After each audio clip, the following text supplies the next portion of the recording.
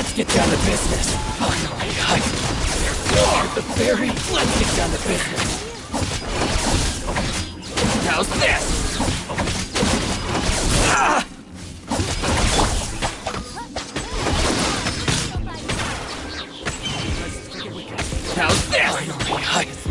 dang! To the ferry! More!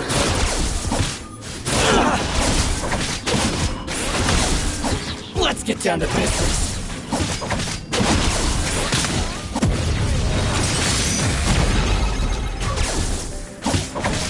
Finally, I want the day!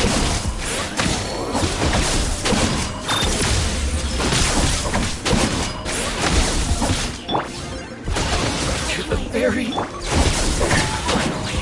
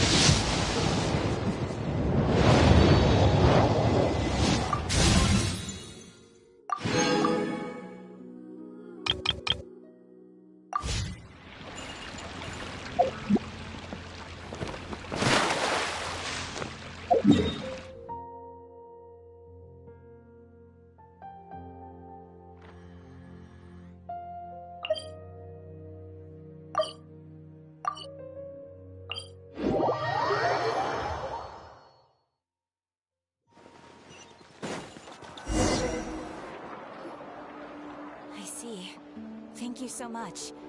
The Adventurers Guild has been overwhelmed these days. No worries at all. We've always valued the strength of adventurers. Given the current situation, it's vital that we all work together. Since we're facing the same enemies, I'll send you the intel we've collected on the Abyss so far. Then we can take a look at how to coordinate our efforts. All right. Thank you so much. Hi, Catherine. It's us. Got any new commissions? You two have come just in time. I've got some good news. The Pyro Archon has finished assembling her forces and stationed them all across Natlan. Given how the Abyss has ramped up its activities lately, we can no longer afford to act only after receiving news of an invasion. So the Pyro Archon suggested that the Scions of the Canopy and the Adventurers Guild focus on collecting and disseminating intel. That way, we can stay informed of everything that's happening across the land. Once we receive word of enemy activity, we can notify the nearest camp and the stationed forces can take immediate action.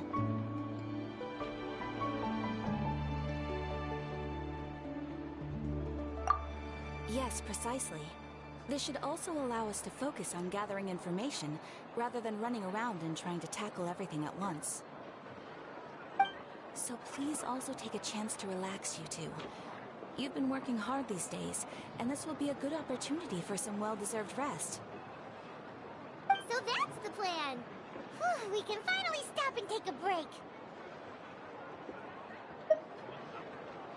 Keeping Natlan safe and sound is our priority now. The more I can wait. The movements of the Abyss are always unpredictable. There have also been times when it suddenly became more active in the past. The people here generally see it as something like an acute natural disaster. Once the disaster is over, everyone will return to their normal lives. We just all hope that day will be sooner rather than later. Oh, right. Most people have no idea just how bad the situation has gotten in the Night Kingdom.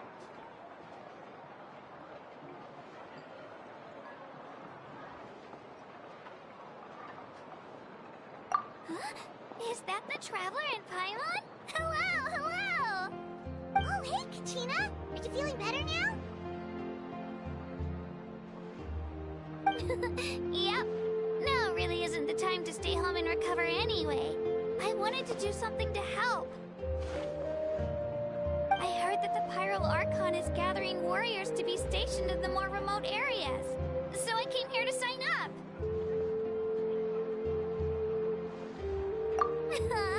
Don't think I haven't heard about all the things that you've been doing. With everyone working so hard, I've got to do my part too. Oh, by the way, Shilonin told me that she was ordered to forge you an ancient name. She said that she's all set, and we can head over whenever we're ready. Wow, so we'll finally get to meet Shilonin, the legendary forger of ancient names. Paimon still can't believe anyone could forge those things. Shilonin is a true master. Not only can she forge ancient names, but also all sorts of new and fun things. She's always got a pile of commissions on her plate, so you usually have to wait a while before she finishes something. In this case, though, she's completely cleared her schedule just to work with you. She wants to give your name her full attention.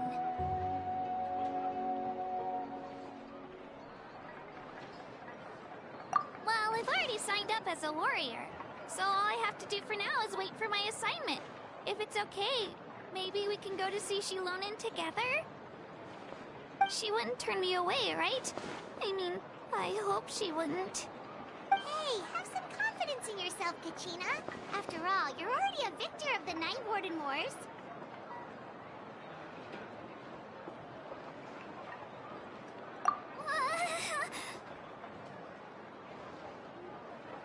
On second thought, maybe I'll just find a hole in the ground to jump into and hide for a while.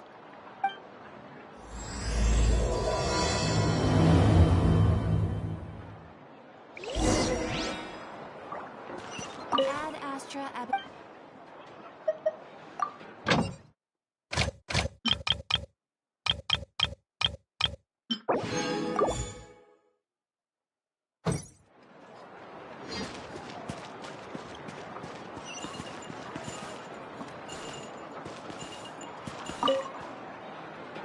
Another commission asking for me by name?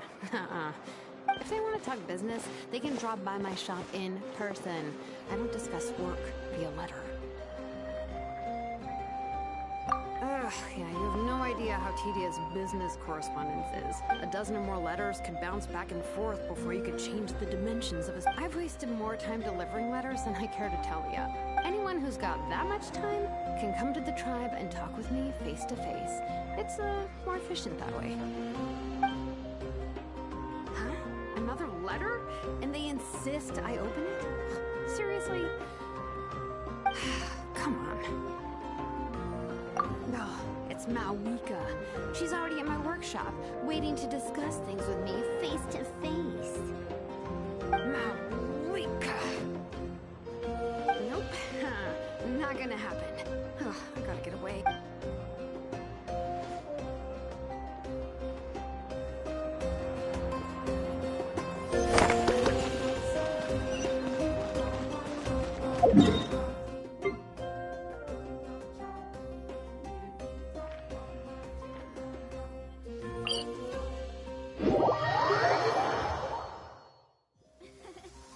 I bet the crops back in the orchard are loving this weather. Guess the Saurians won't have to water them today.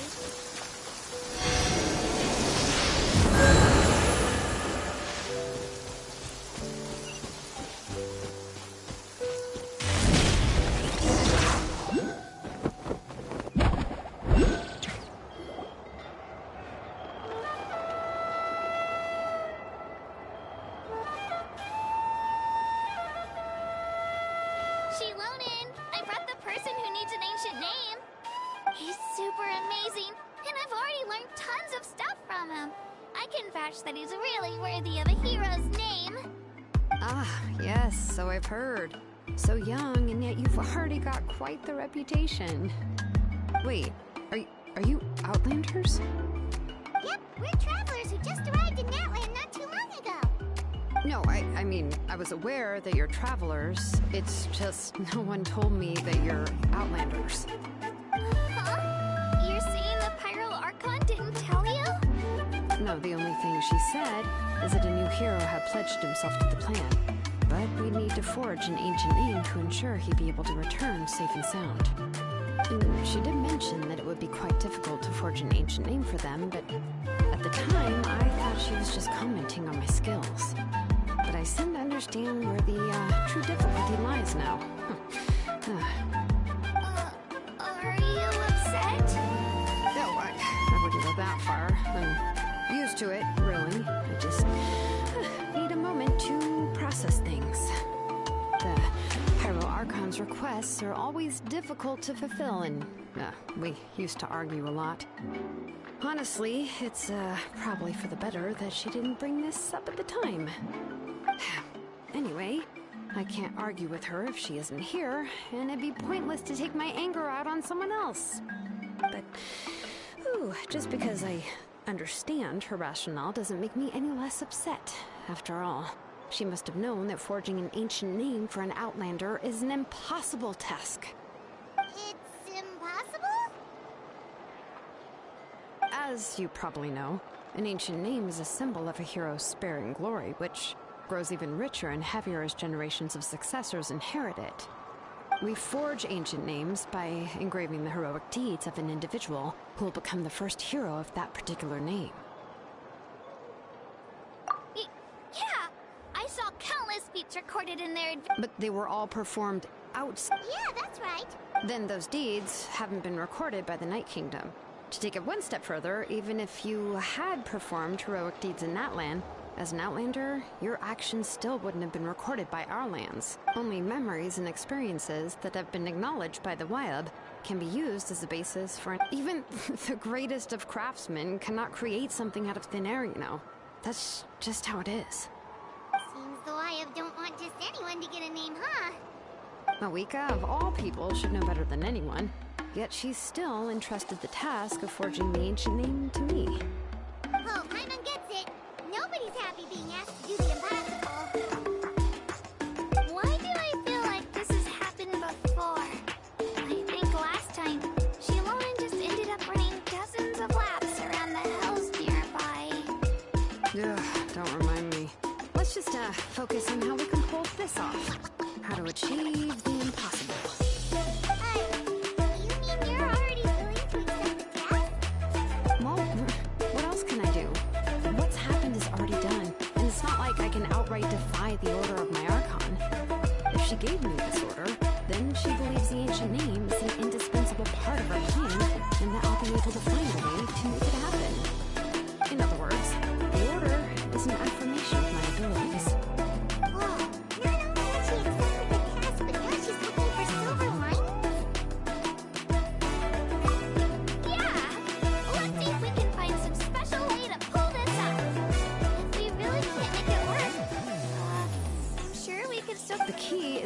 Wyab to somehow acknowledge the traveler's existence and record his heroic deed. We heard the voice of a Wyab when we were in the Night Kingdom. If we can talk to her again, maybe we can... Well, every tribe has their own Wyab. How do we know if the one you met is indeed the best? Plus, considering the unprecedented nature of this situation, I have a feeling that the acknowledgement of one Wyab... I don't know. That requires a level... We need to find a consultant who's an expert on all things... Oh, we've heard that name before. We used her spirit speaker stone to find Kachina's ancient... A person who can make something like that must be pretty... Still, she's older now and quite eccentric. It's hard to even book a meeting with her, given that she's constantly holed up in her room and doesn't like to be disturbed. I've heard that to get her help, you have to be extremely patient with her and know how to keep her spirit up. I hate to break it to you, but... Huh. Why is that? I mean, didn't she already help you before? Well, yeah, at the cost of her spirits. Huh? Great going, Moeka. We're already off to a rocky start. In that case, I guess your only option is to try to emphasize that this is an important order from the Pyro Archon. Hopefully, Seatlali would still want to show respect to the Archon. I'll also write you a letter on your behalf.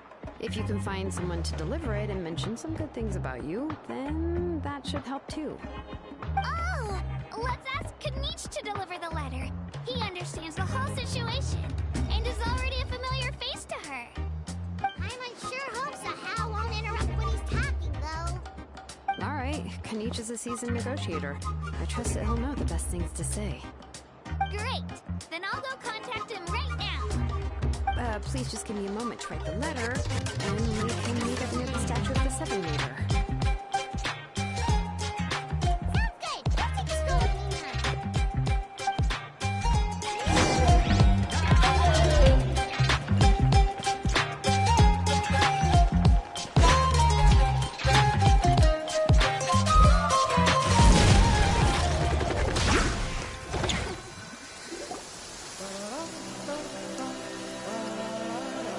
We meet again. Kachina told me everything. I'll deliver the message to the Masters of the Nightwind and convince Sitlali to give you a chance. I'll also take this chance to explain what happened to the Spirit Speaker Stone and offer her an apology in person. Yeah, I'm sorry to put this on you, Kanich. It's just that you're probably the only person who knows how to deal with her. It's alright. We're all working for the sake of the Pyro Archon's plan, after all. Everyone here understands how dire the situation has become. Oh, wait, so Kachina and the Traveler also know about the plan? Because we all saw a hero of the past rematerialize right before our eyes. And then the Pyro Archon explained every... Right! She mentioned there are 6 heroes and that Shilonen is one of 4 that have already... Oh, well, then I suppose there's no need to keep any secrets between us. Having companions walk by your side is perhaps the best solace when facing such a bleak reality.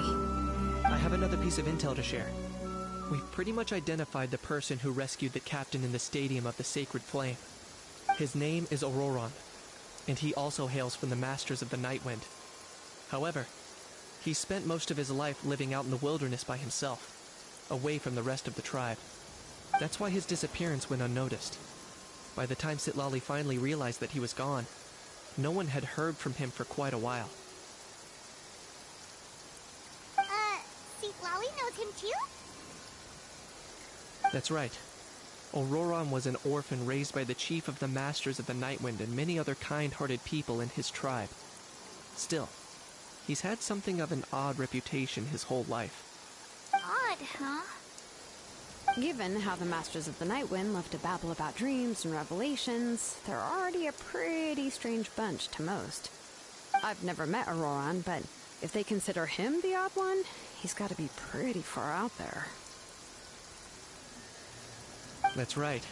So in that sense, Auroron and Sitlali actually have quite a bit in common, which is why they get along pretty well. Huh. Makes sense. But Paimon wonders how Seatlali could be the first one to notice Auroron's disappearance if she spends the whole day in her room. As of now, we still haven't been able to confirm whether Auroron joined the Fatui voluntarily, or if he was coerced. Sitlali is probably eager to prove that Auroron hasn't betrayed his people. I plan to use this as leverage when I go to talk with her. Oh, so if I'm following, you mean we'll help her investigate Roran and the captain's whereabouts? Yes. If you're all on board with the idea, then it becomes a mutually beneficial collaboration, rather than just a one-sided request. Even though I don't think Citlali is the kind of person to turn down an order from the Pyro Archon, working together with us will help her focus and not get distracted by the whole Roran situation. Yeah! Plus, we kinda owe her one anyway to make... This is a pretty well thought out plan. As expected of Molly Poke Nietzsche. Then, yeah, I'll leave my letter to you. Let's hope Citlali can meet at the stadium in 2 days. Sure. I'll head out right away. Take care out there, Kaniche. I'll be heading back as well. There's still a few things I need to pack. Okay, then let's part ways for now. I'll see you in a couple of days.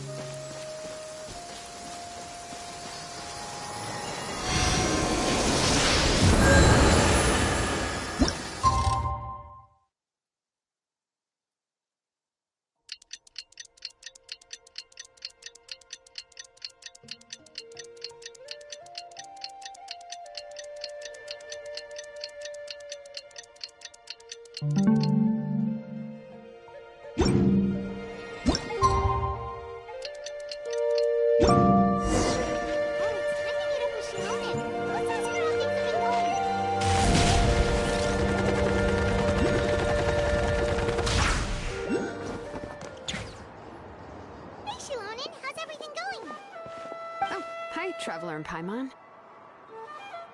I have bad news. Citlali did not reply to our request. Although, I suppose I'm not too surprised. Huh? You mean she didn't even bother to give Kaniche a response? Guess she really does have quite an ego then. Yeah, well, she can be also quite eccentric, though she's one of the most gifted people around. Even the Masters of the Nightwind often struggle to work with her. My guess is that she probably has other reasons for not deigning us with a response. But let's go to the stadium and see if we can meet her there. If we do get a chance to talk to her in person, we can still try to work something out. That's true. Let's go!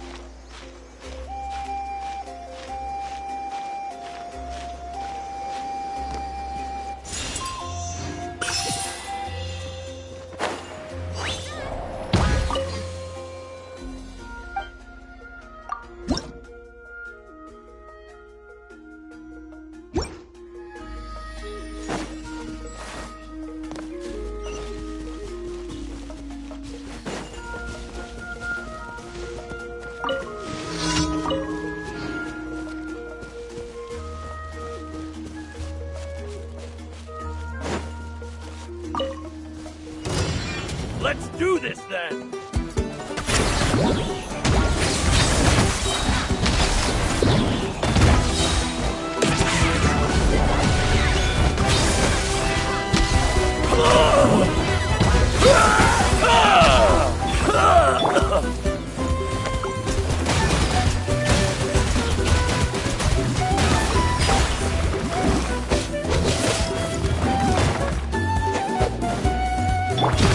Strike like stone! Out of the way or get blown away! That was quick!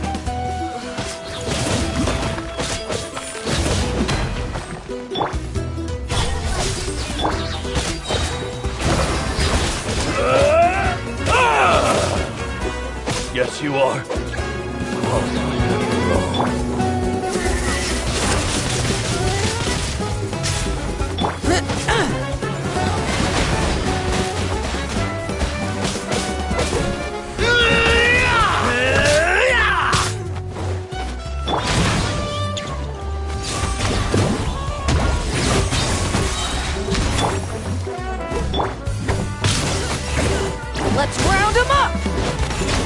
Let's round them up!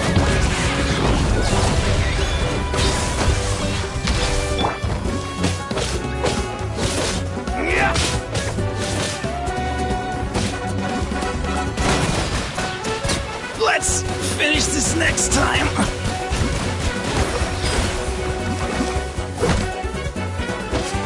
Let's finish this next time.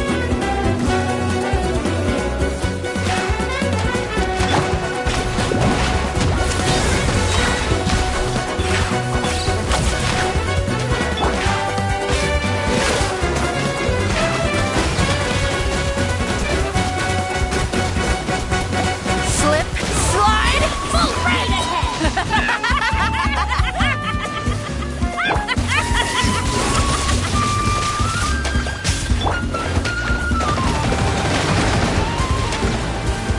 Right this way!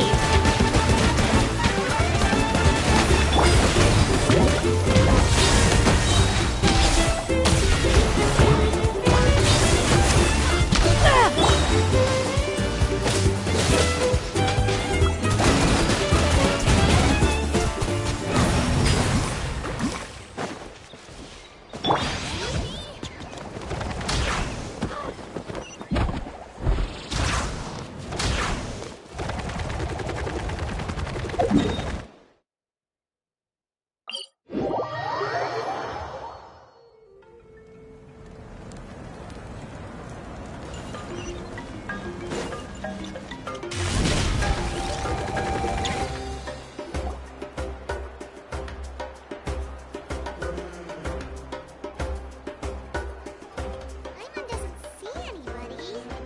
Seems she's just not. Well, we tried to be as considerate as we could, but she's under no obligation to... That might be true, but this is still a request from the Pyro Archon, right? A subject? Well, if you ask me, I'd say we're all... Yes, Malika is our leader, but that doesn't mean there's any kind of... The only thing is that she often has... Huh. So even though she's super powerful, it sounds like she's actually pretty down to earth and easy to get along with. Unlike that old hag Granny Eachtley, right? Does she think she can ignore us just because she's famous? We'll talk about her like she's some kind of... That's what aging does to you. Paimon never wants to get old. Oh, really? So, that's how you see me? Huh? Who's there? Who's talking next? Oh, don't mind me. I'm just a disgruntled old hag, right? Come on, relax. I'm sure my bark's worse than my bite. Huh? See, Lolly. Wait, you're Seat Lolly? You're Granny Eachtley? Yes, Granny Eatsley. But emphasis on Eatsley, not Granny. You must know this trope from light novels, surely. They use it all the time. The young man who's actually the oldest person in the room. The girl next door who turns out to be a seasoned veteran. The wise sage who looks like a little kid. Oh, wipe that look off your face! You've seriously never seen an older lady that doesn't look her age? Okay, well, don't go thinking it's a trick either. See? I'm barely wearing any makeup. Did I forget to mention? She's called Granny, but, she's actually pretty young. It was an honest mistake. I guess we've just gotten used to it. So, how old are you actually? What? How dare you? Don't you know it's rude to ask a lady her age? Paimon really didn't mean to offend you, it's just that... your case seems really unique. Oh, I just wanted to apologize, but now she's putting more and more of her foot in her mouth. Really, Paimon just got a little mad since we thought, well, you were gonna leave us out to dry. It was my idea to invite you here, Seat Lolly. So if you're upset, you can just take it out on me. Alright, I was only joking. I didn't mean to chastise anyone. There's really no need to take all this so seriously. If anything, I'm gonna feel awkward if we keep this going. I received Kenichi's letter and was planning to attend this meeting. Since I had already decided to come, I figured there was no need to draft a reply that simply said, understood. Besides, just showing up is the most important part. No? But, of course... It's also natural for people to get held up by one thing or another as they're trying to leave the house. It certainly was a bit awkward to see that everyone else had arrived before me. At first, I was thinking of quietly sneaking over, but since you were already here waiting for me, I started to think about how I should phrase my apology. Only to hear you all talking smack about me. Anyway, that's the whole story. Honestly, it's not like I owed you an explanation anyway.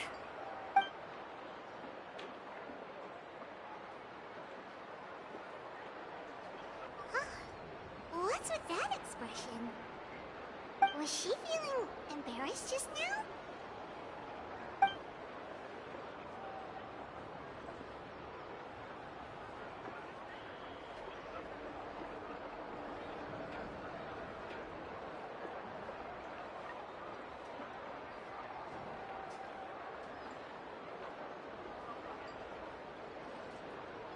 When the Masters of the Night Wind say they struggle dealing with her, I wonder if the feeling is mutual. Anyway, Shilonen, I heard that you require my help in crafting an ancient name. Correct. The situation isn't like anything we've handled before. Let me explain. I see. So Mawika has asked you to forge an ancient name for an Outlander. Well, that would be a first. And you've also heard all about Auroron.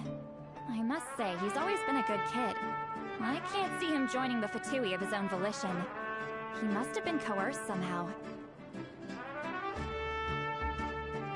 Yeah, that's what we came here to ask you.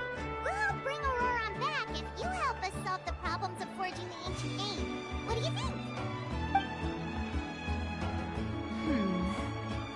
I suppose I'll just call you Traveler for now. Traveler, come here. Let me take a good look at you.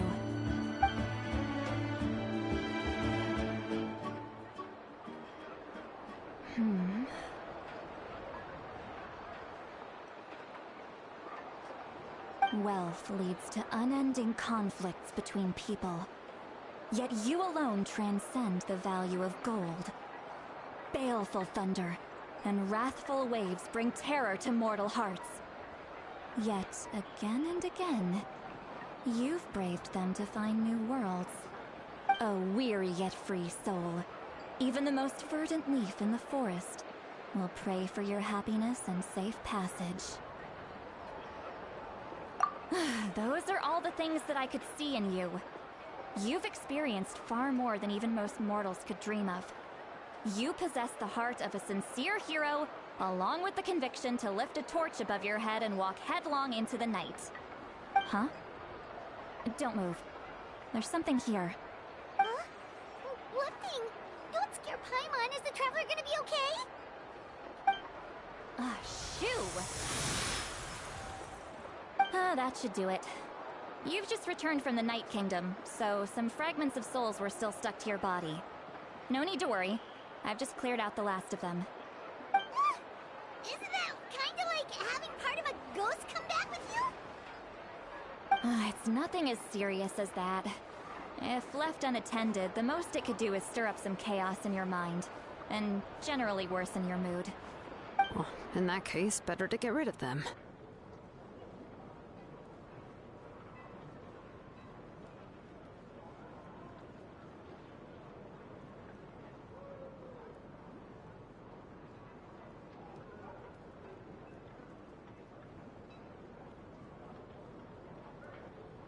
It was nothing.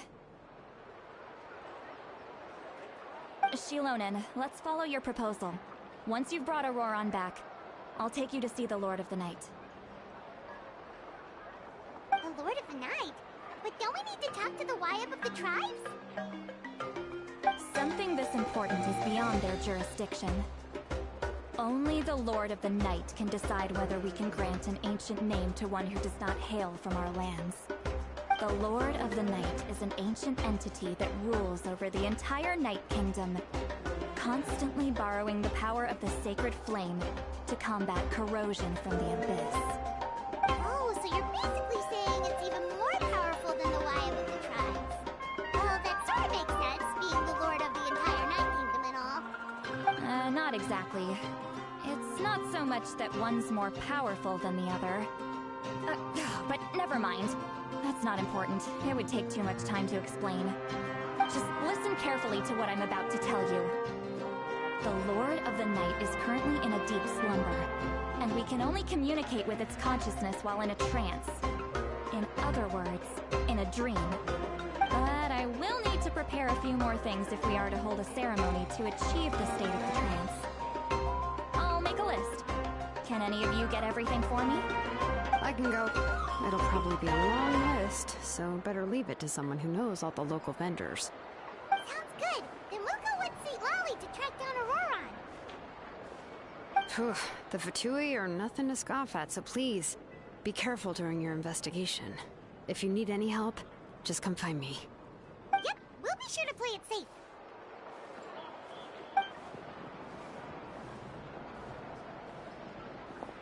All right, now it's time for us to catch that brat and bring him back.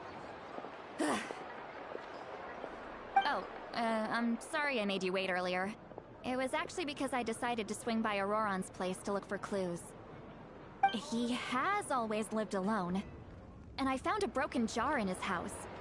There was also something off about his phlogiston aphids, which I assume is because their keeper has been gone for quite some time. And interestingly enough, I saw some slash marks in the house that did not match any of our local weapons. My guess is they were left by Snezhnayan arms. Oh, sounds like the Fatui broke into his house and took him hostage. But why would they kidnap a kid who just spends his days living in the country and raising aphids? He's only in his 20s. What would they want with him? That's not to say that I believe he's totally innocent, of course. Since he's the only one who was kidnapped out of everyone in Natlan, he must have done something to attract their attention. In any case, we'll get to the bottom of this once we manage to get him back here. I'm truly sorry to put you two through all this trouble with me. But please help me get him back. You can count on us!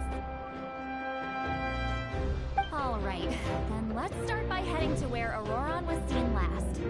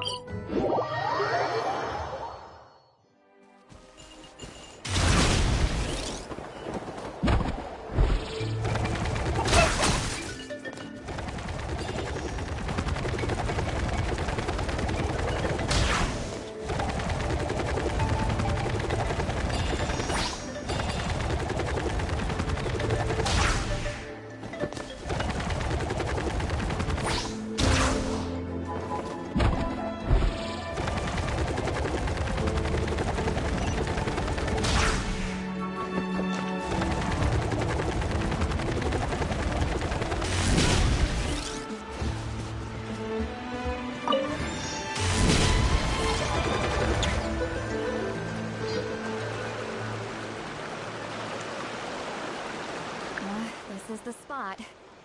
An eyewitness claimed to have seen Auroron speaking to some Fatui soldiers here. I don't know how much you're willing to believe me, but Auroron really is a good kid.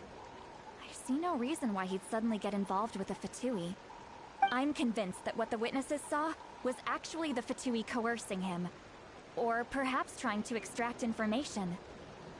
However, I doubt anyone would believe me, given there are no signs of a fight. Didn't Reach say that she's a big name in Natlan? Feels kinda weird to see her so frustrated and helpless like this.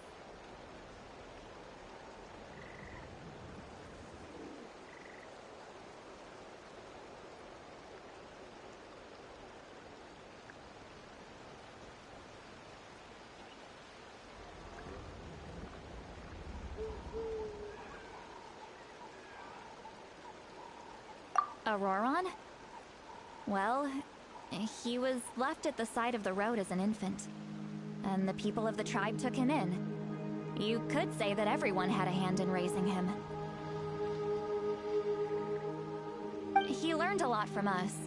And once he reached adulthood, he built himself a house out in the countryside. He spends most of his days growing vegetables and raising aphids, living off of what he harvests from the garden. He's always been such a good kid. He would even get his friends to deliver whole bags of fresh produce to my place. Oh well, let's keep looking. He can answer all of our questions once we find him. He's been raising phlogiston aphids for a long time, and since they were disturbed, they secreted a special type of phlogiston. We can use that substance to track his movements. Let's follow the phlogiston trail. Huh? What trail? Paimon doesn't see anything. Oh, right. I forgot your eyes don't naturally perceive such things. Here, give me your hand.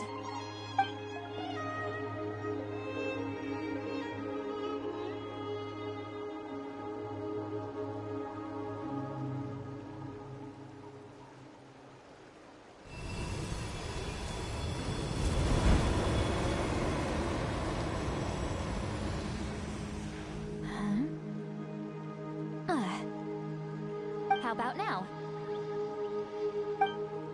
What do you see?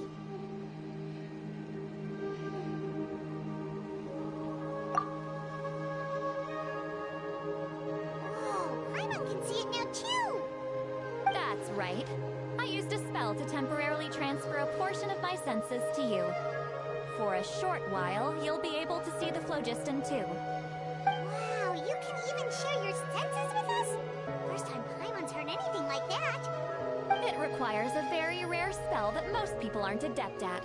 But don't worry, it's a cinch for me. Between the two of you, it seems the Traveler's senses are a bit stronger than Paimon's.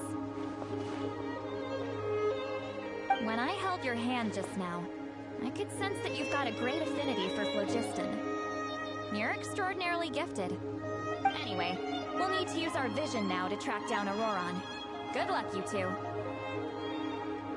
Hey! See, while we might say a lot of deep and confusing stuff, this spell of hers is really something. What was that? What does she mean by deep and confusing? As far as elderly shamans go, I'd say that I'm already pretty easy to talk to. Is there any other old hag who's as fluent in the language of the youth? But is my way of speaking still not trendy enough?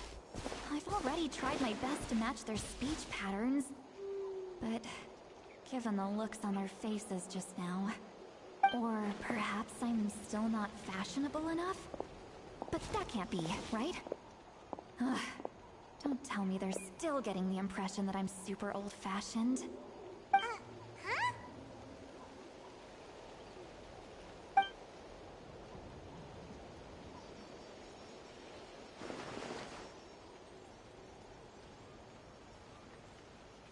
Was that?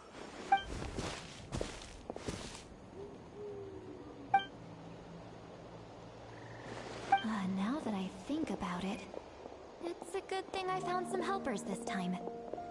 Some things are best done with the help of friends.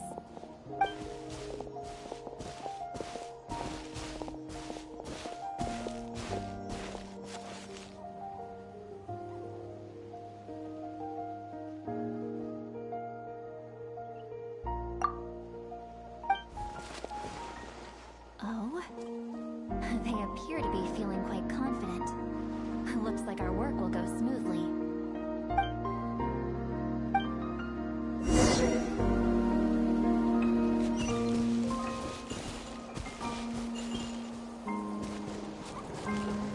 Hey, looks like there's a new camp over there. Let's go. Yep, judging by Paimon's experience as a guide, it definitely looks like people set up camp here. Wait. The phlogiston here is a bit odd. Let me see. Paimon sees a small This is a distress signal for the Masters of the Night Wind. Only someone from our tribe would recognize it. So Auroron was indeed being threatened. We've got to find him. Fast. Leaving such a subtle mark implies that he was trying to be discreet. In other words, he was probably under the Fatui's watch. If they notice us, we can just charge in and fight them to the death. But what if my darling grandson is also there? I can't have him caught in the crossfire. No. I've got to be careful. Otherwise he'd get hit as well. How annoying. No, I've got to stay calm and keep my composure.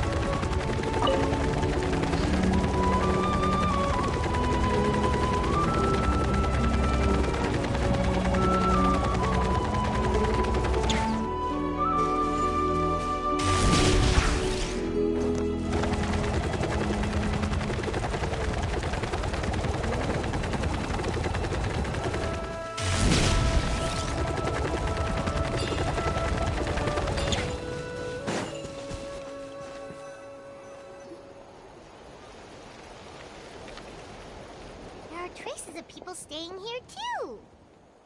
Wait a second. The phlogiston around here is jumbled up. I can also smell a mix of elements in the air. Pyro, electro, and some other elements as well. Kanichi told us that you were super amazing. No wonder you can sense so many more things than us.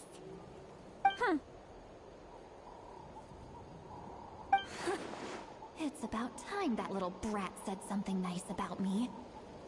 There are signs of a struggle here. Judging from what's left on the scene, there must have been a fight. But after that, the factions seem to have gone their separate ways. Both the phlogiston and the elemental traces in the air support that. Do you still remember the little mark we found before? Paimon's thinking, what if Auroron wanted to leave another distress signal, but was caught by the Fatui?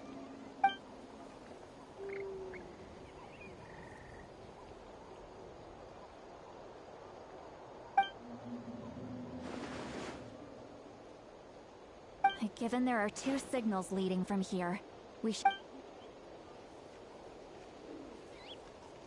I'll take this direction, and leave the other one to you. Let's meet up again later.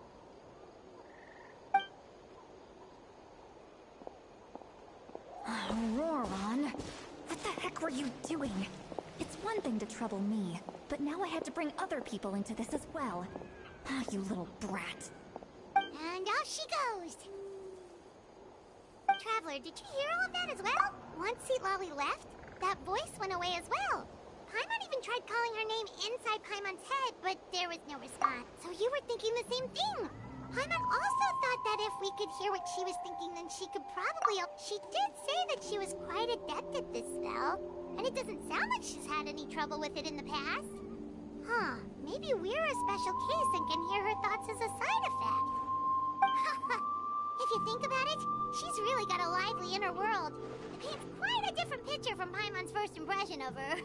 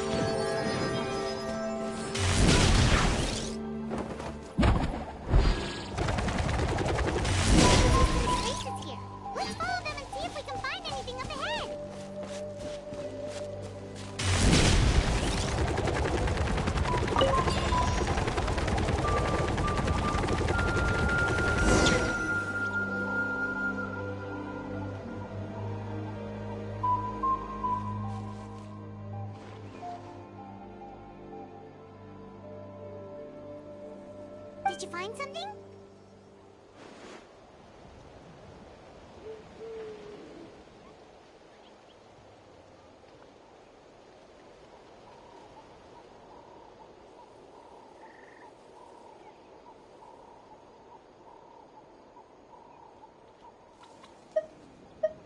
Huh. So we can't... That's weird. The phlogiston trail suddenly stops. We can't make anything of these footprints either. But he can't have just evaporated into thin air, right? We know he wasn't alone. He had all those Fatui with him. So, you can hear the sounds of the wind from beneath the earth.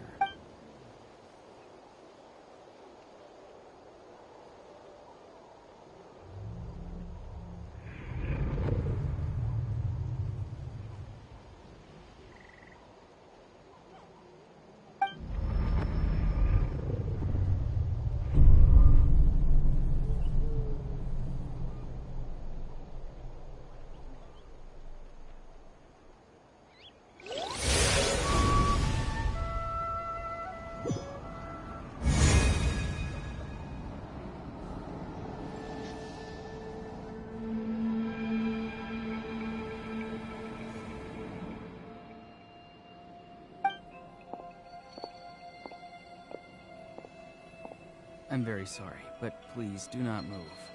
I apologize that our first meeting has to take place like this. It's just that you're much like one of those animals with ears that perk up as soon as... And given your combat proficiency, I would not have been able to gain an advantage over you if you were anywhere else in the world.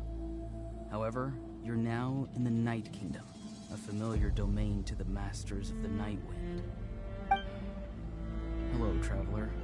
I'm Aurora, the one you've been searching for. Ah, the Fatui's custody.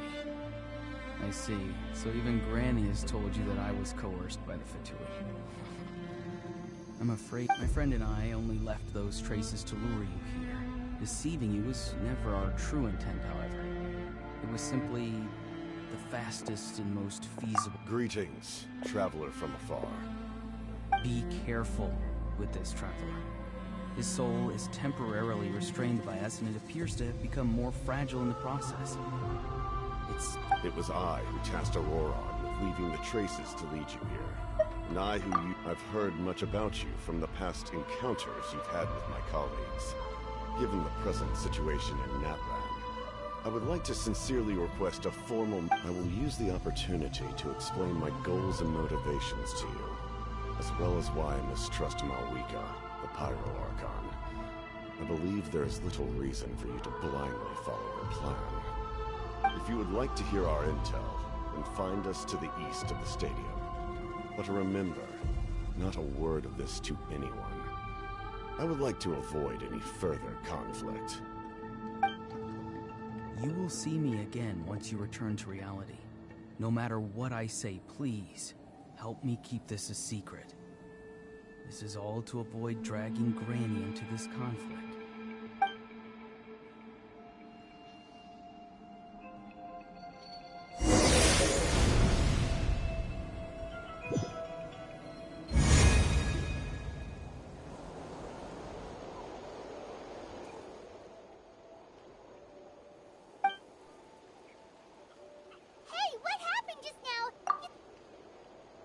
Hey, why are you sitting? See Lolly! He froze for a moment. Could it have been those leftover remnants from the Night Kingdom? Do you have any itches or pain anywhere?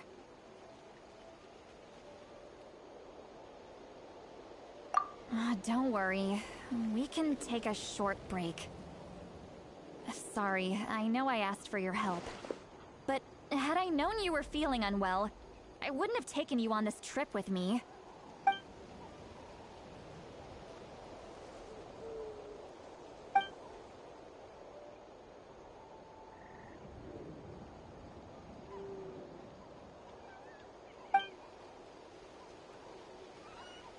If you're feeling sick, you should just say so. See, Lolly should be able to, exorcise any ghosts or weird stuff that you picked up in the Night Kingdom. A seasoned traveler must know the importance of not pushing yourself beyond your limit. In any case, let's take a bit more time to rest now.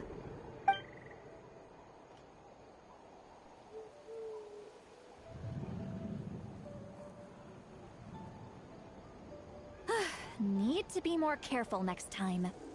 Feeling better yet, Traveler? All right, let's get ready.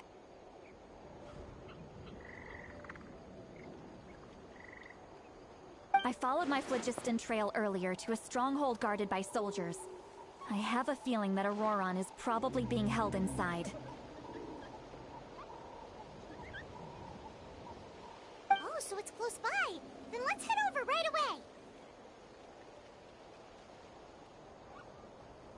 Well, I recruited you to be my helper, which means we're in this together. Like the wind and the clouds. We either move as one or not at all. But if you want to make it up to me, then just be sure to fight extra hard when the time comes.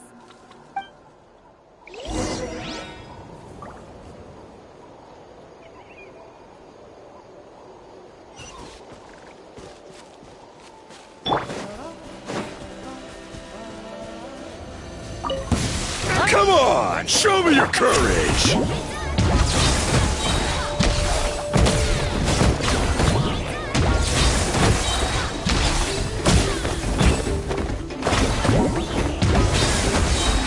Out of the way or get blown away!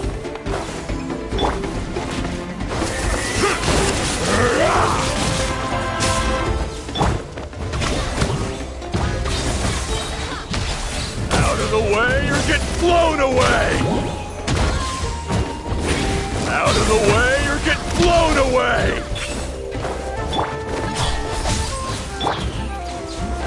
That was quick! Out of the way or get blown away! Don't mind if I do! Let's do this then!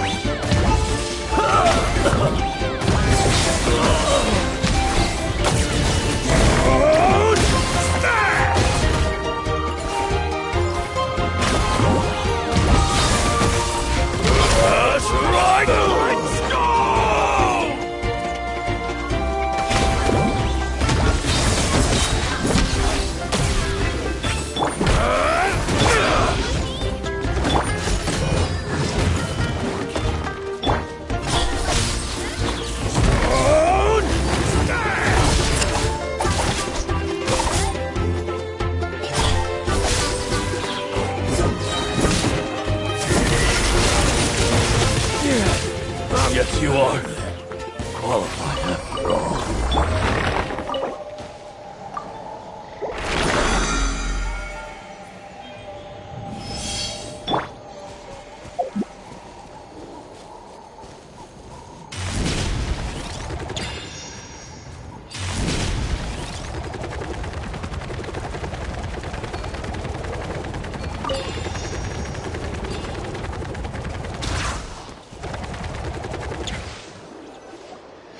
Look over there. Huh? I don't think she sees someone in the middle of the camp. That's Auroron. So he really was taken by the Fatui.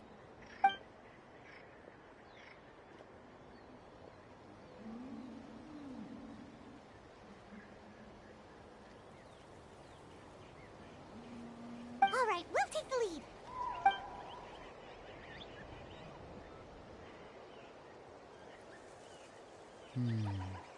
Hey, quit daydreaming. Don't you have work to do? I cannot see the sun. Without the sun, I cannot see the truth. You are currently blocking the light, so I must beseech you to move aside. Huh? Wow. I'm going to... See, Lolly's... Huh?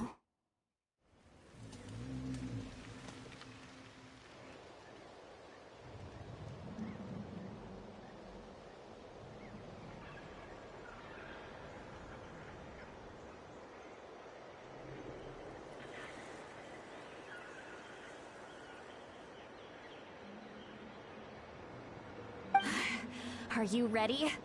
Let's go kick their butts on my cat. Still trying to resist? You've got no idea who you're up. No excuse for slacking!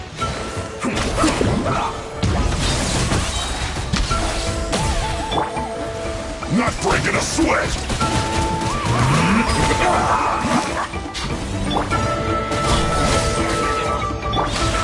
Stay right. Almost escaped.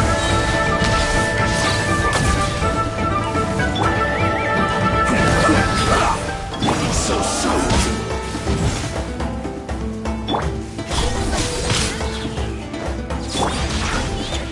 Let's end this quickly.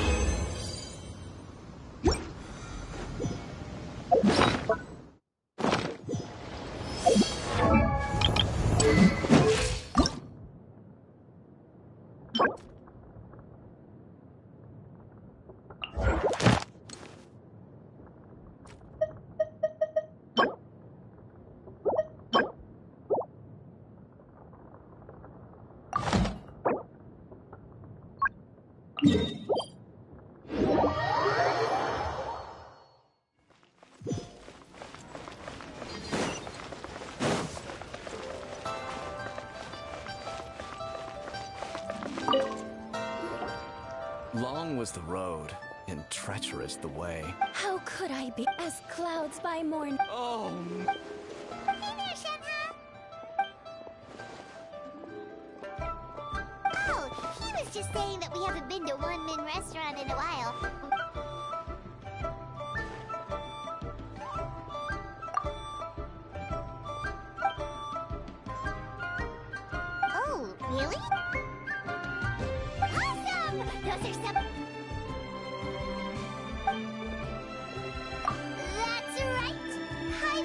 great gourmand, and let's go!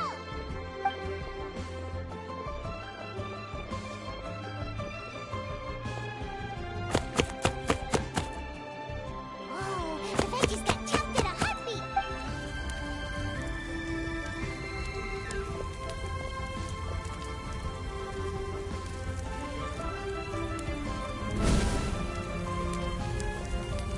Hang on. Isn't the flame a bit too high?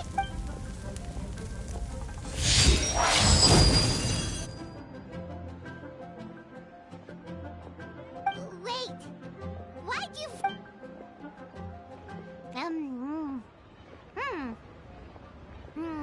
Huh? This tastes... surprisingly good! The chili chicken's taken on a whole new texture after being flash frozen!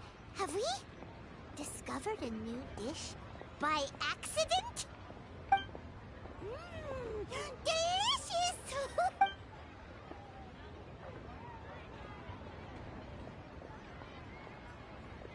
Hello there. Are you open for business right now? Oh, looks like more customers are starting to show up. Guess she should get back to work then, huh?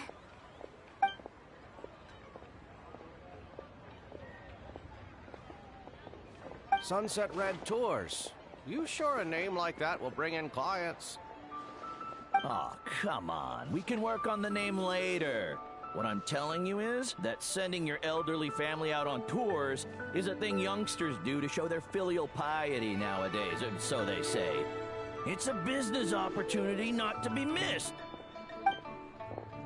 Sorry, could we order, please?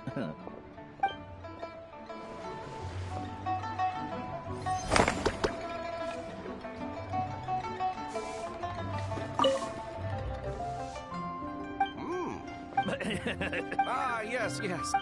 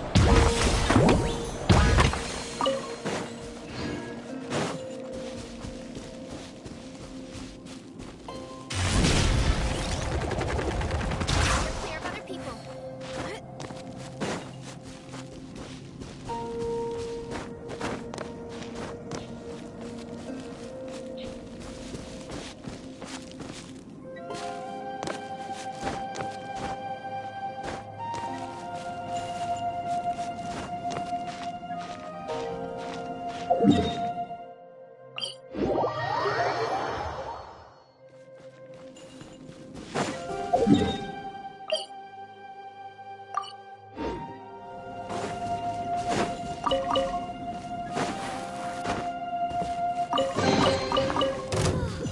shiny.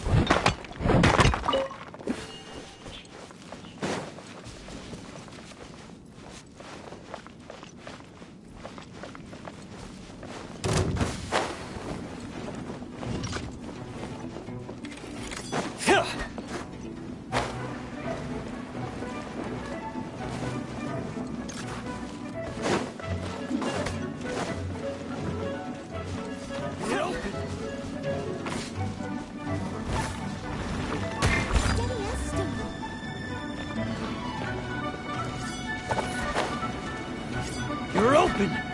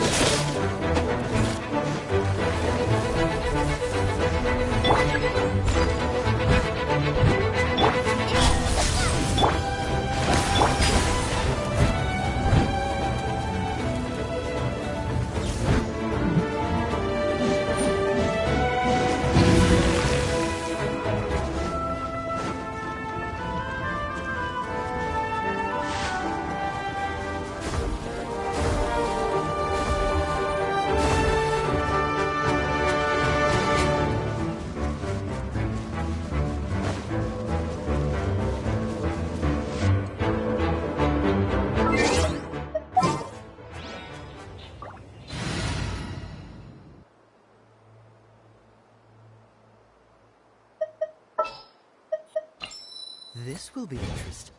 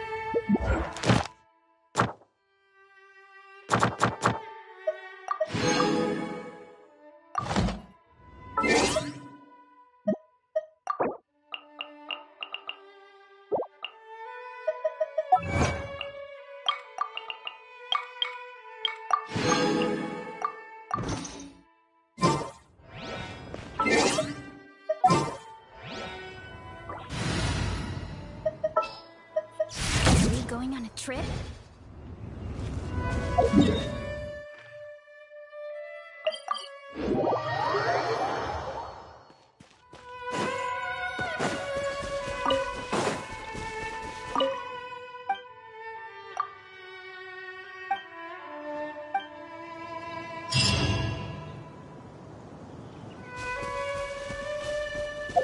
Look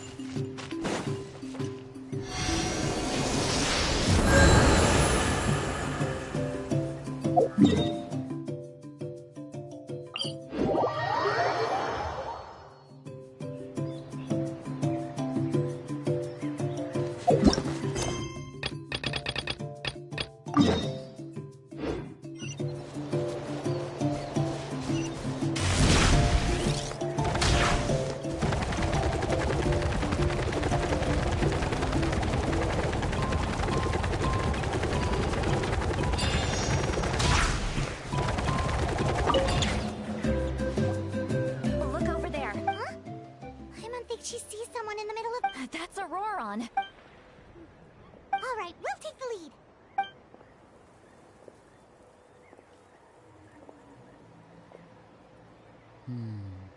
Hey, quit daydreaming. I cannot see the... Without the sun, I cannot see the truth. Huh? Okay, Mr. Philosopher. That's enough mumbo-jumbo. Wow. See, Lolly's struggling to control her temper. Are you ready? On my count. Still trying to resist? You've got no idea who you're at. No excuse for slacking!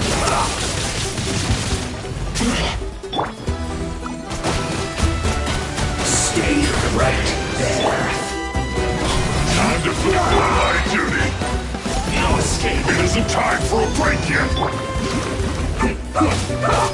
Leaving so soon.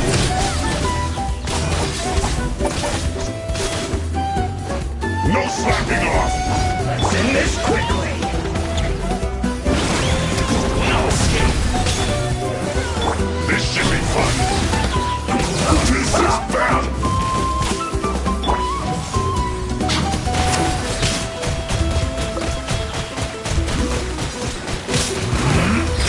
Back into it.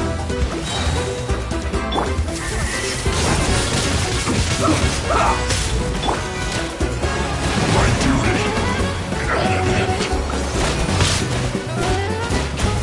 Let's not waste time. Leaving so soon. Let's end this quickly.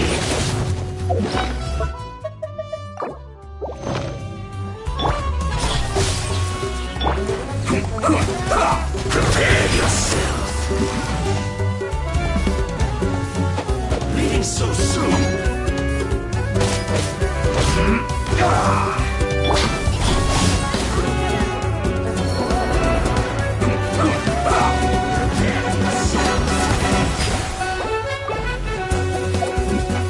No escape.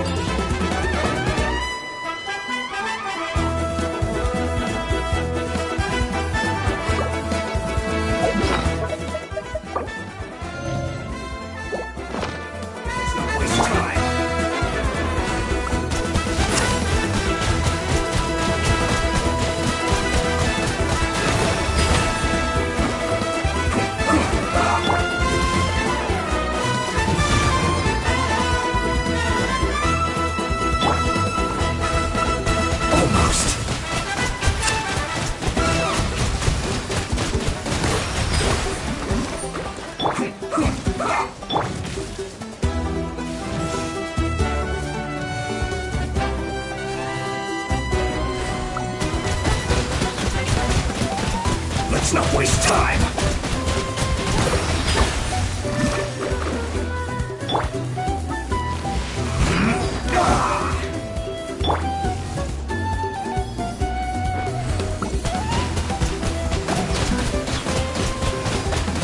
Almost.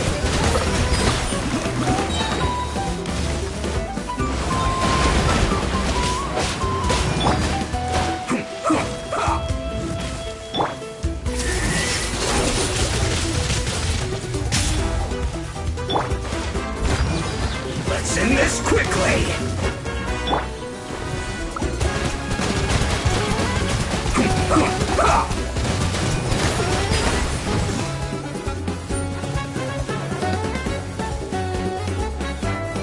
Let's not waste time.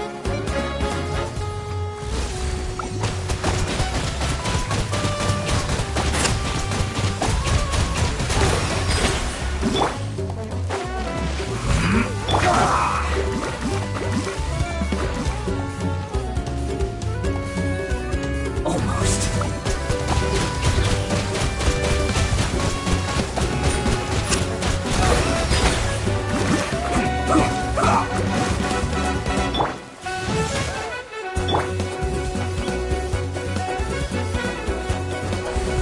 Let's not waste time.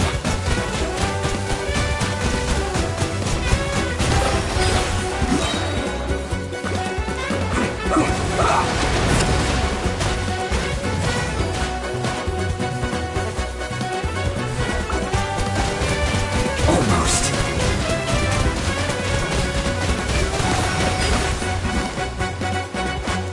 Let's end this quickly.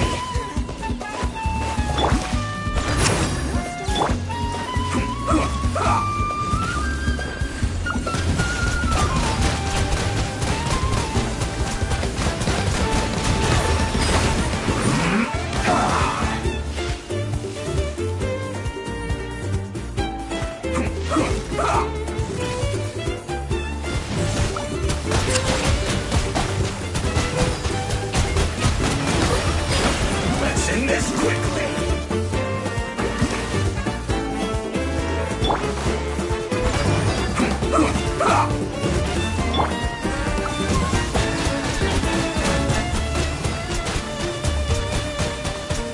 Let's not waste time.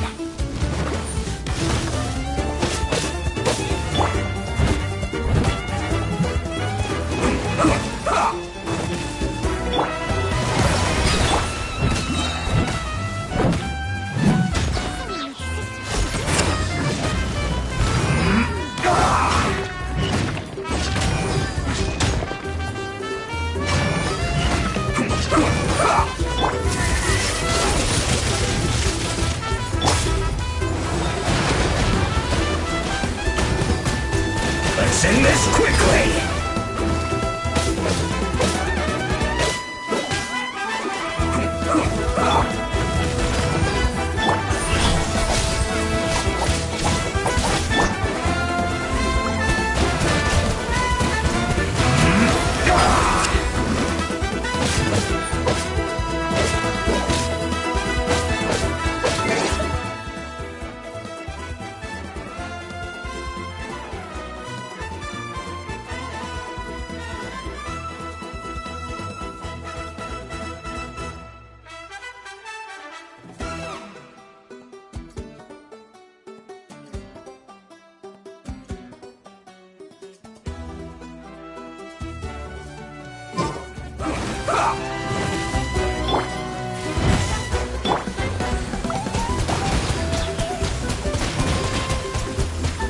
Let's end this quickly!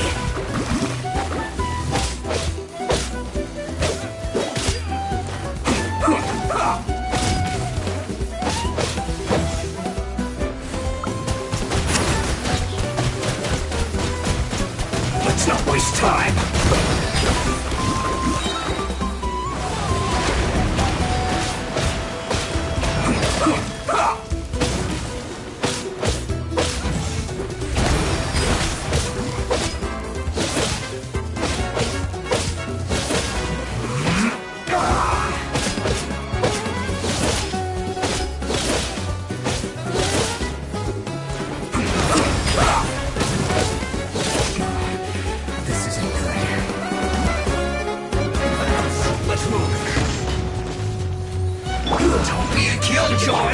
only just begun.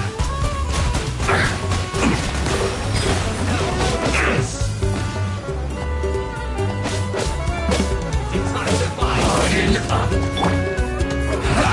That all you got? Take cover.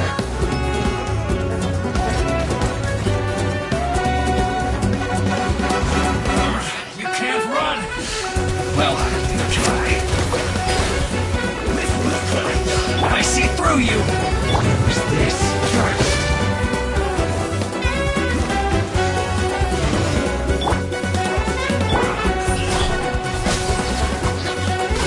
That seemed to work. Don't be a killjoy. We've only just begun. Use this first. This is trouble. This isn't over. Harden up. That all you got?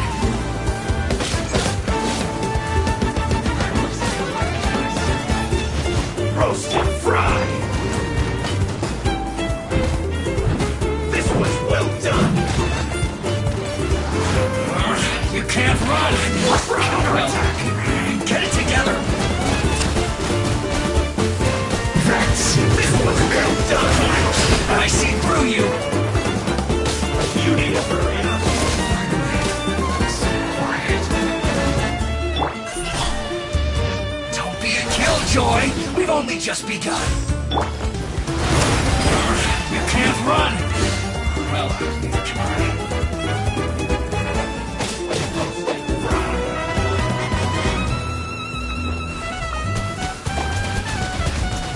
Killjoy! We've only just begun! This was well done!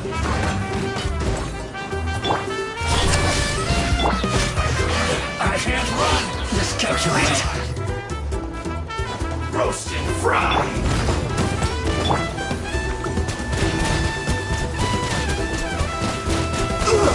Feels clogged!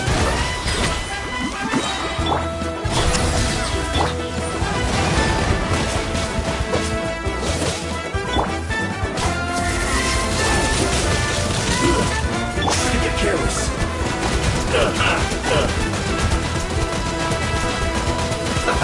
Let's move.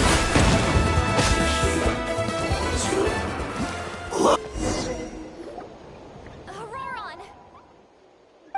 Granny. Paimon knows she's called Granny Eatsley, but it's still kind of weird hearing someone actually call her Granny. And greetings to you too, Gramps. What did you just call him? Gramps? Is that not right?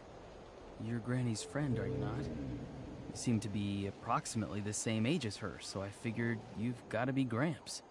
How many times have I told you? It doesn't work like that.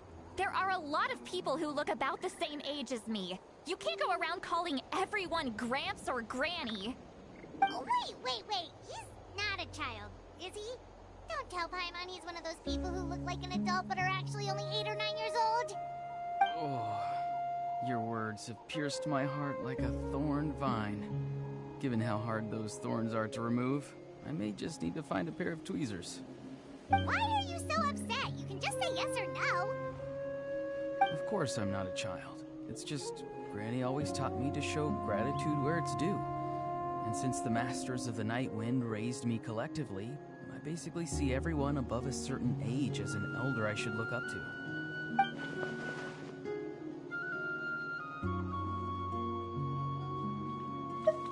Exactly. But if you keep that up, then everyone's going to be your senior. And do you think saying all of this is gonna save you from a scolding, Auroron? Haven't I told you 100 times since you were a kid? Heed the 3 warnings. Be wary of beasts prowling around, scammers looking for their next victim, and strange people who appear out of nowhere. Oh, so you do remember, and you just chose to ignore them. I always knew that living on your own was going to get you into trouble sooner or later. But getting kidnapped? That really takes the cake. You won't always be able to rely on other people coming to your rescue, you know. You're just lucky we got here when we did. Or we might be launching another search and rescue operation to find out where they put your severed head. I'm sorry, Granny. I'll be more careful next time. Next time? Oh, good one. You think there'll be a next time after this? Not a chance. They didn't hurt you, did they? No, they just asked me a lot of questions about Natlan's terrain and made me draw a map of the ley line distribution.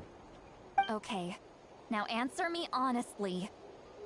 Were you the one who helped the captain escape after his battle with the Pyro Archon? Yes. So why did you do it? Because they said they would need my help from there on out. They also said that if I refused, they'd just come to you, Granny, and they'd already figured out a way to make you do their bidding. Hey! I'm no ordinary Granny! Would they really dare to come after me? And you! Did the gods give you a brain just for you to not use it? Did you really believe everything they said at face value, and not stop to think? Thankfully, the Pyro Archon only asked that we find the mysterious individual from the Masters of the Night Wind, and didn't slap your name on a wanted poster. Don't think for a second that she doesn't know what's happening. Even if the truth that you see will soon manifest into reality, there is still no need to preemptively panic. Have you forgotten the words that I've taught you? I'm sorry. Forget it. We can submit the details of this camp and the defeated Fatui as evidence of your innocence. Let's clean this place up and get back to the city. Auroron, you better remember this lesson well and seriously reflect on your actions. Also, once we return to the city, come to the speaker's chamber with me. I'll need you to explain everything.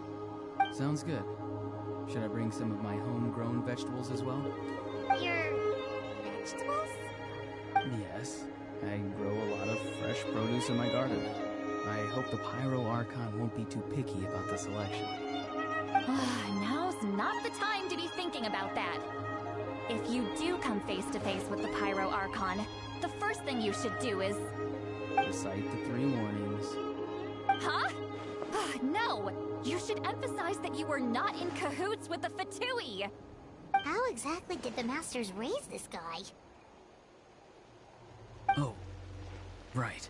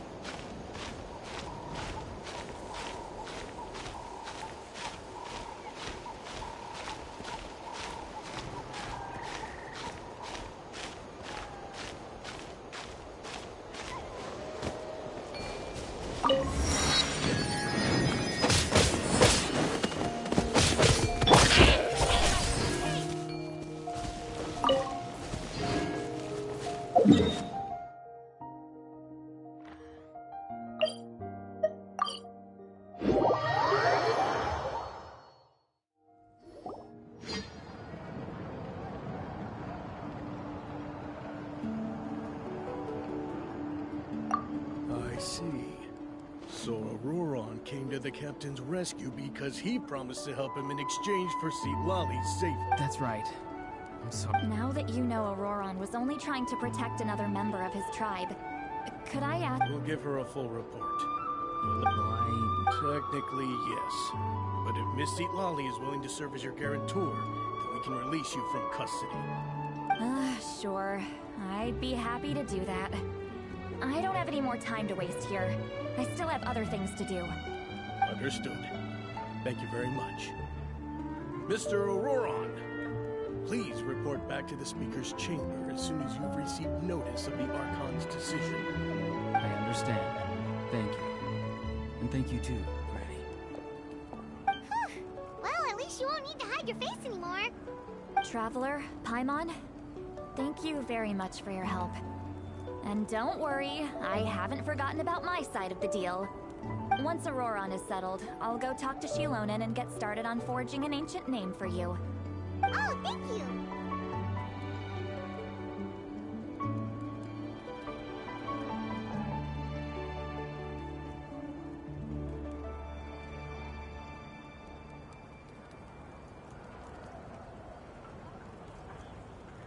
You scratch my back, I scratch yours. It's as good as done. You can just go twiddle your thumbs or something while you wait for the good news. Bye for now. Come with me, Auroron. We've got to find you a place to stay for the night.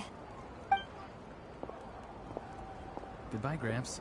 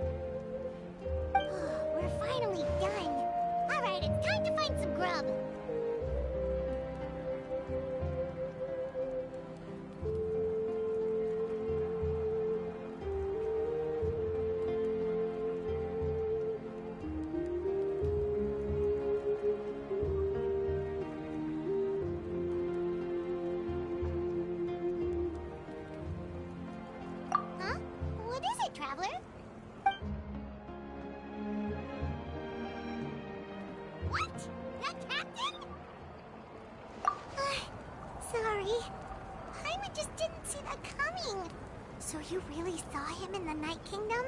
And he didn't attack you? Oh, that Auroron, what is he up to? He sounded earnest enough just now. Paimon would have never guessed anything was happening. All that stuff about protecting Citlali and being forced to help the Fatui, when he's actually been a willing accomplice all along.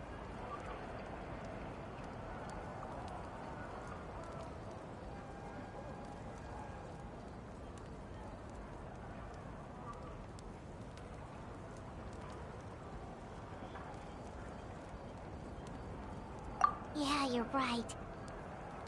Still, Paimon appreciates you telling her about this. Paimon will support your choice no matter what, so if you want to go, we can go together. We still have another whole day before the meeting, so we'll just meet with them when the time comes.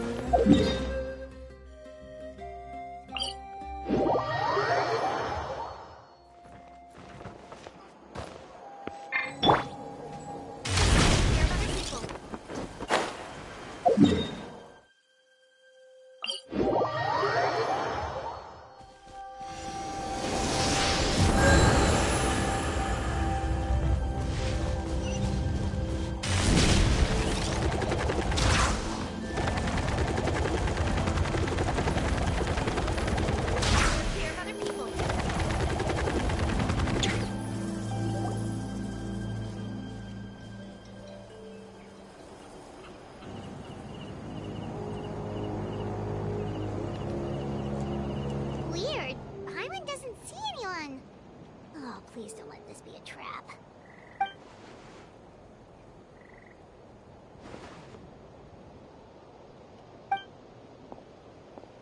What was that? Good evening. Nice to see you again.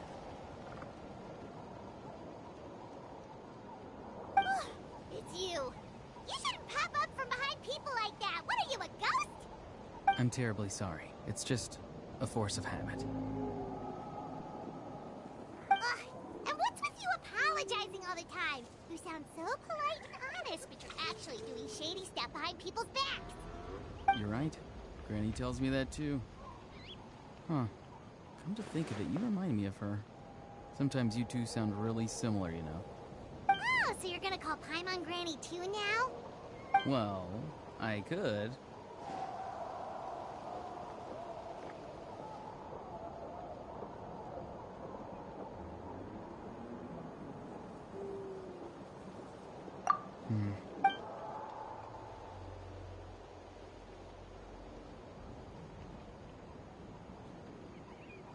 It's all clear.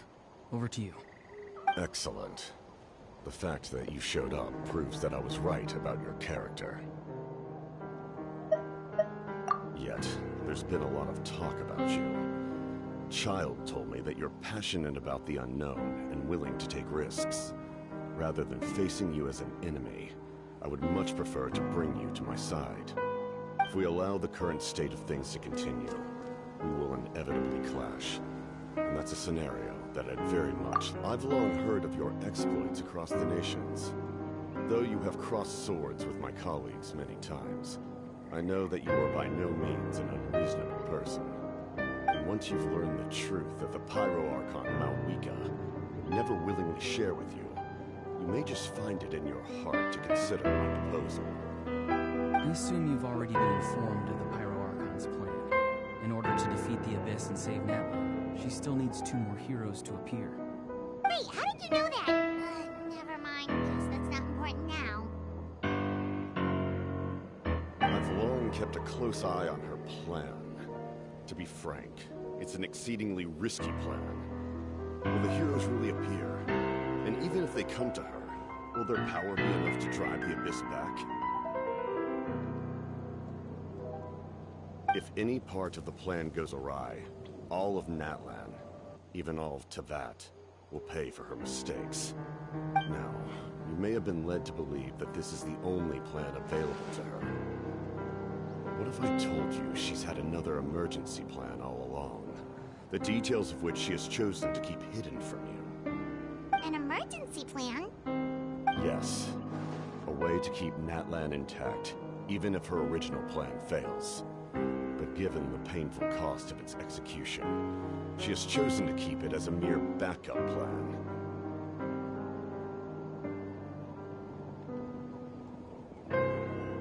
Whether this stems from hesitation, fear, or even naivete, I cannot say. But Natlan cannot afford to wait until she comes to her senses.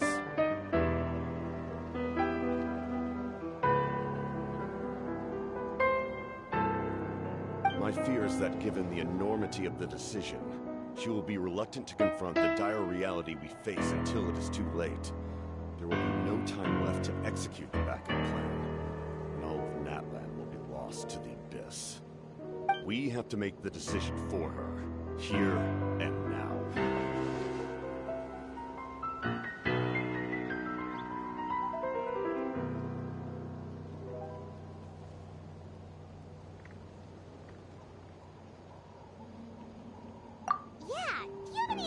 For all this, just telling us a bunch of scary stuff isn't enough, you know.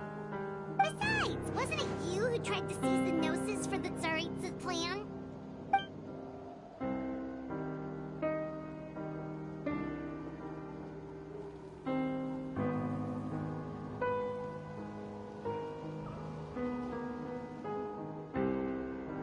I knew you to be clever enough to see. That's right.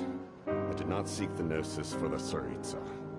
Since I was defeated in battle, I must put to rest my thoughts about the Gnosis. But even so, my desire to save Natlan remains unchanged. And now, I have found a new way to solve the crisis. We can implement it immediately if we reach an agreement. Someone's here. Huh? The captain disappeared! Something is rapidly approaching. Oh no. Something? Bad news, chump! It's your granny! See, Lolly? When did you get here? I knew something was amiss after we were separated. Hidden ceremonial tools, an unconscious traveler. I must say, I'm very curious about what you're up to. How dare you go behind our backs like this, Auroron? Colluding with the Fatui? Really? Oh, here we go again. Cat got your tongue, huh? You really think you can avoid a scolding just by staying quiet? I'm not trying to avoid anything. Oh! And now you're talking back. Well, go on then. Explain yourself. What the heck are you up to? I'm sorry, Granny. I feel so guilty. You! That's it! Where are my tools? I swear if I don't teach you a lesson right here and now, I'll... Wait, Lolly! Please, calm down. We, still learned a lot of info, didn't we? Like the fact that the captain isn't trying to seize the Gnosis anymore. So, maybe just save the scolding for later, okay?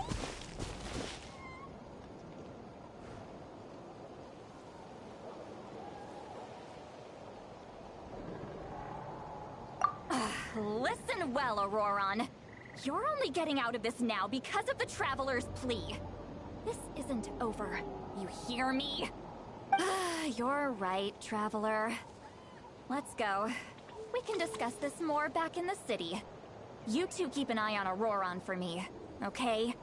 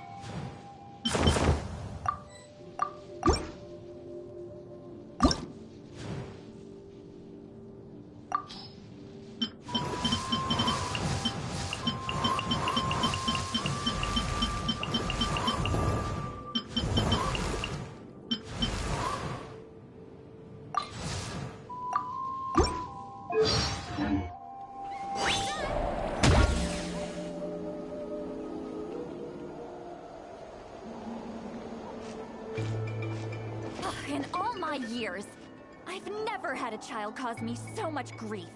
Do you seriously not see what's at stake here? You've got a head on your shoulders, Auroron. Use it! Why did you help the captain? And I want the truth this time. No answer? Think you're being smart? Then let me ask a different question. What does the captain want? What is his purpose in Natlan? Really? You're just going to stonewall me?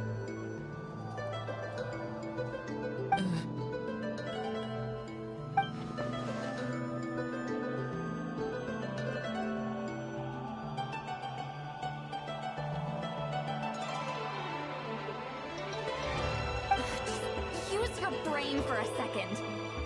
What do you possibly stand to gain by helping the captain? Only endless trouble awaits you and everyone in the tribe. You've always been a good kid. Why would you throw that all away now? If you're worried about something, just talk to me. Granny would much rather we had a conversation instead of constantly clashing like this. Why is he staring at us all of a sudden? I'm sorry that you have to hear all this. Indeed. It's like going to visit a friend at his house, only to suddenly hear your friend berating a naughty Saurian. Well, that's an oddly specific analogy. Wait, did one of your friends really do that? Yes. And every time my friends scolded his Saurians, they would look at me the same way you're looking at me now. Helpless and embarrassed. Wait, but you're the one getting your head chewed off. Stop making this about us! Indeed, you've got a point. Then please just hang in there for a little while longer. Granny should be done with her scolding session soon. Oh? You dare gossip between yourselves instead of listening to me? You... Sorry, Granny. Sorry, Granny. Sorry, Granny. You know what? Fine. I'm perfectly aware that everything I say goes in one ear and out the other. You're all grown up now, so why would you listen to an old hag like me? You say all the right things, but then you go and completely ignore me.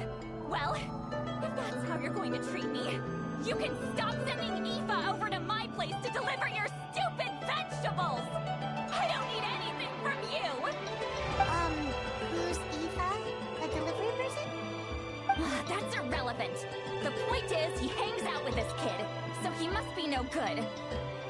You kids get to a certain age and suddenly act like you know it all. There's nothing I can say to get through to you.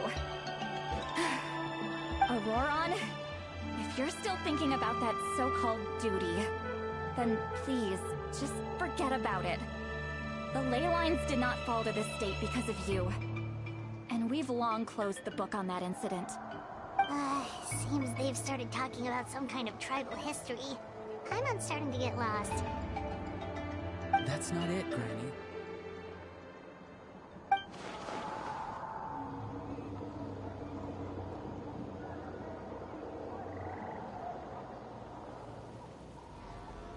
I know you tend to get down on yourself when you're upset, but I can tell I really hurt you this time. All I can say is I'm sorry. His voice. Auroron! Where have you gone? It sounds like he's somewhere super far away, but isn't he right here in front of us? I'm really sorry. It's up to all of us to do everything we can to save you. Get back here this instant! Auroron! What is this? Powder from plant spores? Is that the trick he used? What just happened? How was he able to suddenly get so far away like that? It's a trick of his. If you grind spores into a powder and spray it in the air, it can be manipulated to create an illusion. He pulled it off flawlessly. He must have put a lot of time into perfecting it. Don't tell me that's how he's been hunting in the fields these days. Oh, couldn't he have picked up something more useful? Little brat. That's it. The next time we meet, I'm definitely going to break his legs. Whoa, that's a little extreme. I'm sorry for interrupting your conversation with them earlier. But even if you'd been able to hear them out, there's no guarantee you would have gained anything substantial. Auroron probably did everything he could to get away because he knew I'd get the truth out of him sooner or later.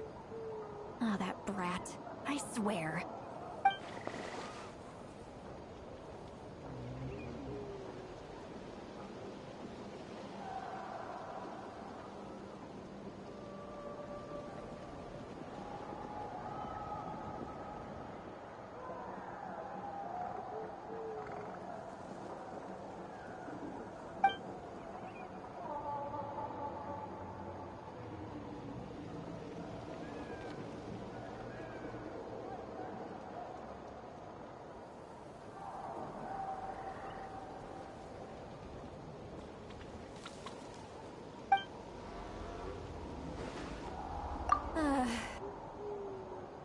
We've got quite a long walk back to the city. Let's...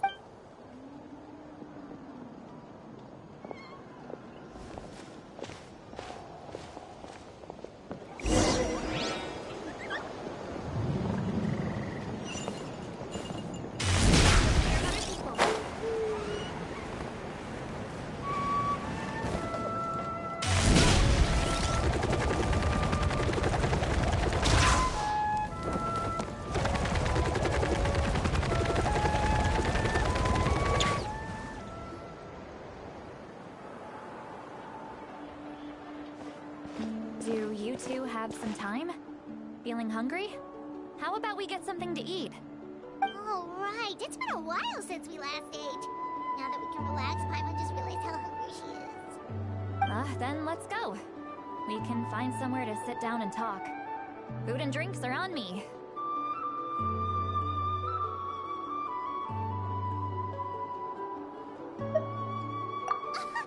How did this become Paimonville? Sweet Lolly looks alright. Alright. It's on, so you can just sit back and enjoy. Hey, come on now. You won't even... Are you sure? Mora is the least of my concerns. Besides, we're definitely due a meal after all the time we've spent together. Let me get this one. I might be an old hag, but I like to think I'm not completely useless. Sure, that's fine with us. But Paimon doesn't want you to be sad, Sweet Lolly. Don't worry. I'm sure a juicy grilled steak will work wonders.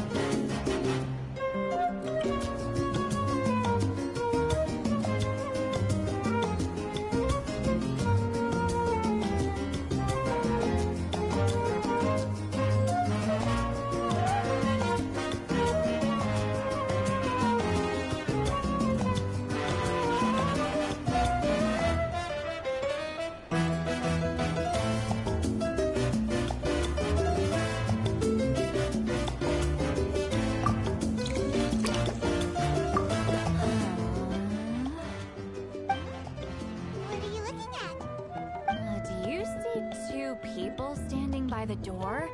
They look like spitting images of each other. Are they twins?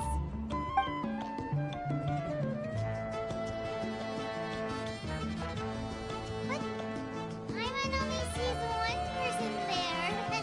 Huh? How could that be?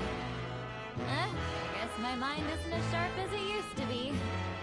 Give me another bottle, boss!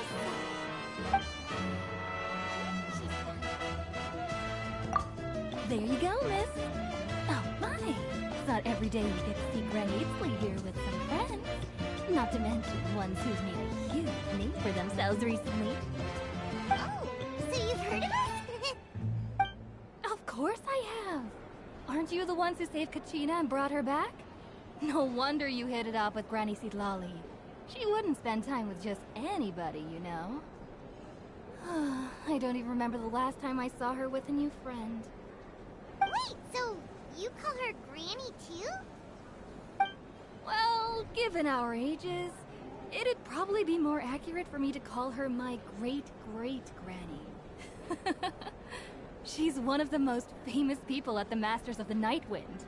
Most days, hardly anyone even dares talk to her. Huh? Gossiping about me right in front of my face now, are you, Chonka? Please, Granny, I wouldn't dare. I'm just beyond happy to see you bring over some new friends. After all, any friends of our regulars are sure to be great customers too. Alright, that's enough. Go on now. I'm sure the other customers would like to talk to you as well. There's no need to keep staring at me. I promise I'll keep my alcohol down until I leave. Well then, you have my thanks.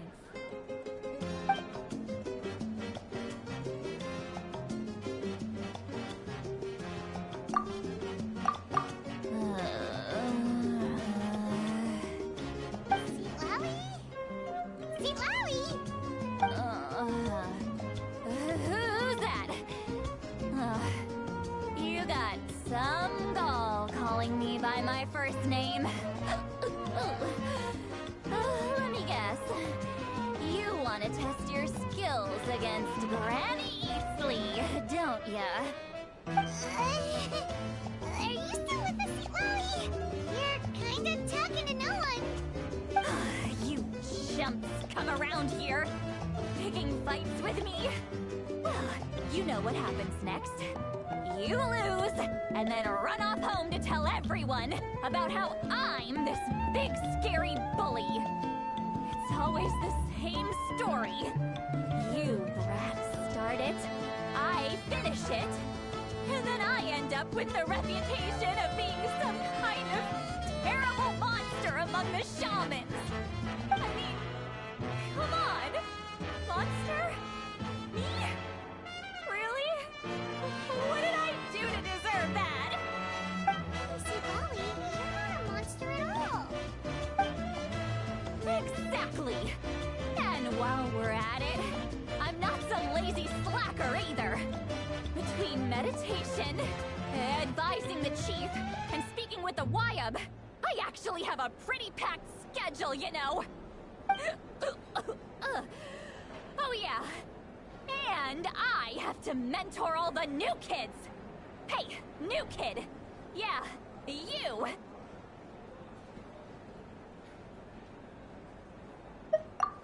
Don't play dumb.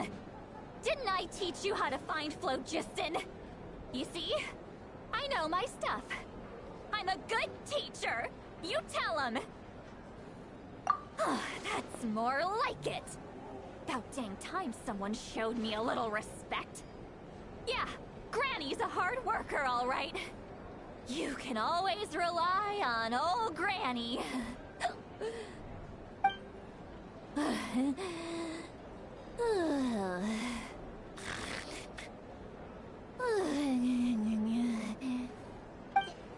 Did she just fall asleep with her eyes open? Oh, jeez. Behind this pitch-black curtain, a chapter of hatred reveals itself. Behind the smoke, the lingering smoke. Ah, she's meditating again. She does this whenever she's had a few too many drinks. Her mind's actually racing at this point. It's quite the opposite of sleep. Is this another specialty of the Masters of the Nightwind? No, I'd say it's an ability that's unique to Sidlali herself.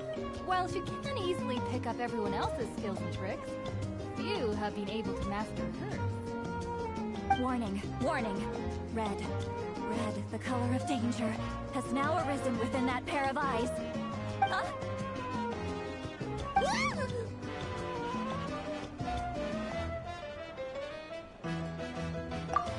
Traveler? Paimon? What's wrong? I'm gonna hurl. Hang on, just keep it in. Phew.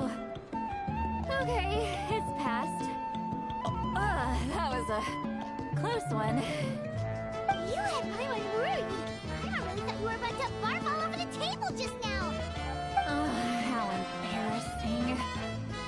Sorry you had to see me like that. That's never happened before, I swear. I've never thrown up, not once.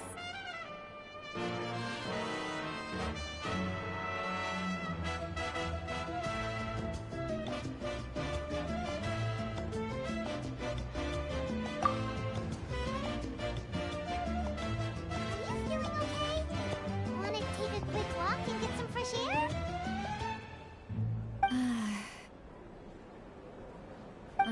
so much that I want to say, but I can't. Why not? Of course you can. Just say whatever's on your mind. Please, Paimon. It's not as simple as you think. We've only known each other for a few days, right? What would you think of me if I were to start dumping all of my complaints on you after we've only just met? Oh, Paimon gets it. You're hoping that we wouldn't think less of you no matter what you're about to say. No, that wasn't my point at all! Seriously, don't you youngsters know anything about shame? I'm talking about shame! I've lived all these years and still can't get rid of it! Surely, you know the feeling too? Actually, about that.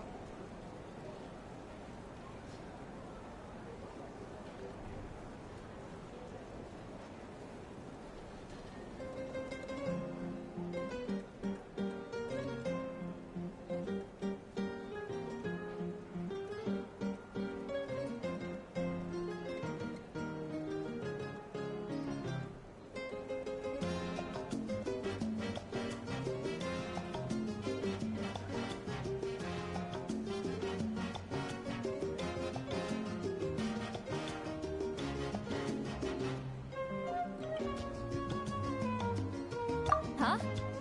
Tell me what? Yeah, this is as good a time as any.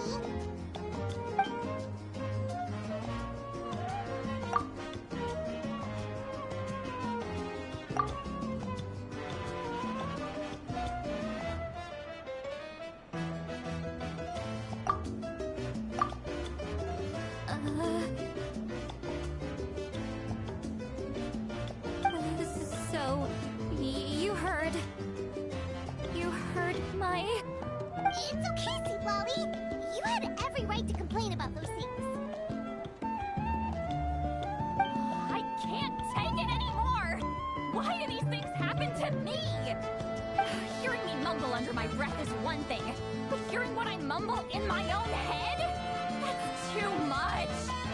It's just like when you're rolling on the floor in your pajamas, but you forget to lock the door, and someone bursts in to deliver cabbages and sees the whole thing! So that, happens to you a lot. It happens to people in general, okay? Doesn't matter if you're 200 years old or 1,000 years old. Everyone rolls around in their pajamas sometimes. I was just picking something generic.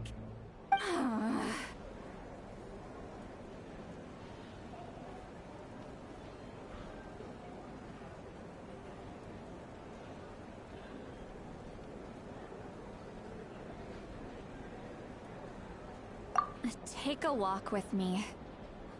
I have things to share with you. Looks like she's completely given up. Like those criminals who just confess everything and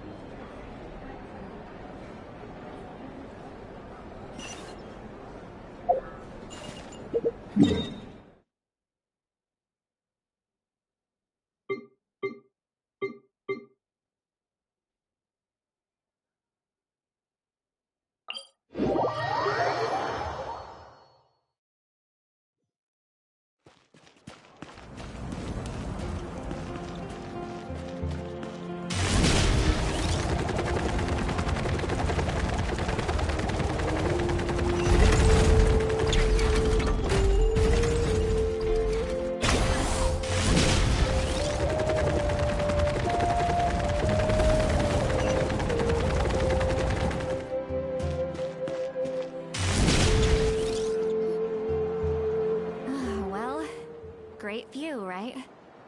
I love coming here by myself. wow, it's beautiful.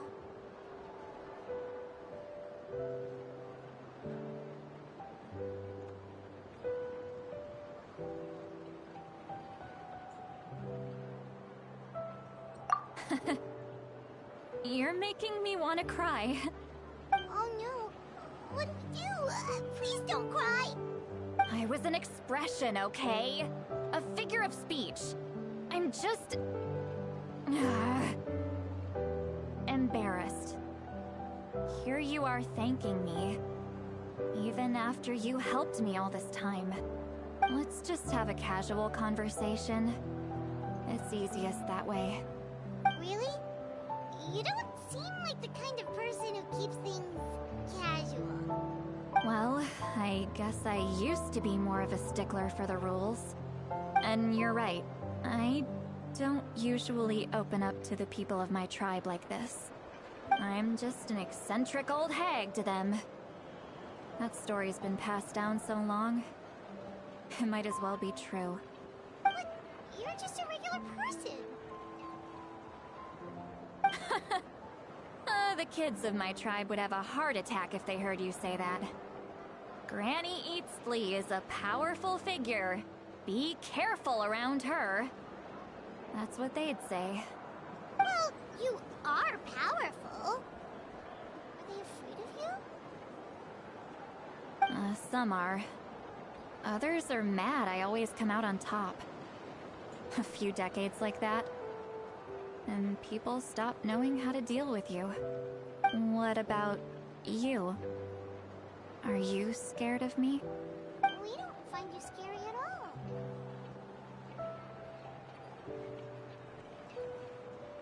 all. Huh. That's because you're not from my tribe. You don't know how many delusions of grandeur I've destroyed just by existing. I make people realize that no matter how hard they work, they'll never become a living legend like me. Oh, not to brag or anything. Maybe it's hard to believe. Just pretend I never said anything. We believe you. Shilonen has full faith in your abilities, and Aurora didn't seem scared of you. He thinks of you as his granny, right? Yes, but Auroron's a special case. Mawika already told you about her plan. And you've given so much help to Auroron and me. You deserve to learn the full truth. Auroron's not like other people. As I mentioned, he was abandoned as a child. The reason being, his soul is incomplete. The Masters of the Nightwind view this as a bad omen, capable of bringing about illness and misfortune. No one knows who his parents were. He was just left on a rock in the wilderness. It's a miracle he wasn't devoured by some wild beast. The Masters of the Nightwind believe they can see human souls. And in Auroron's incomplete soul, they saw a possibility for Natlan. A possibility to turn Auroron into a vessel for lost souls. The ceremony would allow lost souls to gather within him. Auroron would then be sent to the Night Kingdom to return the souls to their rightful place, strengthening the ley lines and completing the ceremony. Wait, that doesn't sound right. Now you see the problem. When damage occurs to the Night Kingdom, the souls held within disperse and remain adrift, unable to find a way back to the ley lines. This loss of souls damages the Night Kingdom even further. The ceremony can send back countless souls at once, which would benefit the Night Kingdom and the souls themselves. Of course, the vessel, Auroron, would be sacrificed in the process. I wasn't surprised the chief at the time came up with the plan. The ley lines were already in a terrible state. A suitable candidate for the ceremony appears, and now you have the chance to make things better. Of course you're going to take it. When the chief asked for my opinion, I didn't give my approval, but I didn't object either. So they went ahead with the ceremony. It failed, and Auroron escaped with his life. Pathetic, isn't it? By not objecting, I basically gave them the go-ahead. Maybe they didn't have my explicit approval, but it's not like I did the right thing. If the ceremony was successful, Auroron would probably be dead. Of course, in my tribe, death is rarely something to fear. But what kind of message would we be sending by sentencing a newborn to death? By using a human life as a tool? It's not right. So, when I learned the ceremony had failed, I was ashamed by my inaction, and absolutely relieved by the result. The plan was never a secret. Or, I guess I should say, there was no point to keeping it a secret. A simple investigation from Auroron would reveal everything. Everyone thought he would be happy he survived. And he never really said anything to the contrary. But just as I was about to put all of it behind me, he asks this question. Would Natlan have been saved if the ceremony succeeded? Wait, but it's not his fault. He knows that, but he still feels guilty. Auroron has a strong ability to perceive souls, more than any of us. He understands just how dire the situation with ley lines has become. Maybe he chose to work with the Fatui because he still thinks he owes a debt to Natlan. I can only imagine what they told him. Traveler, didn't the captain say he found a way to solve the crisis? Maybe that's what brought Auroron into this. Anyway, we can't just let things go on like this. We have to convince him to come back!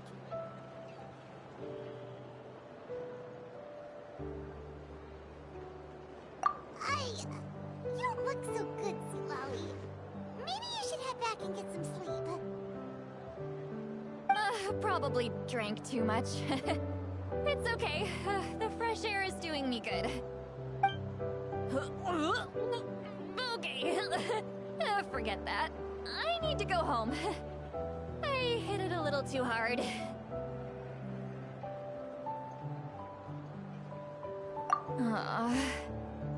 You've helped me so much already. How do I even begin to thank you? Hey, we're friends, aren't we? Besides, you already said you owe us a favor, so you don't need to worry about us. Good point. Well, I'll go home and get some sleep. We can figure out our next move in the morning.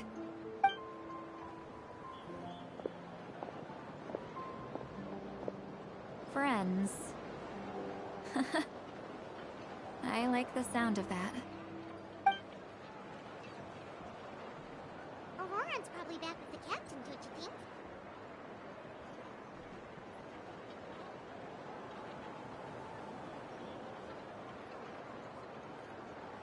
You mean about the backup plan?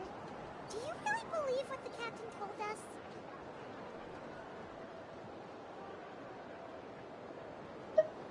Yeah, you're right. We should just go to her directly. But she's probably asleep. We can find her first thing in the morning. For now, let's... go to bed.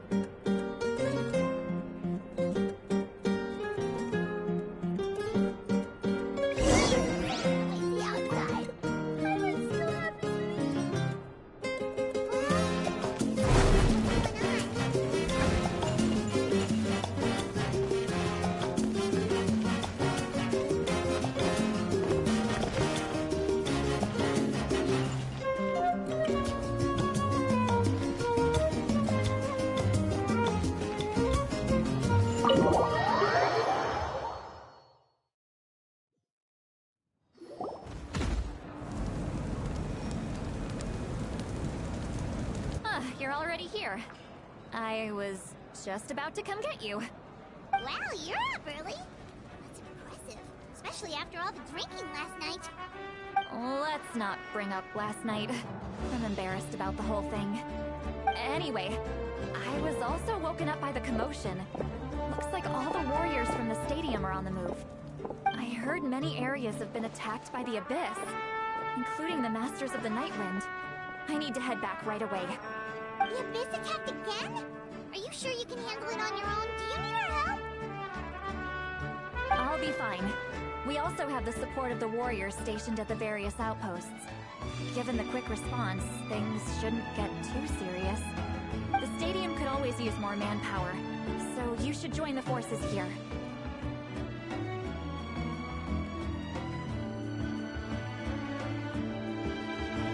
I'm done making excuses for him.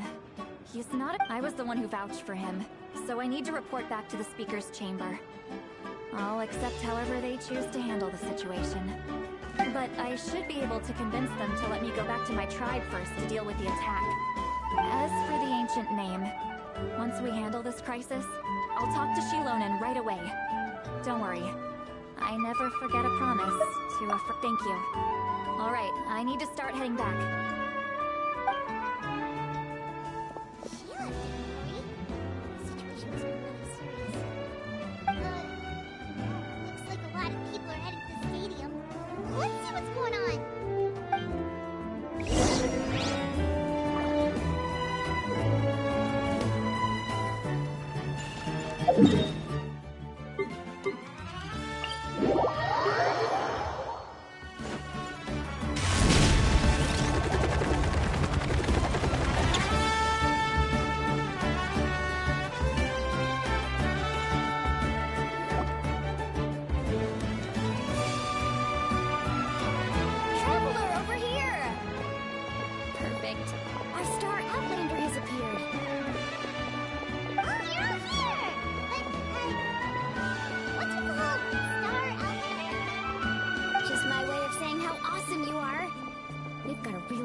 On our hands, so this is the perfect time for you to show off your skills. Alright, but can we get a quick rundown of the situation first? The Abyss suddenly attacked the Collective of Plenty, the Masters of the Nightwind, the Children of Echoes, and a number of our camps and outposts in the wild.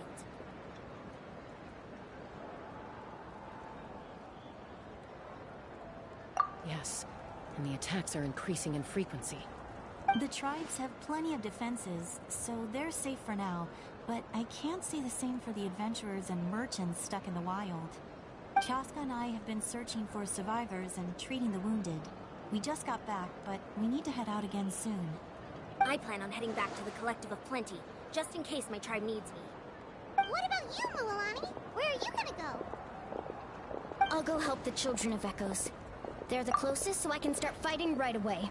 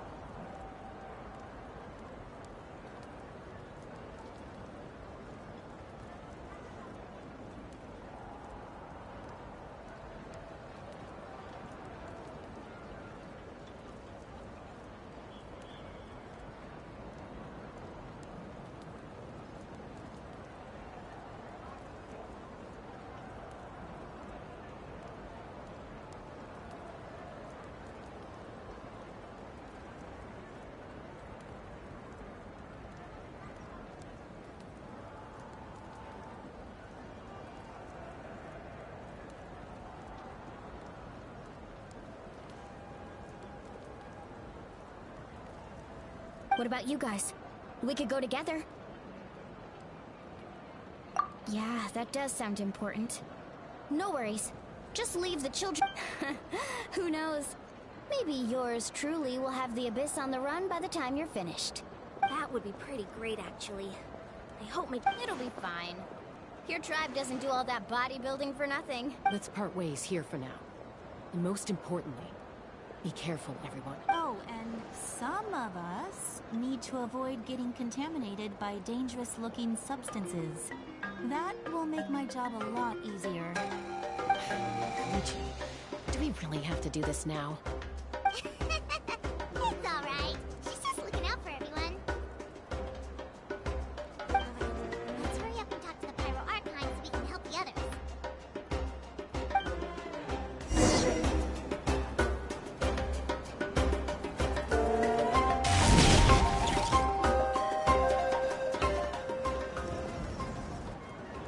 Oh, it's you two. As you can see, things are not looking good right now.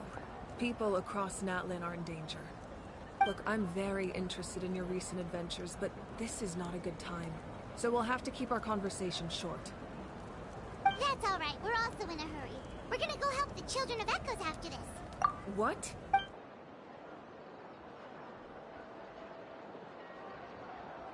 So he thinks my plan is too risky. He thinks I'm being stubborn. I shouldn't underestimate the Fatui's ability to gather intelligence. I will answer you honestly, but you must help. I can use the power of the Gnosis to save Nat. The Gnosis would drain all the souls and memories from the Night Kingdom and weave them into a giant net, which would surround the ley lines and protect— Wait, you can use souls to— Yes. It means sacrificing those souls in the process. The Night Kingdom not only houses— Even then, the net can still become corroded. If we cannot find a way to repair the damaged ley lines before that happens, then all those sacrifices are for nothing. Given the enormity of the price, it's a solution I refuse to consider right now. I want us to win, but I also care about how we win, and what that means for us in the end. Now it's true, both plans come at a risk, but after weighing our options, this is our best bet. Natlan is unique among the nations of Teyvat. Given the ever-looming threat of the Abyss, the Pyro Archons had to account for the worst-case scenario. Having a contingency plan is our duty, not just to the people of Natlan, but to all who live on this continent. Still, this has always been a well-kept secret. I'm very curious how the captain learned this information. Oh, one more thing?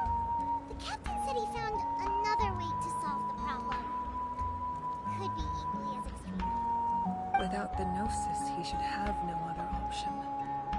But I see no reason for him to lie. Seems like our only path forward is to track him down, so he can answer that question for us.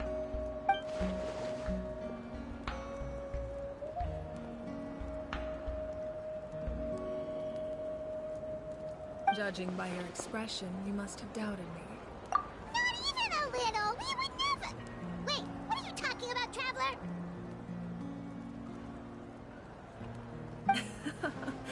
Just as expected. I appreciate your sincerity. Maybe it was out of caution, anxiety, or simple curiosity, but know this. No matter what, our goal remains the same. We both want to save the people of this land. So now that you have your answer, do you still doubt me?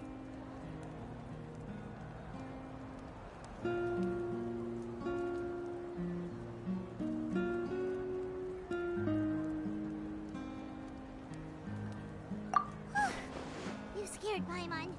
You really got a lot of guts, Traveler. That's a good thing. Oh, and feel free to call me Mawika.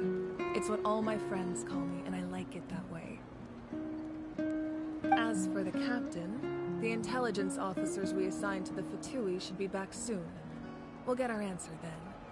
That's great! Sounds like we just have to wait a little longer. Not just yet. Even though the Abyss is attacking several locations at once, I'm confident the warriors stationed in those areas can handle it. Don't worry. I just need to finish coordinating our available manpower, then I'll take a small team to handle the difficult locations. Wait, you're going to fight in person? Didn't you give up your power? That's true. I'm far less powerful than a god in my current state. But don't forget, I was an experienced and powerful warrior before I ever became the Pyro Archon. No matter how you look at it, my duty is on the front lines. I just think there's strength in numbers. If the people feel emboldened, that's just a bonus. Anyway, even if we respond to these threats in time, it's not a permanent solution in the long run. I've considered moving my people to other nations, but given their close connection to the Night Kingdom, a forced evacuation would have devastating consequences. I've told the chiefs of each tribe to strengthen their defenses and advise people against leaving their settlements. Now, I just need to find the right time to disclose the true nature of the crisis to the people of Natlan. Paimon's a little worried about how people will react.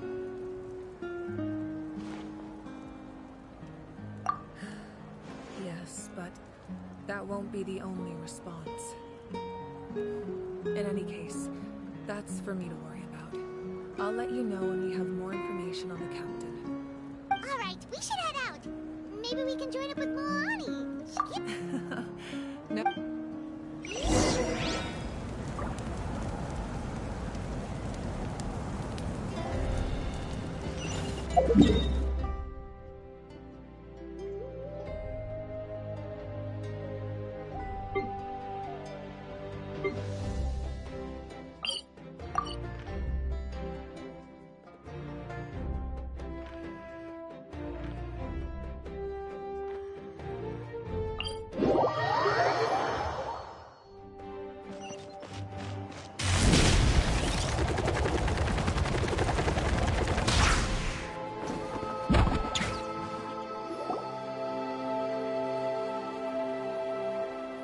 Over here, to safe.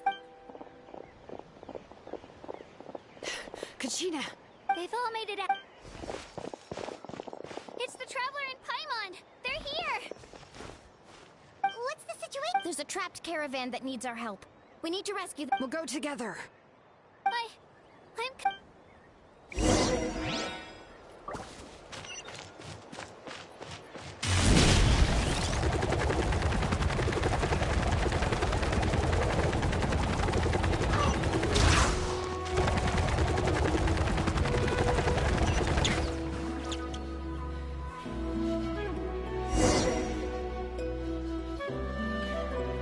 Stay safe. We've got this.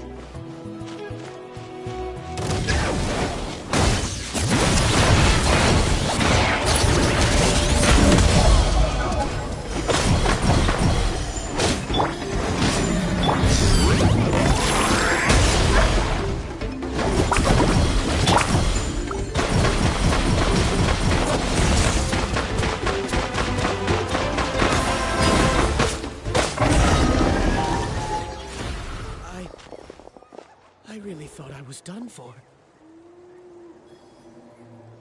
I can't thank you. Don't worry about it. We're just glad you're okay.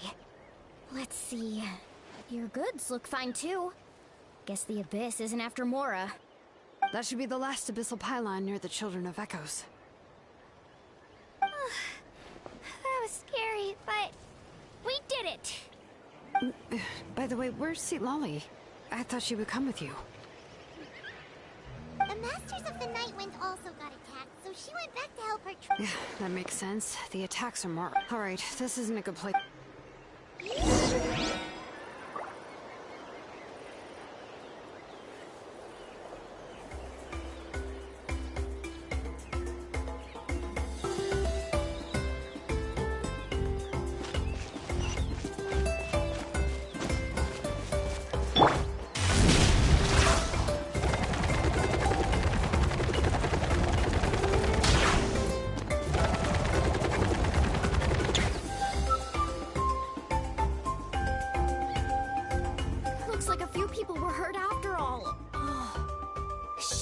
Sooner. The Abyss threw a lot at us at once. Before long, Kachina brought over a whole group of warriors, and just like that, we destroyed several pylons as a team. I wasn't in charge or anything. Still, I think this proves that camping and sleeping on the wet grass was pretty uncomfortable. But it was worth it. You mean the situation in the Night Kingdom, right? Yeah, I feel the same way. We've managed to keep it a secret all this time, but more and more people are realizing something's... It's impossible not to feel anxious when things are getting worse by the second, and All we can do is wait. And we still don't know when the final 2 heroes are going to appear. That just means we need to buy the Pyro Archon more time. Keep pushing, everyone. Every battle is worth something. You really are an eternal optimist, Mualani. You always find a way to cheer people up. Why, thank you. I guess it's one of my better qualities.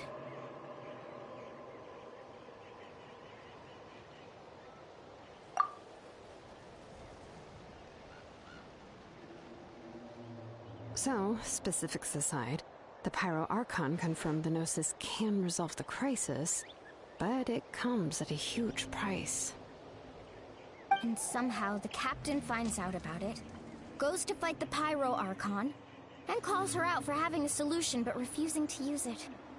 Honestly, if he has the same information as us, I can't really blame him. It's probably because our plan is so risky. We don't even know if the 6 heroes will reunite in time. We talked to Moika before we left the stadium. According to her, the cost of the captain's plan is too high. And, well, it makes sense. If that was truly the better choice, she would have picked it. Yeah, I trust the Pyro Archon. When I was upset about Kachina's disappearance, she was really sincere and patient with me. Plus, she burned down all those precious mementos for Kachina. She's already proven how much she values even a single person's life. When it comes to Natlan's survival, there's no way she would hold back. I agree. Maybe the captain weighed the costs and came to his own conclusion, but I'm sure we have different priorities. Life is important, but so are history and memory.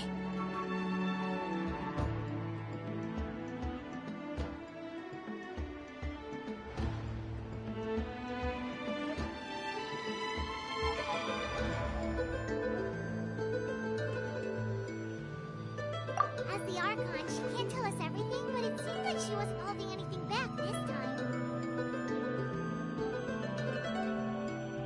The next question is, if the captain found a new way to save Natlan, how come the Pyro Archon has never heard of it? Yeah, and isn't he from Snezhnaya? Why would the Fatui want to save Natlan?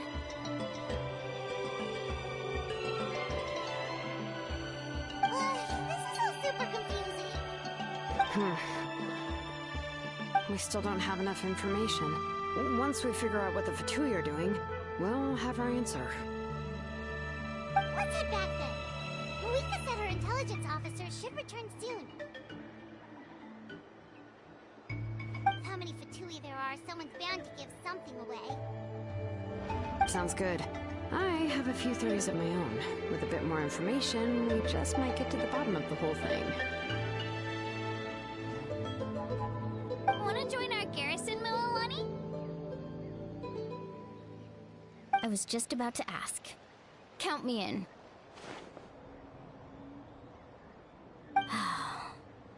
If I was just a bit faster, we could have prevented a few people from getting hurt. People who could help us in the next battle. It's all a chain reaction. Then you should go register right away. It shouldn't take long. Everyone's looking for people. Register? Nah. I'll just follow you around. You know, go where you go, do what you do. I'm okay, but then you have to follow my orders. You got it. I just don't want to make the trip back. It's so far. Alright. See you all later. Let's get together and celebrate once this is over. Oh, you betcha!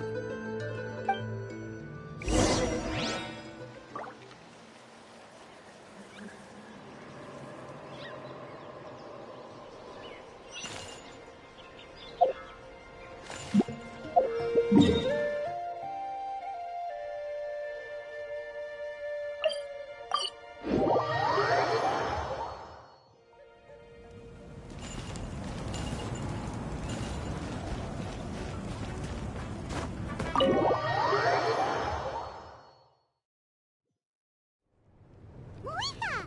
Oh, Chatska and Koichi are here! Wait, are you okay, Koichi? I'm fine. No need to worry. They ran into the Fatui while out on a mission and decided to follow them. The Fatui? Calm down and let me explain. Here's what happened.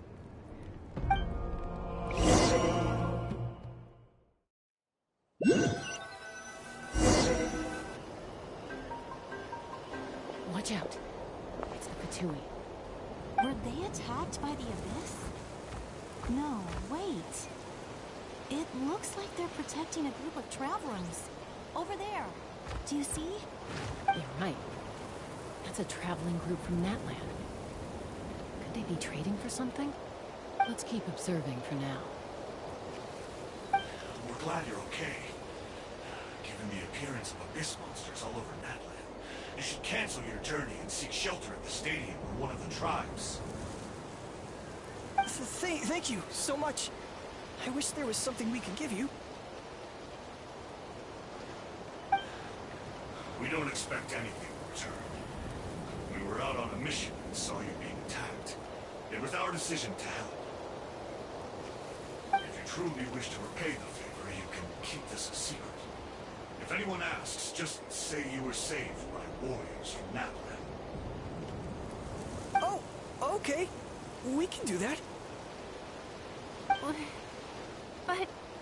We're not asking you to cover up our activities. We haven't done anything illegal. Our captain simply wishes to remain undisturbed. Nonetheless, the decision remains yours. If we wanted to keep him quiet, we would have employed a harsher method. Got it. Bill, get going now. Did you hear that? They mentioned a captain. Isn't that who the Pyro Archon is looking for? Exactly. We could be onto something big. Still, there was no trade. They were just helping people in need. I didn't sense an ulterior motive. I didn't believe the captain when he said he wanted to save Natland. But based on what we just saw, it's possible he was telling the truth. Maybe we've been wrong about the Fatui this whole time. It's too early to say. Let's follow them and see what's really going on.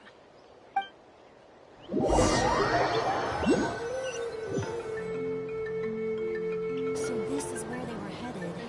Looks tricky. It's heavily guarded on all sides.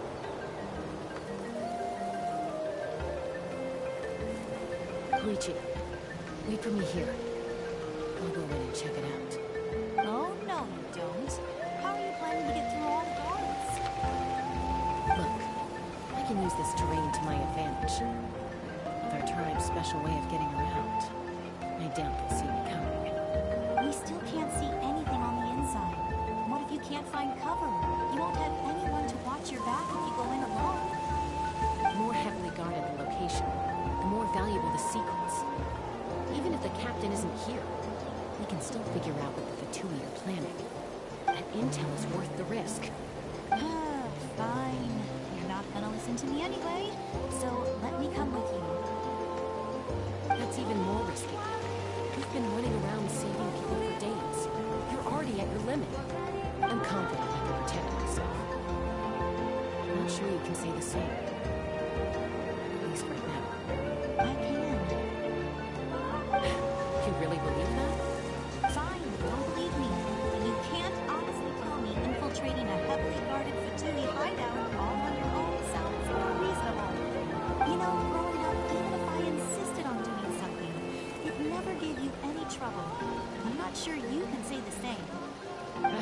All right. If we start arguing, this will never end. We can't let this opportunity go to waste. Guess that means I win. Don't worry, you're not the only capable young person from our tribe. I can handle this. All right, same plan as usual. We split up, communicate with hand signals, make sure our blind spots are covered, and support each other once we strike. Got your ropes? Yeah, let's go.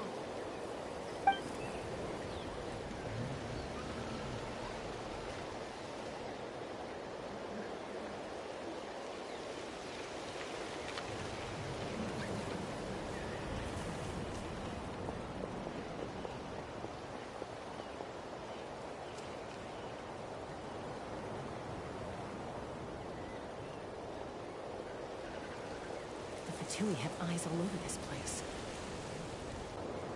I should wait for Koichi's signal.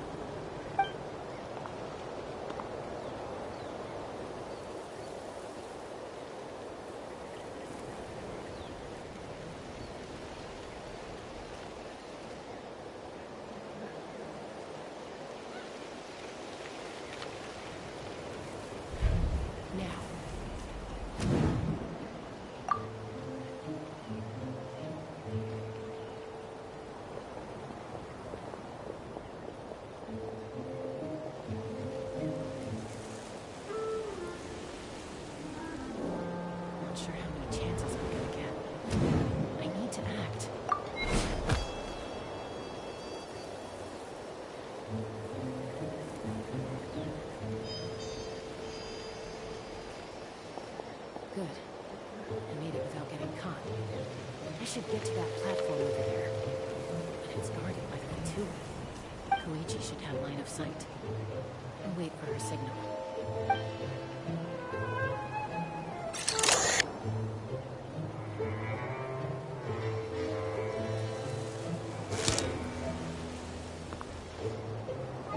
That's it.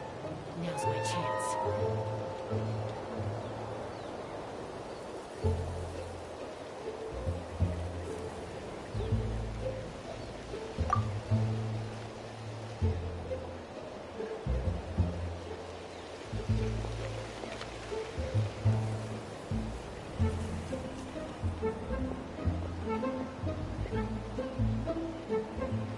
It's no use staying in one place. I should keep moving. Looks like Chaska is helping me by keeping an eye on the Fatui movements. I'll wait for her signal.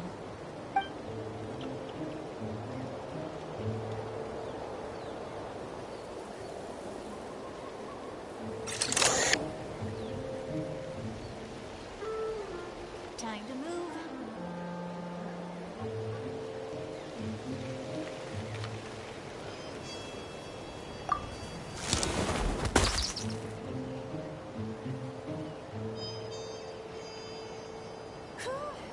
That was close. Almost got caught. Probably can't make it over in one go. I'll wait for my next chance. Now's my chance.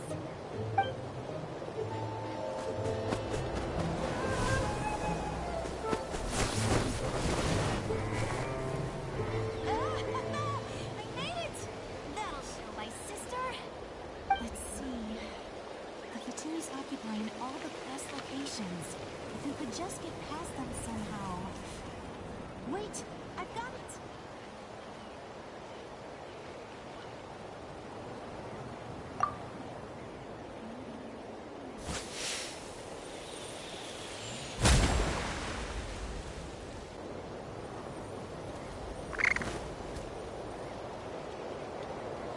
Huh? What's that noise? Did something explode? Oh, it stings! What the heck is that? What do you think you're doing? I could ask you the same thing! Good, they're arguing. Looks like they just needed an excuse. They've probably had enough of this job already. The people on the hill over there left to help their comrades. This is our chance.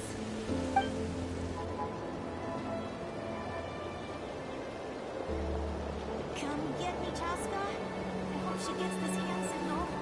That's Koichi's signal. Smart idea. Alright, time to move.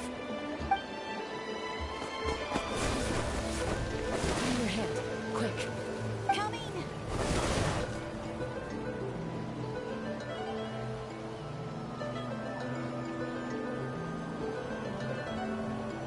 I checked, and this way is completely clear. It should lead us to the deepest part of this place.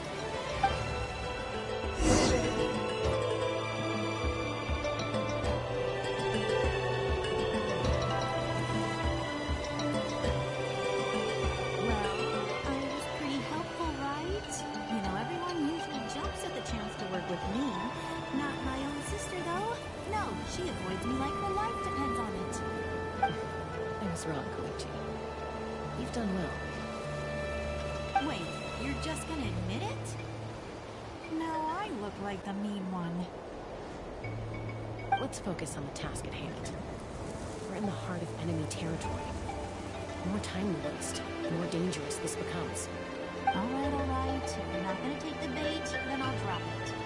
Looks like the Fatui are here to dig something up. I'm surprised they mobilized this many people. I doubt it's because they're interested in our culture and history. It seems like they're looking for a dragon relic called the Source Mechanism. The device is ancient. Barely any information survives to this day. And even people from Natland don't know how to use it. Why would this be the Fatui's target? Not bad. Looks like it's in good shape. This should be what our Lord's looking for. Took us long enough. Come on, let's get this thing back. Back? Back where? Should we keep following? You really want to keep going? Of course. We make a good team, don't you think? No reason to stop now. What was that sound? Uh-oh. We've been spotted. Time to go. Falling rock incoming! Watch out for your gadget! What? You'll regret that! After them!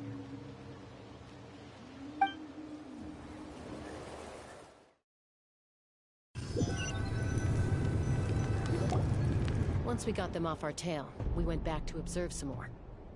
They'd collected several identical pieces of something. It looked like they were waiting, though. So we decided to come back. So, Koichi got injured trying to get them off your tail? She pushed herself too hard and collapsed on the way back to the stadium. Well, I didn't cause you any trouble while we were fighting, right? So my perfect record remains. You've done very well. I could make a comment on knowing the limits, but it's not my place. I know. I'm already reflecting on my actions. So, our current intel suggests the Fatui is after the Source Mechanism. The device is a complete mystery, even to us. What does the captain want with it? I have no idea. But it's safe to assume the device could serve a similar purpose to the Gnosis. Shilonen, I need you to gather every scholar in Natland familiar with the secret source. I'll get right on it. Thank you both for your hard work. Koichi, it's time for you to get some rest. Oh, and there are gifts from your patients waiting at the speaker's chamber. I've prepared a small gift of my own as a token of gratitude. I'll send it to your home along with the others. My patience. That's so nice of them. Guess that means I'm doing something right. You don't need to give us anything, Archon. We were just doing our duty for Natland. I should take Koichi home. Well, if Koichi doesn't want her favorite solar crackers, then... I accept. Thank you, Archon. What am I gonna do with you? There's some for the rest of you as well. They're one of my favorites too, so don't be shy. I'll start investigating the source mechanism right away. If I learn anything, you'll be the first to know. Yummy snacks!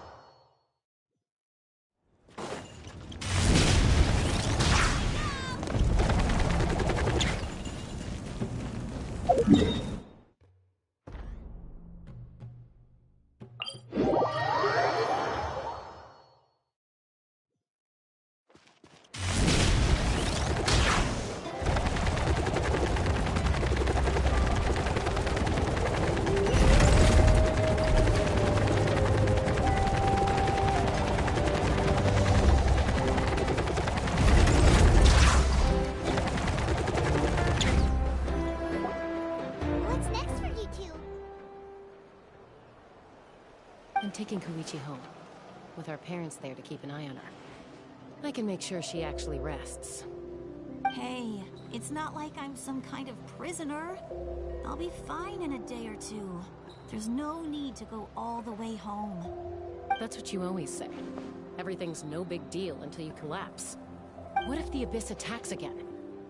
You're saying if I let you rest in a hotel, you're not gonna rush out the minute you hear the alarm? I won't. Triple promise I won't. Fine. On the off chance something like that were to happen, I might. But I'm a doctor. I have a duty to help people in need, no matter how hard or tiring the work gets.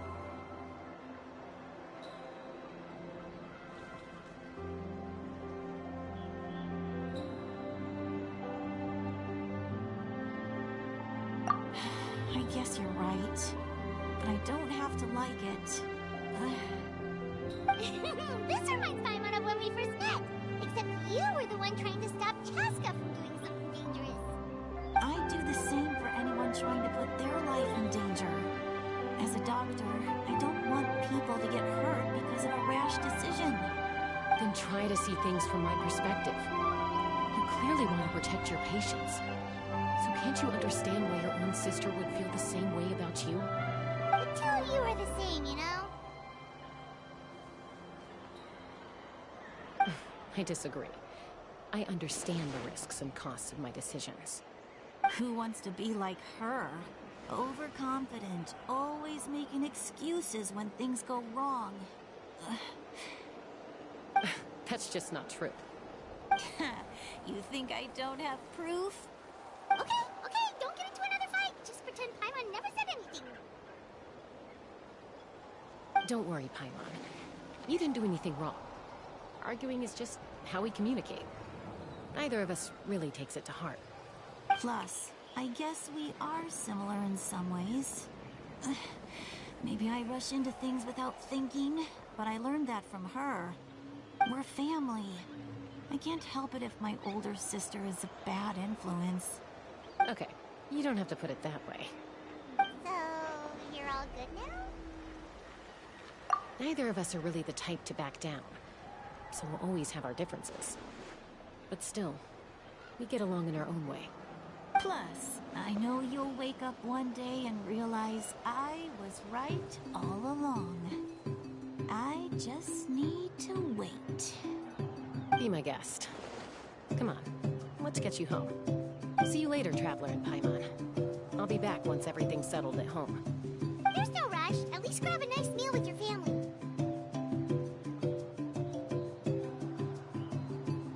Bye, you two. Take care of yourselves out there.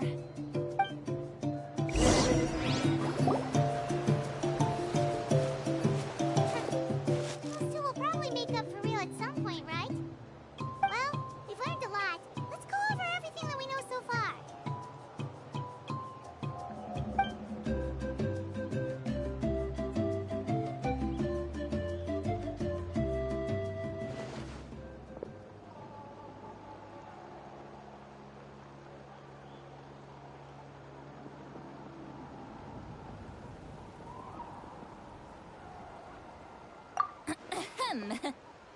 Sorry for popping up out of nowhere. Again. But why do you look so awkward? Oh, is there something you need from us? Okay, I won't beat around the bush. Oh, and I'm sorry for interrupting your rest. I'll treat you to some charcoal grilled steak to make up for it. Awesome! Just give us your orders! Hey, friends don't order each other around.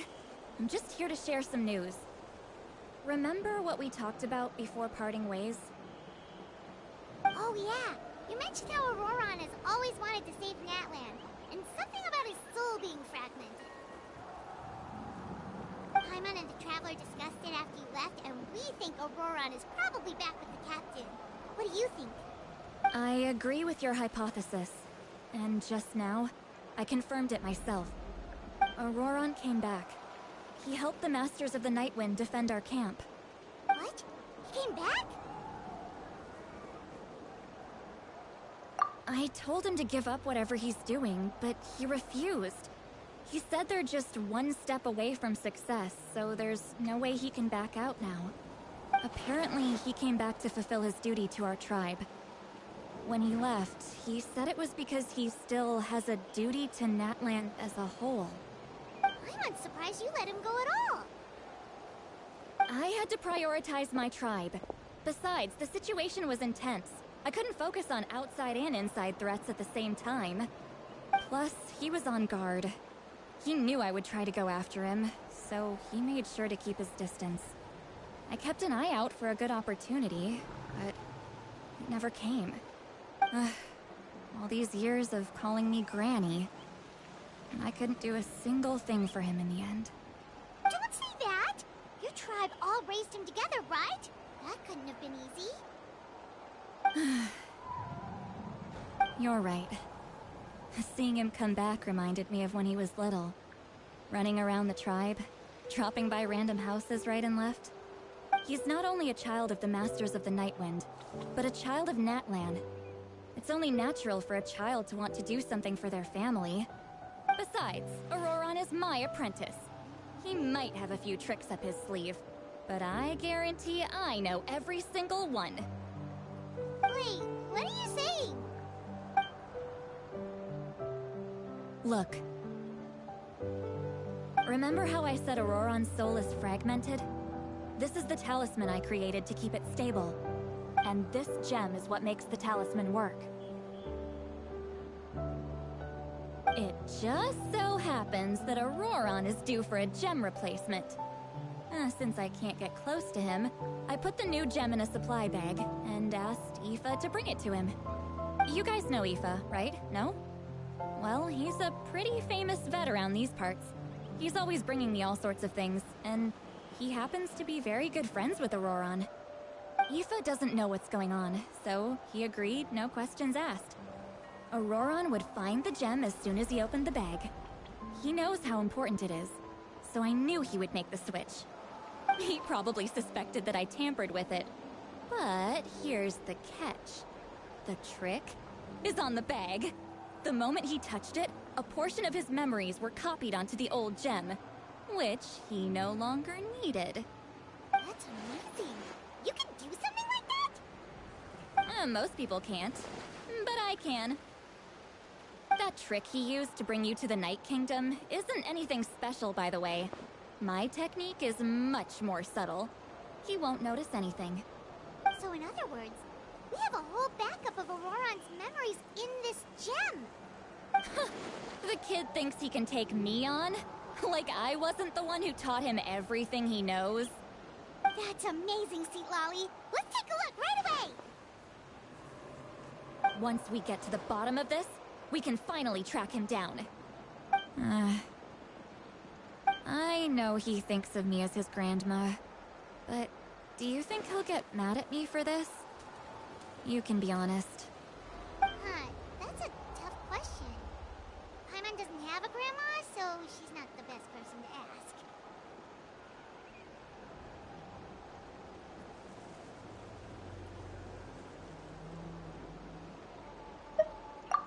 To be honest, I've always doubted my ability to look after him. I didn't stop the ceremony all those years ago. Now, I'm useless again. But if I stop here, it will haunt me until I'm 500 years old. Every night I'll wake up in a fit of anger.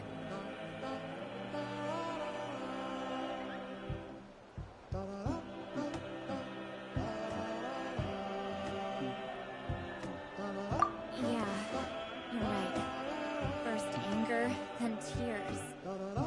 Wait! Who are you calling a crybaby? Just making it worse, Traveler.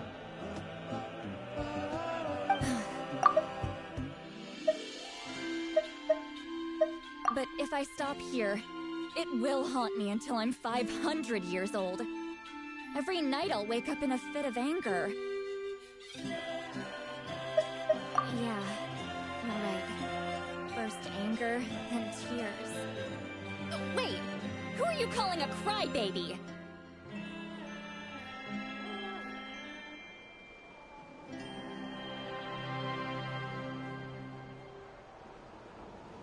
I don't care. And I won't blame him. A family does whatever it takes to protect their own. You sure you'll be okay? We can come with you if you want. Did you just say you'll come with me? Is that okay?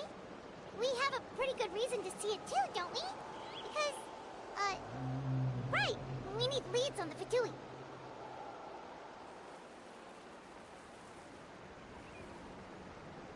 You really mean it? Well, fine. You can come. Just promise me you'll see this through. No backing out. Got it? Don't worry, we're professional adventurers. Then I place my trust in your professionalism. All right, time to sneak into someone else's memory and engage in some, unwanted spying. You heard it here first.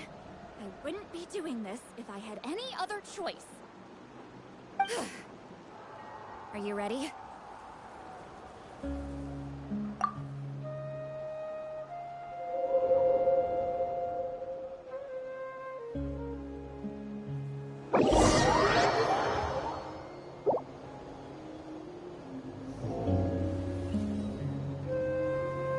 Look how good you're doing.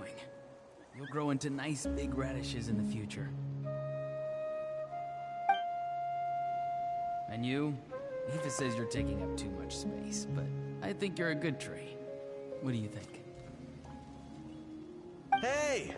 How's it going, Auroron? Good. How are you, Uncle Okanbi? Can't complain.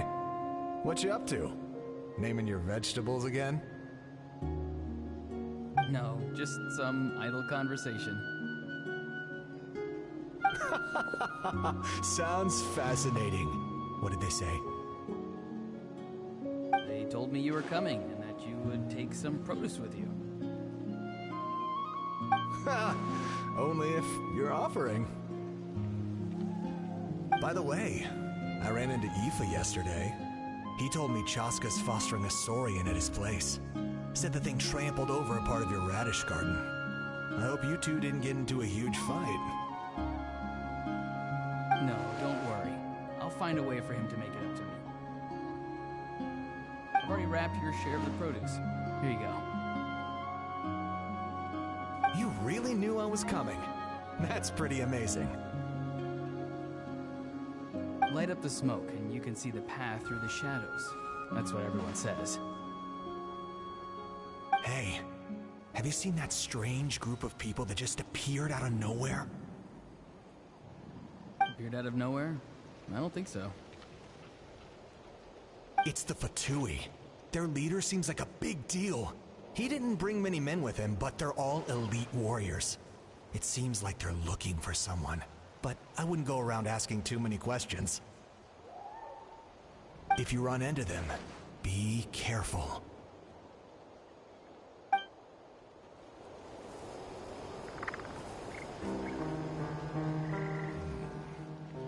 You're from the Masters of the Nightland, are you not? Why do you live here alone?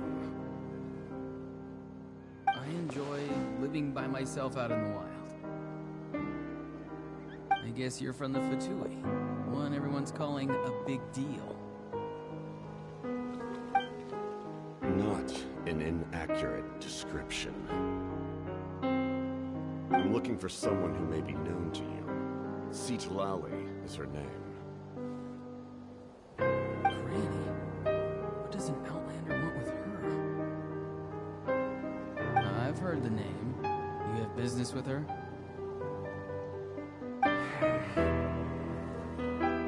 There's no point to further questioning if you insist on hiding things from me. I shall seek answers elsewhere. Oh, he could tell I was lying, and now he's leaving? Just like that? Hey! At least tell me why you're looking for Citlali. It's none of your concern. I have my own means of tracking her down. Why are the Fatui looking for her? What does she have to do with them? I can't just let them go like this. I have to figure out what they're planning.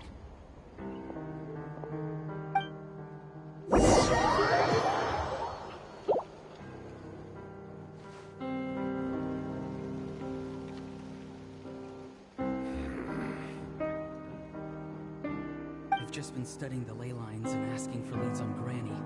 I can definitely rule out some sort of invasion. The situation has seen no true improvement. The Pyro Archon did not fulfill her promise. My lord! Ignore him. He is no threat. He knows I'm following him, but he doesn't seem to care. He's strong, I can tell. But there's something unusual about him, and also familiar in some way. I can't describe it.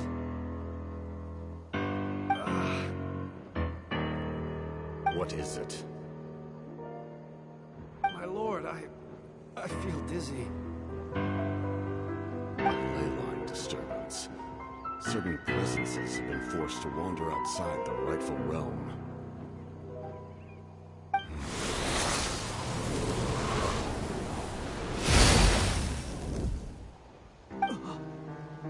That was a spell from the Masters of the Nightwind. How did he know that? Is he sending those escaped souls back into the ley lines? How did he do that so easily? Soulfaring is supposed to be extremely difficult. This could be related to why he's searching for Granny. I feel much better. Thank you, my lord. Think nothing of it. Stay vigilant, and continue to gather information. The Abyss could attack at any moment. If you notice any irregularities, assume drill formation and be prepared to fight. However, there is no reason to over-engage. Information is our first priority. Yes, sir. Why are the Fatui fighting against the Abyss? Do they really mean us no harm?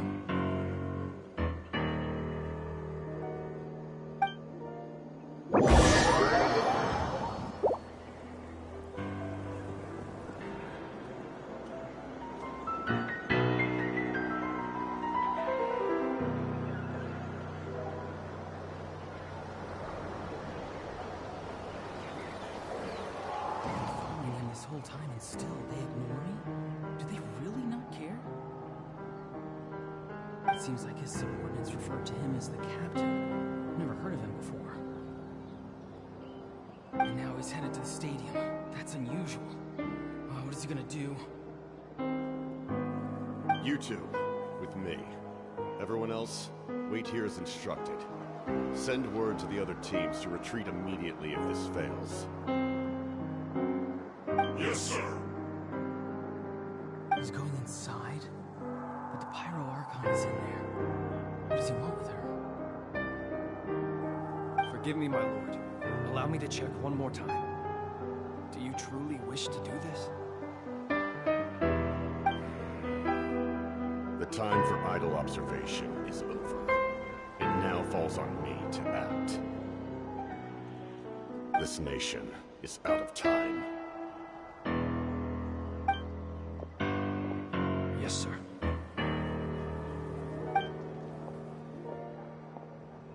He just walked straight into the stadium. What is he gonna do?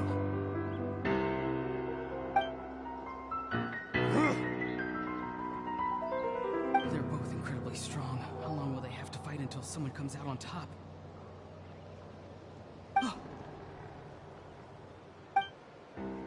Wait, this feeling. Just like the other day near the ley lines. It's faint. Like a soul's trying to escape. Where is it coming from? Is that why he's looking for Granny? If he dies here, then all clues will be lost. I can't let that happen.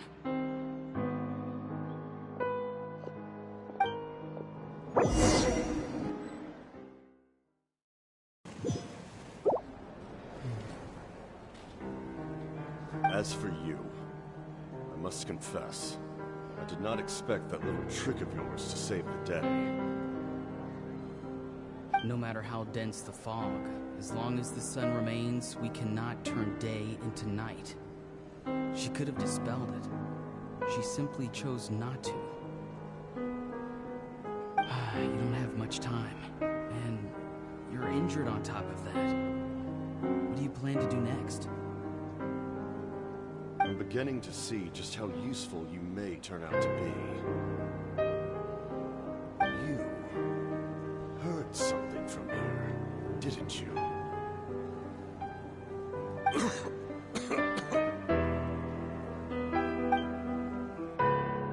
No need to force yourself. I've never seen anyone match the Pyro Archon in battle before. I didn't expect you to intervene at such a critical moment. You know I've been following you. Why didn't you stop me? When walking in the forest, it is only natural to encounter wild beasts. However, not every beast has the courage to come out and bite. And yet, one of those very beasts... Then speak. I didn't save you because I wanted something. My soul is more perceptive than others. I can sense that the ley lines are extremely weak. I don't know what the Pyro Archon is planning. Can she really save us? The questions you asked her just now, well, I've had very similar doubts. So, I felt like I had to help you.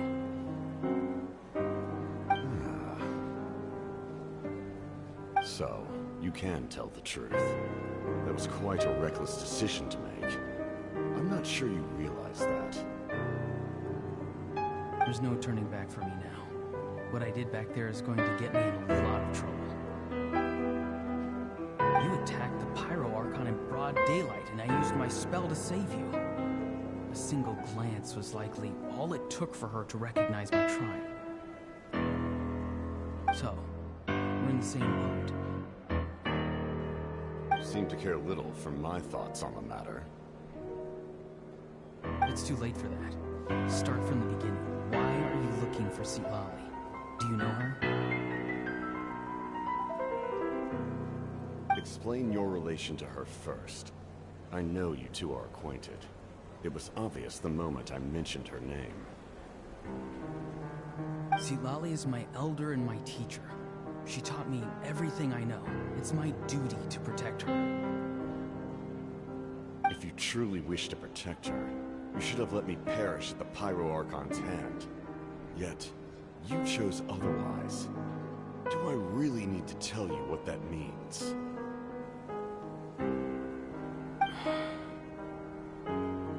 I want to do something to change Netland for the better. Something I can accomplish with my own two hands. You're stranger than anyone I've ever met.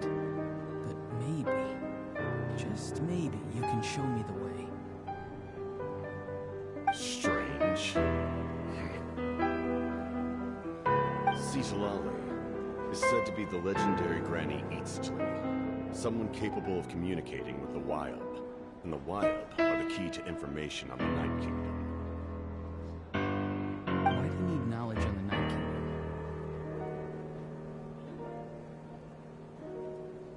That is not something you need to know. Don't forget, I saved your life. Do you not believe the Fatui capable of betraying a debt? People can lie, but souls cannot. I can tell there's a weight to your soul, a sense of justice. You may not live among your tribe, but you certainly know their tricks. I apologize for my rash judgment. You are more capable than I imagined. Let's go. We'll see if you have what it takes to join my plan.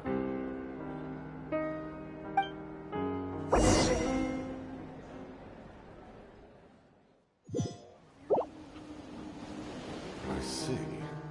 Interesting approach. Worth trying, I think. Rather than weaving a net to protect the ley lines, this method would address the root problem by reconstructing the ley lines themselves.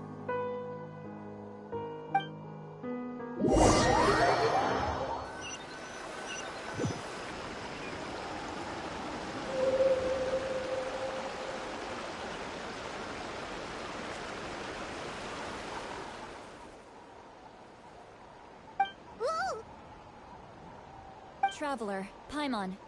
Are you two alright?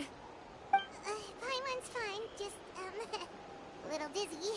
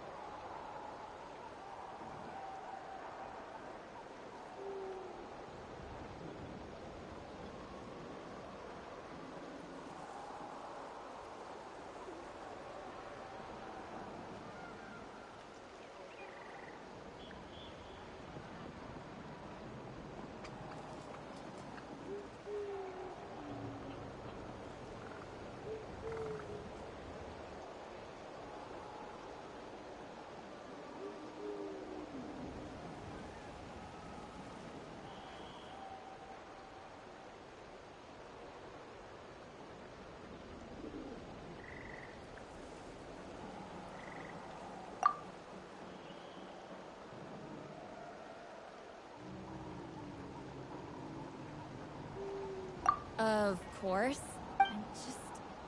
I'm so mad at him. After everything, he still can't let go of the past.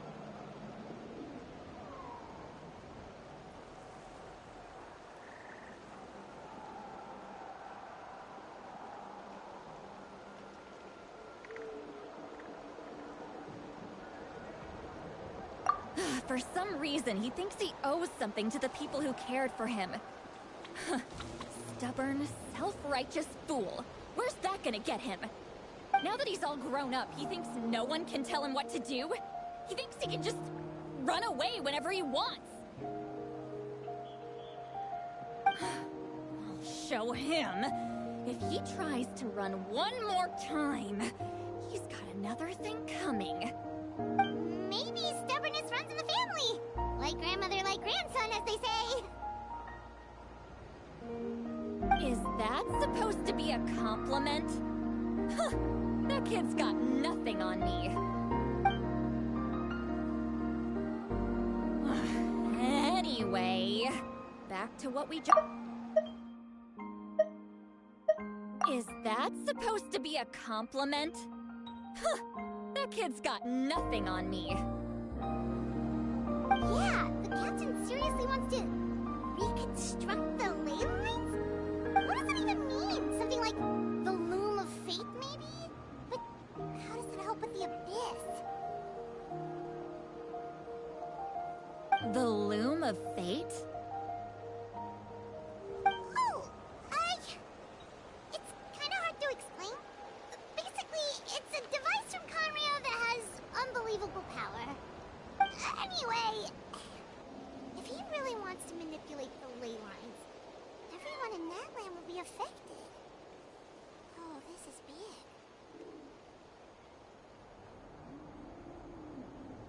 big. Which means the captain has been honest from the very beginning. Auroran's memory proves that. Why is he so obsessed with saving that land? Oh, we've got to tell Malika about this right away. Yes, she needs to know about this. Now.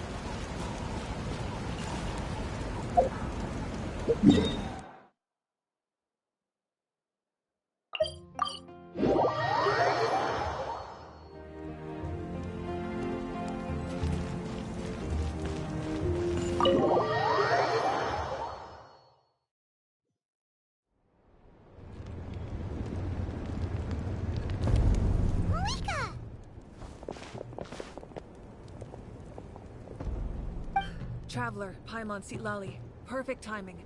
I've located the captain. Oh, really? That's great! We also just took a peek at Auroron's memories and discovered something huge! Oh, all with his granny's permission, of course. Or no, actually it was... Calm down, Paimon. I'll take it from here.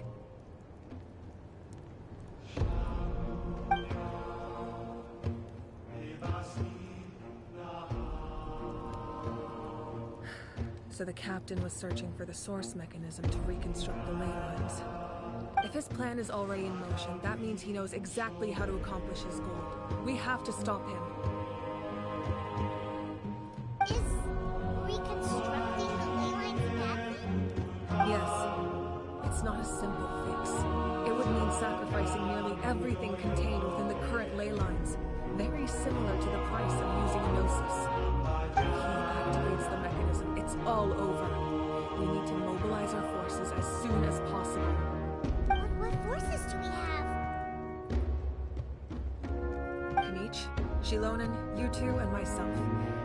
All other warriors are working to push back the Abyss on the front lines. But that's barely any people! Not to mention you lost your power, and they've got the captain on their side! Oh, maybe we really should get Sitlali to break Auroron's legs. That won't help us with the captain, I'm afraid. In any case, the Masters of the Nightwind are in urgent need of manpower. Sitlali, I was hoping you could head back and help defend the trial. All right. I understand where I'm needed. I'll head out right away. Don't worry about your grandson. We'll figure something out for sure. I'll leave him to you all then.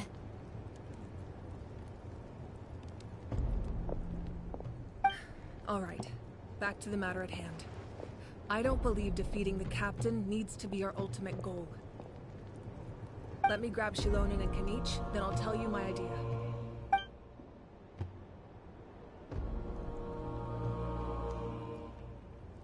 As you all know, Auroron is working with the captain and we need to stop their plan.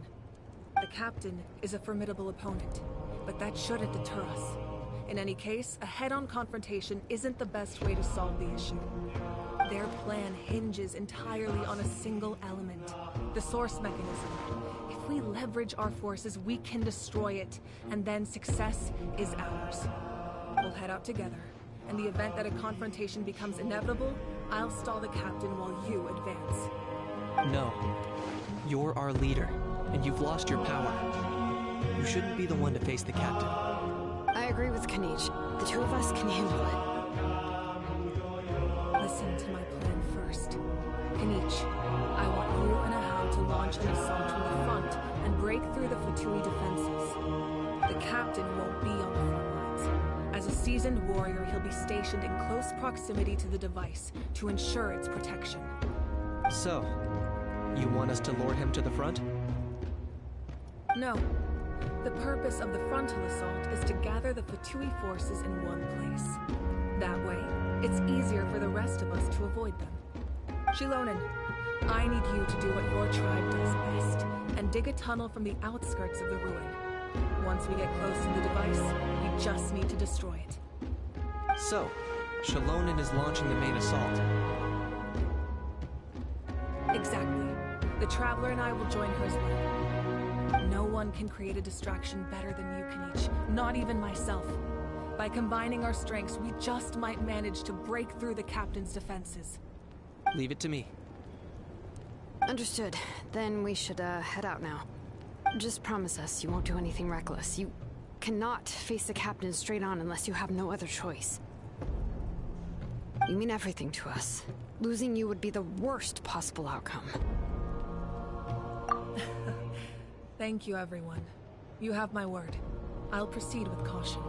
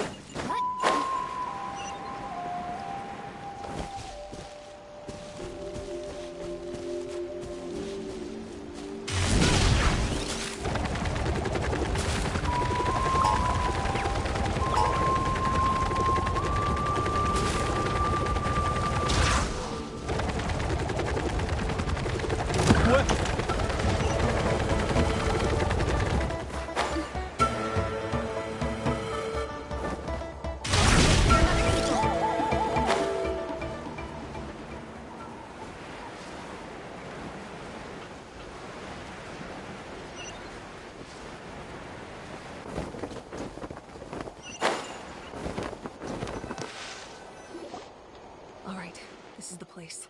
Their tunnel must be behind that gathering of Fatui guards. Any of the nearby mountains could be a good infiltration point, but if we want to stay under the radar, we should approach from the side. As agreed.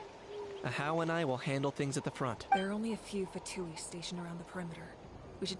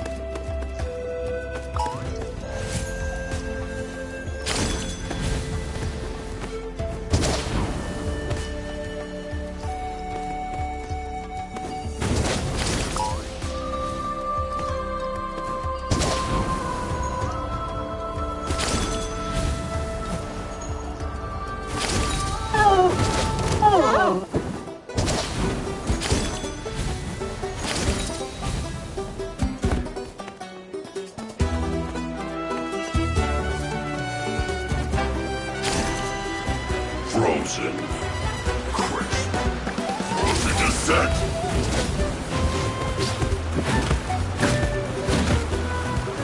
Flash frost. Don't get in the way. It's time for a flash for children. You can't run. Well, try. I see through you.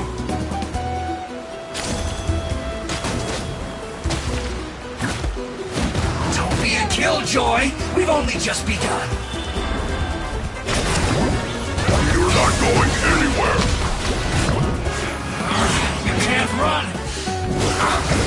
Frozen food!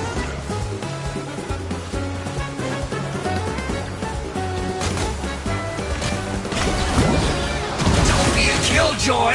We've only just begun!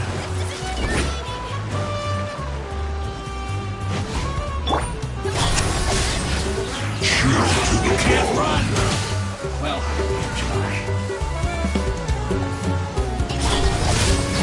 Don't be a killjoy!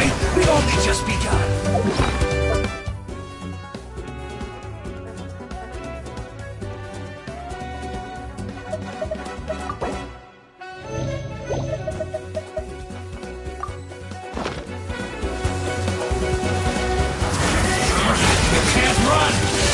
Well, that all you got? Don't be a killjoy. We've only just begun. I see through you. You can't run. Well, don't be a killjoy. We've only just begun. I miscalculated. Chill to the bone.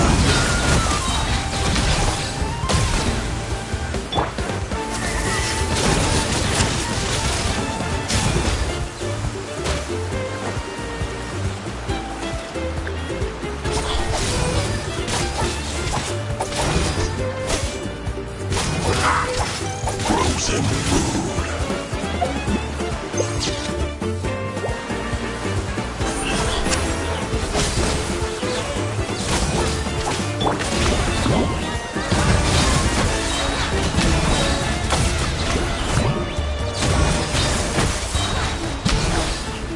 You're not going anywhere! Chill to the bone.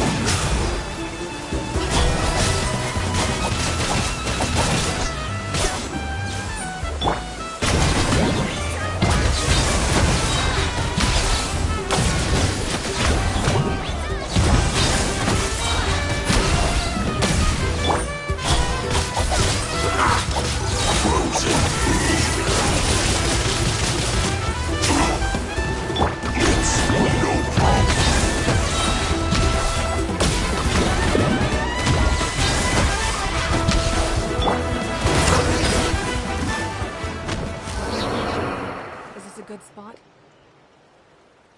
Yeah, looks good. We'll take it from here.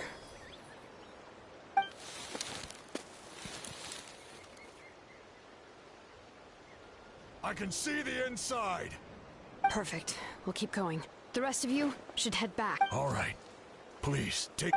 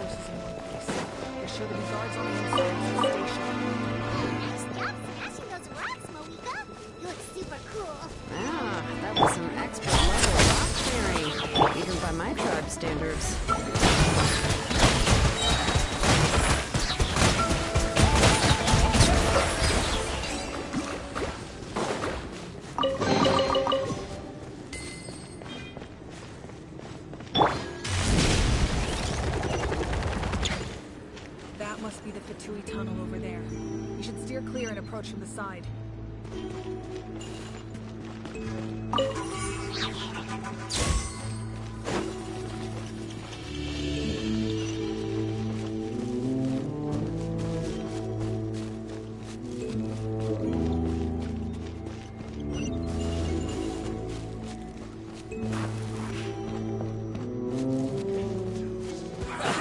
Well, I see through you!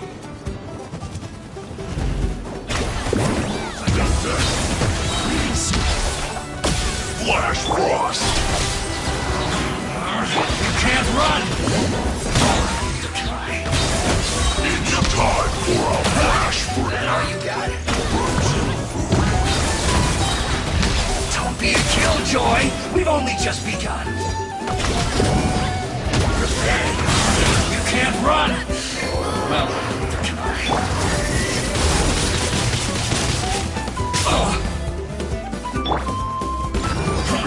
I see through you!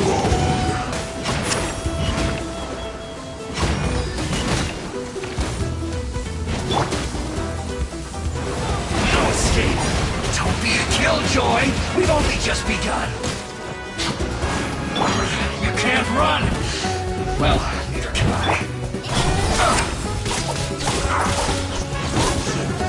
Prepare yourself!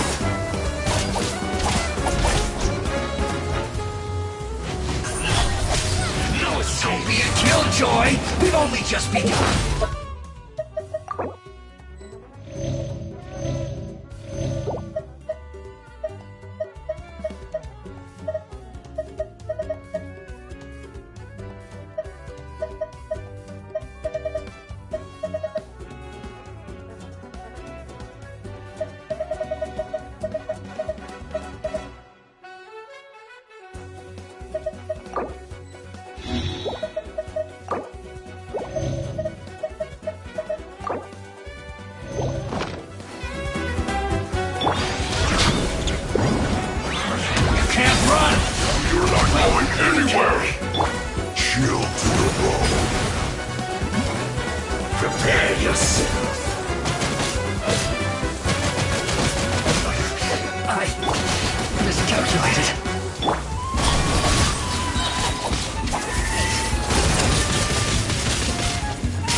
So soon!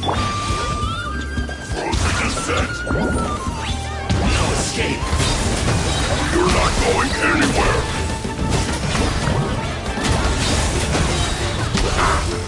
Frozen food!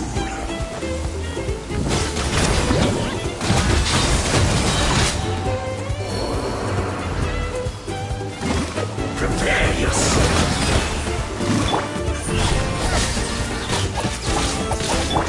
So soon!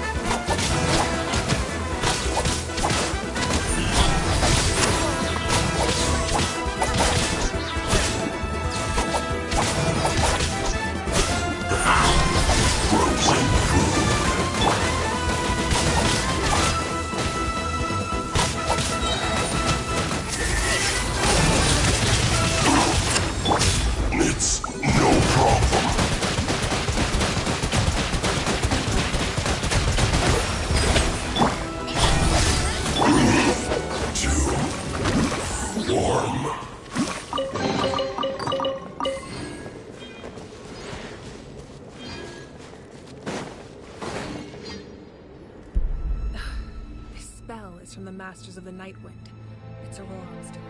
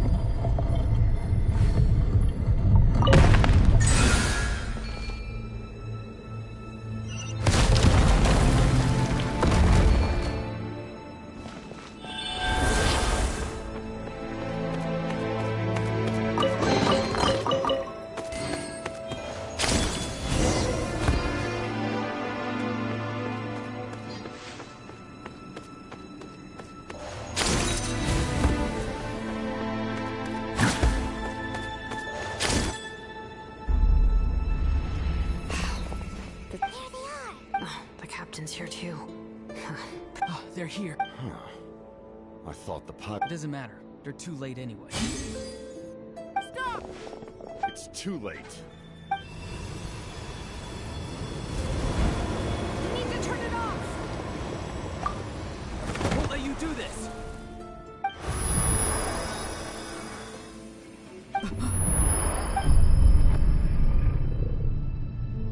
The sound of... What was that sound? Now's our chance to turn off the device.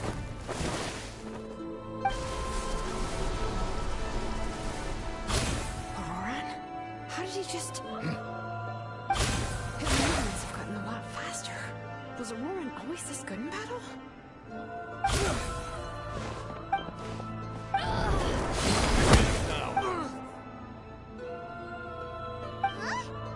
Something's wrong.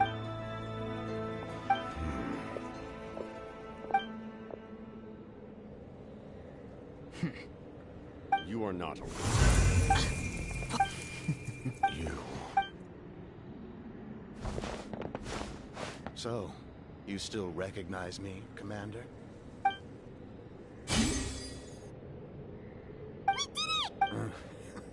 You see? You indulge your sense of honor for just a moment, and now you've lost your chance. His voice is completely different. Is someone... Stop worrying about other people's survival. Please finish what you set out to do. I didn't expect to see you here, but I have to disagree. Abandoning one's comrades is not the way of a war. Why do you care about a doomed man? I know you can see it. He's already close to... After all, his soul has been incomplete from the start.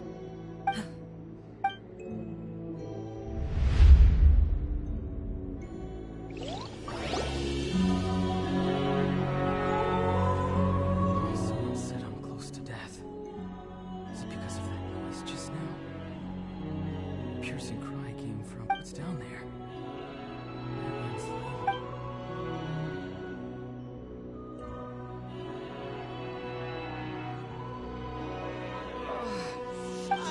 Aurora, it's you. What'll it be today? Oh, why the long face? Don't tell me you still haven't let that go. I knew it was a bad idea to tell you. I heard everyone wanted me to be the savior. Savior? Ha! Sounds nice, doesn't it? But, does such a person truly exist? Even if they do, why would you have to become that person? Auroran, is that you? Oh, here, have a seat. Let Granny cut you some fruit. We just got a fresh batch. Can I get you anything else? Some grilled meatloaf, maybe? Ask for anything you want. We've got plenty of ingredients. What about those spiced rub mushrooms you made me last time, Granny Kuimi? Ah, you liked those, did you? An outlander taught me that recipe, actually. A merchant, to be exact. Never thought about going into business yourself, my boy? You could travel all over. Our Auroran? A merchant?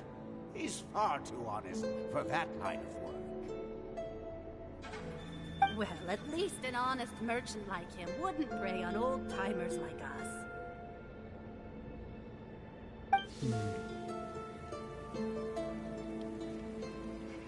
Everyone said a true savior does not really exist, but then...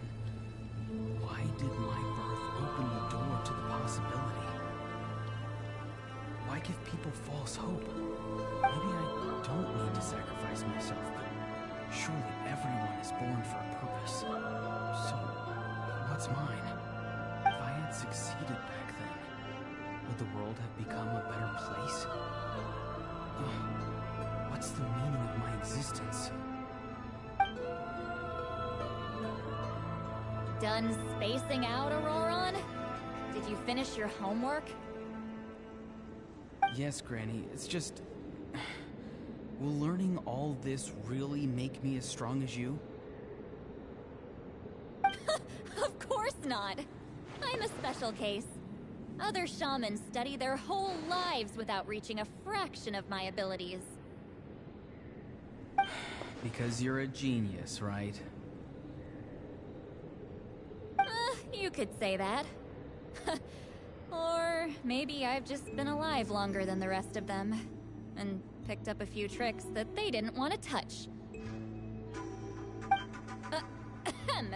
It's rude to bring up a woman's age. Never do that again, no matter the circumstances. I wasn't the one who brought it up. Anyway, class is canceled tomorrow. Go have fun. What about my homework then? Do what you want. What use is it being as strong as me anyway? You've seen how the tribe treats me. They're all afraid.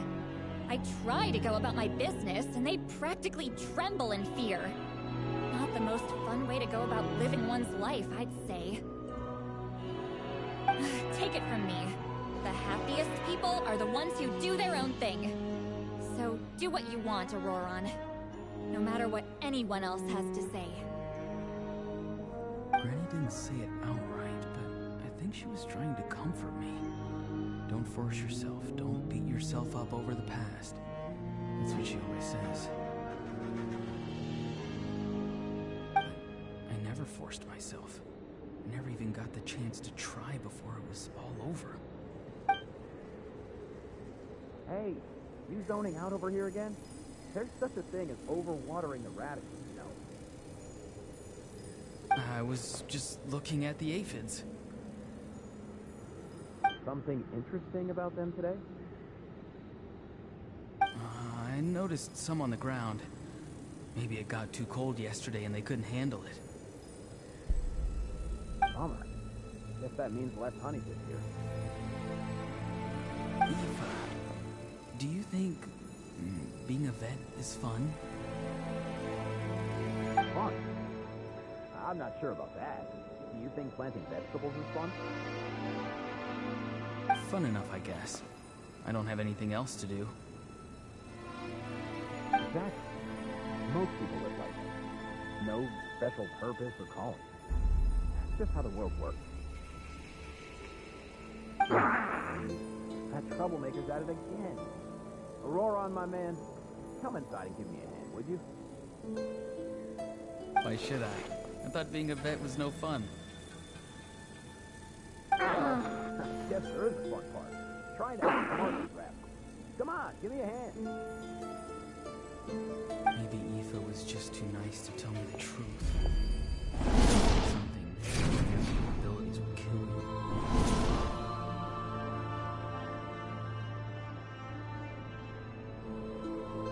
My soul was unstable. I only survived because I had people to help keep me in one piece. Part of me has always been missing. That's why the other spirits said I was close to death, but... Why struggle? Face evil. Just close your eyes and wait for death. It was you, the thing that came out of nowhere. Thing? Warrior. Far stronger than a weakling like you. I'm not weak. There's just a limit to what I can do. And that's exactly why your fantasy is so ridiculous. You really think a useless thing like you can save the world? Useless? Savior? Ha! Sounds nice, doesn't it? But, does such a person truly exist? Even if they do, why would you have to become that person? Exactly. Most people live like that. No special purpose or calling. That's just how the world works.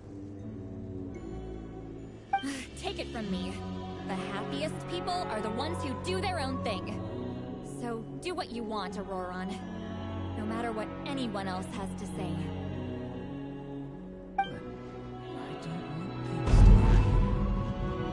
Auroron?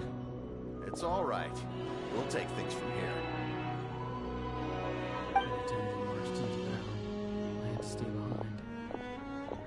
Don't worry.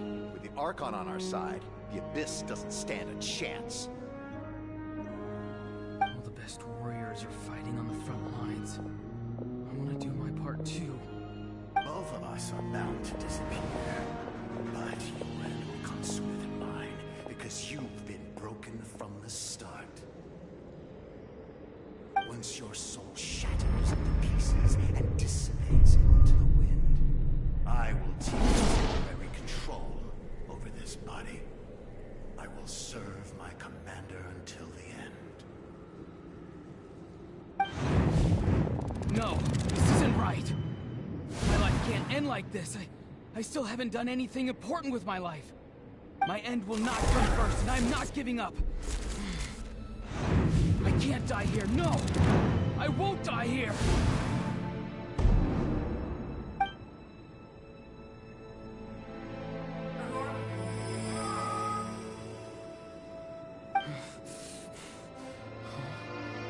That voice. Control your mind. Feel the ground beneath your feet. This is not your end.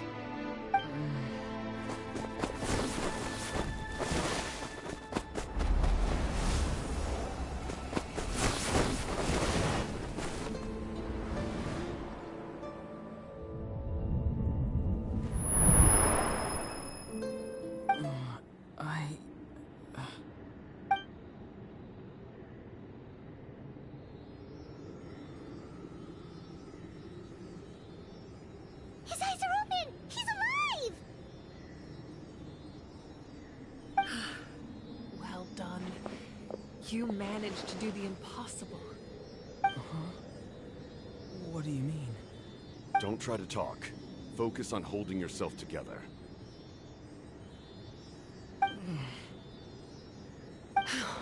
I can't believe the captain did that. Maybe he thinks of Auroron as a comrade. He was helping to rein him in all this time.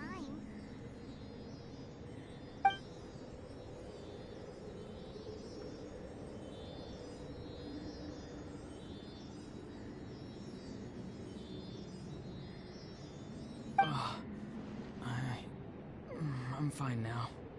Damage to the soul is a tricky thing. The pain almost consumed you for a moment, but you managed to hold on to yourself. That's no easy feat.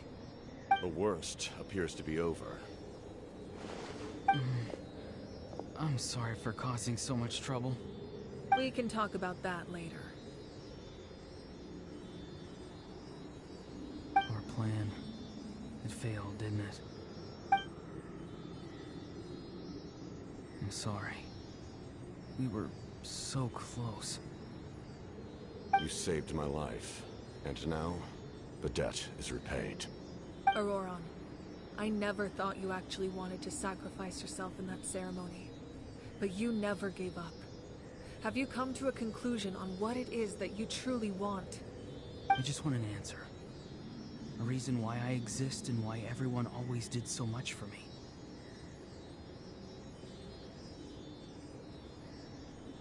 No one is born a hero, and no one should be treated like one from birth. I had a chance to do something important back then, but I failed. All I want is to find some more ways to make up for that. The answer you seek now lies before you.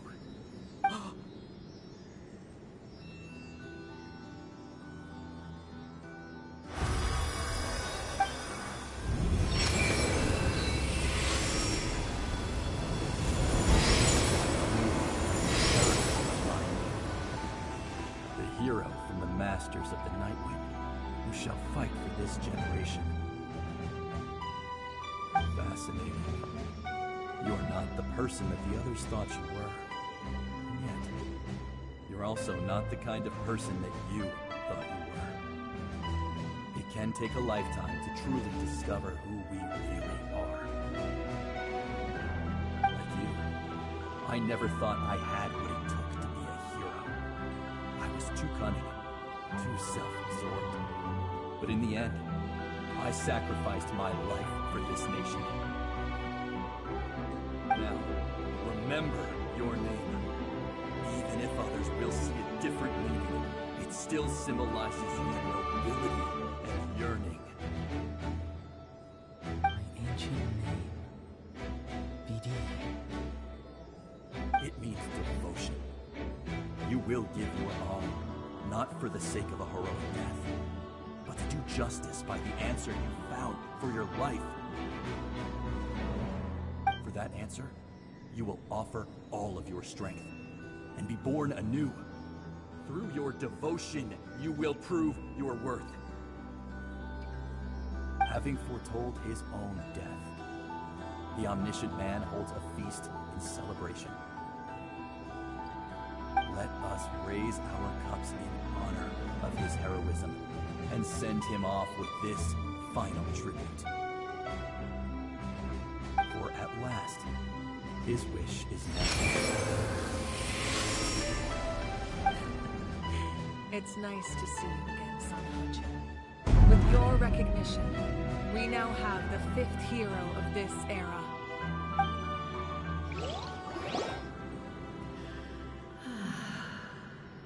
I am happy to see your plan advance one step further. It seems that my cry did not cause irreversible damage.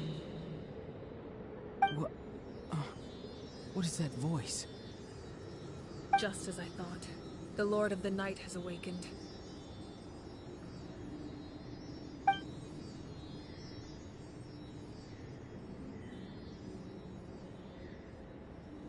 Lord of the Night? As in the one who rules over the Night Kingdom?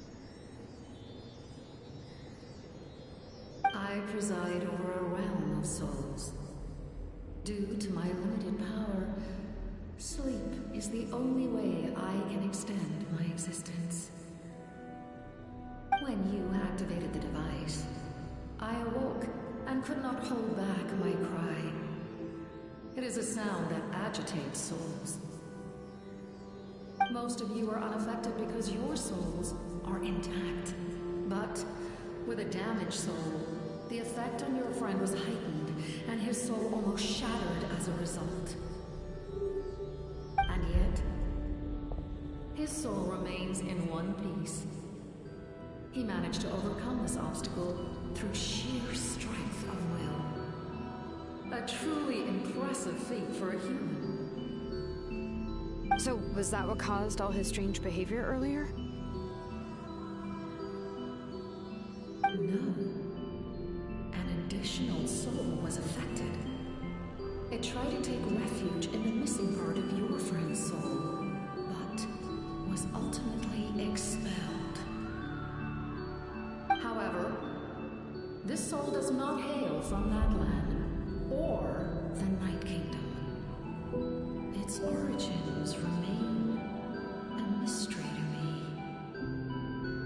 Activating the source mechanism was supposed to reconstruct the ley lines. Why did it awaken you instead? Because I was the one who originally constructed Natlan's ley lines, otherwise known as the Night Kingdom. The ancient battle between the Descender and the dragons destroyed the corner of the world, allowing the Abyss to invade. Natlan's ley lines took the worst of the damage. To aid the people of Natlan, the Lord of the Night used the fragments of the old ley lines to reconstruct a similar network. That's how the Night Kingdom was born. The first Pyro Archon, Xbalanque, strengthened that realm and established the rules that aid our fight against the Abyss.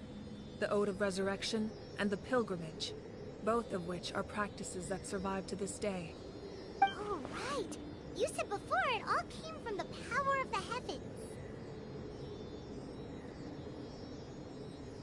The ancient dragons tried to use this device to strengthen the ley lines by imbuing them with power. Back then, this method was rather ineffective. They lacked the skills to navigate the intricate structure of the ley lines. And now, the structure of the ley lines has also completely changed. I am the only possible vehicle for the power generated by the device.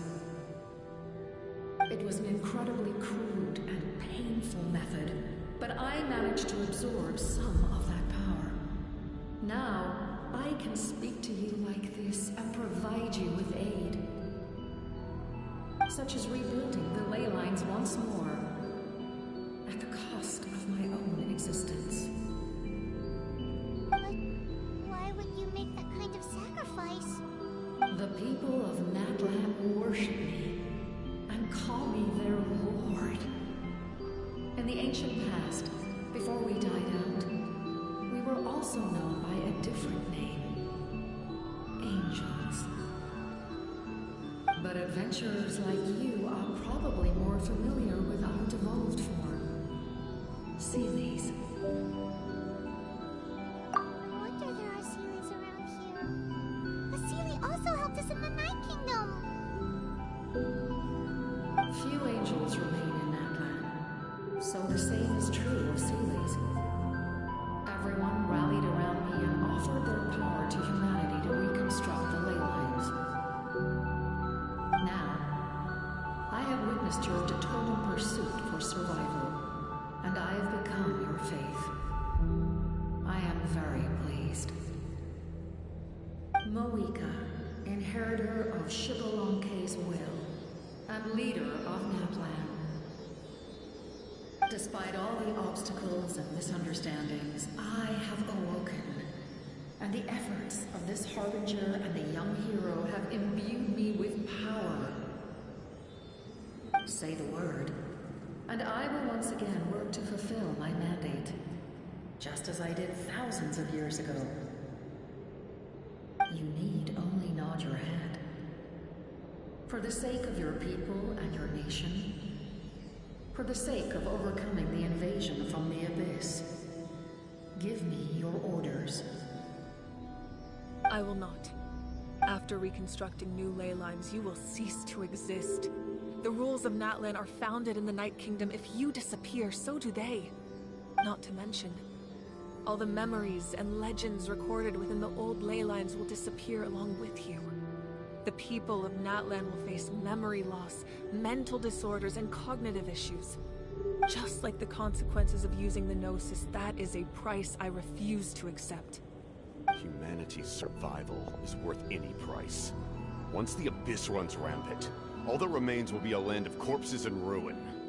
And when the new ley lines are invaded again by the Abyss, what then? How are future generations supposed to survive?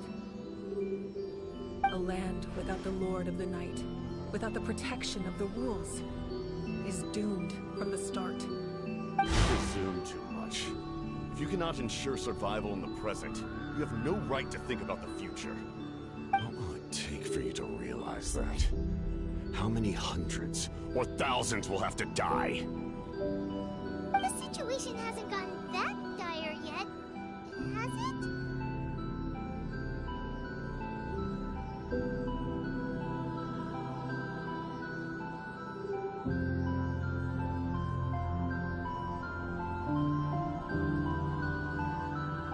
Why? Because I am a survivor of Conria.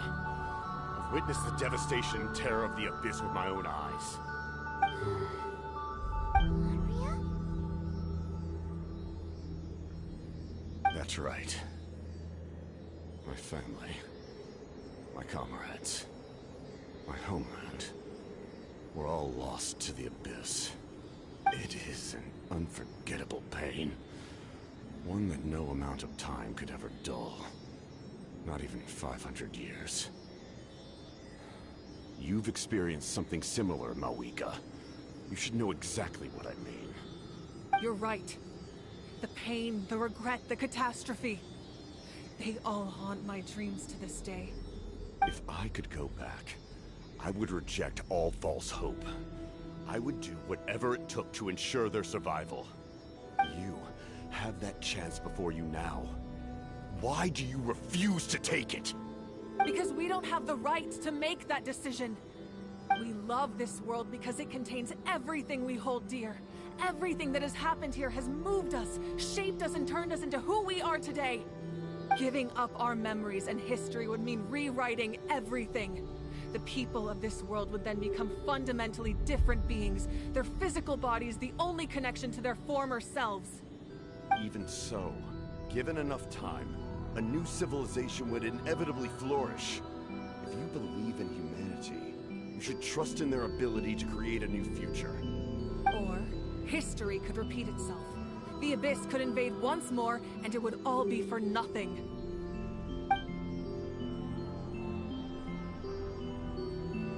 Can I say something?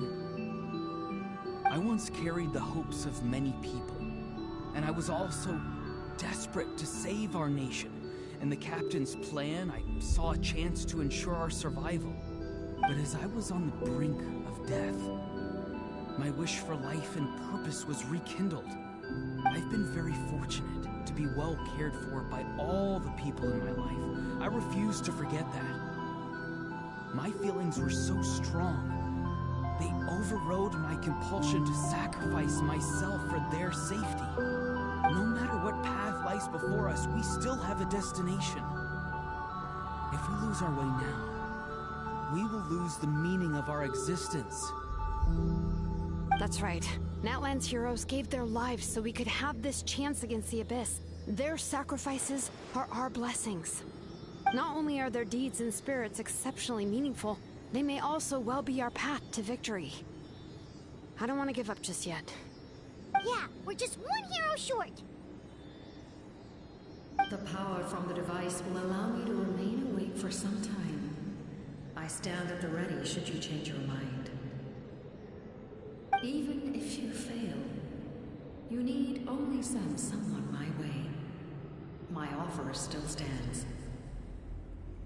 Humanity is truly remarkable.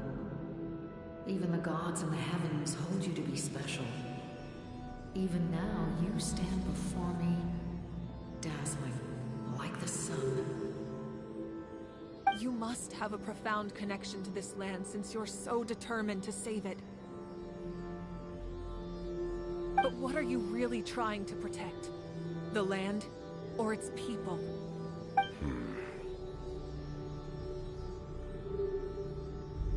Pretty sure he wants to hear what you have to say, Traveler.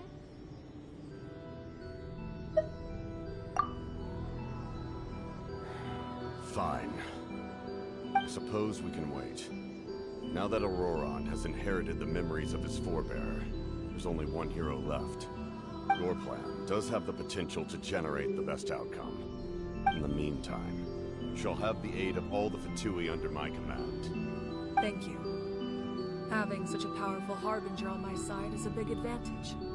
I know we may never completely see eye to eye on what it means to protect life. But for now, I'm willing to fight by your side.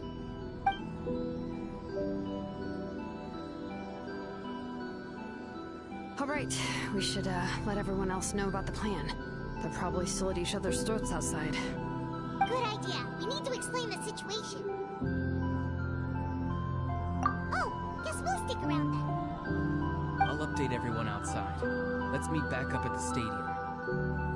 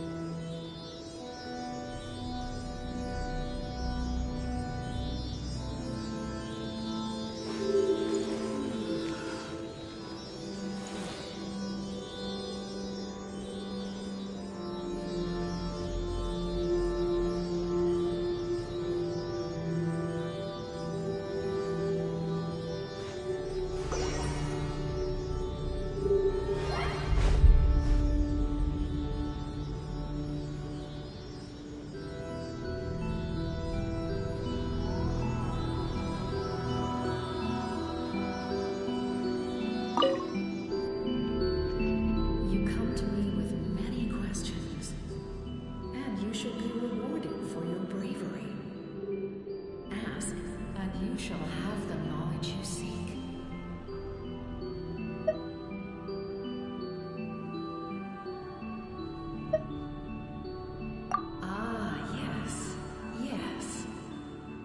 Horizon from the Children of Echoes has yet to mention the matter to me.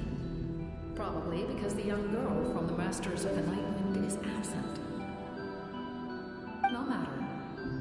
I'll reach out in a dream and tell them what needs to be done. Young girl? What? Did I say something wrong? You come to me with many questions, and you should be rewarded for your bravery. Ask, and you shall have the knowledge you seek.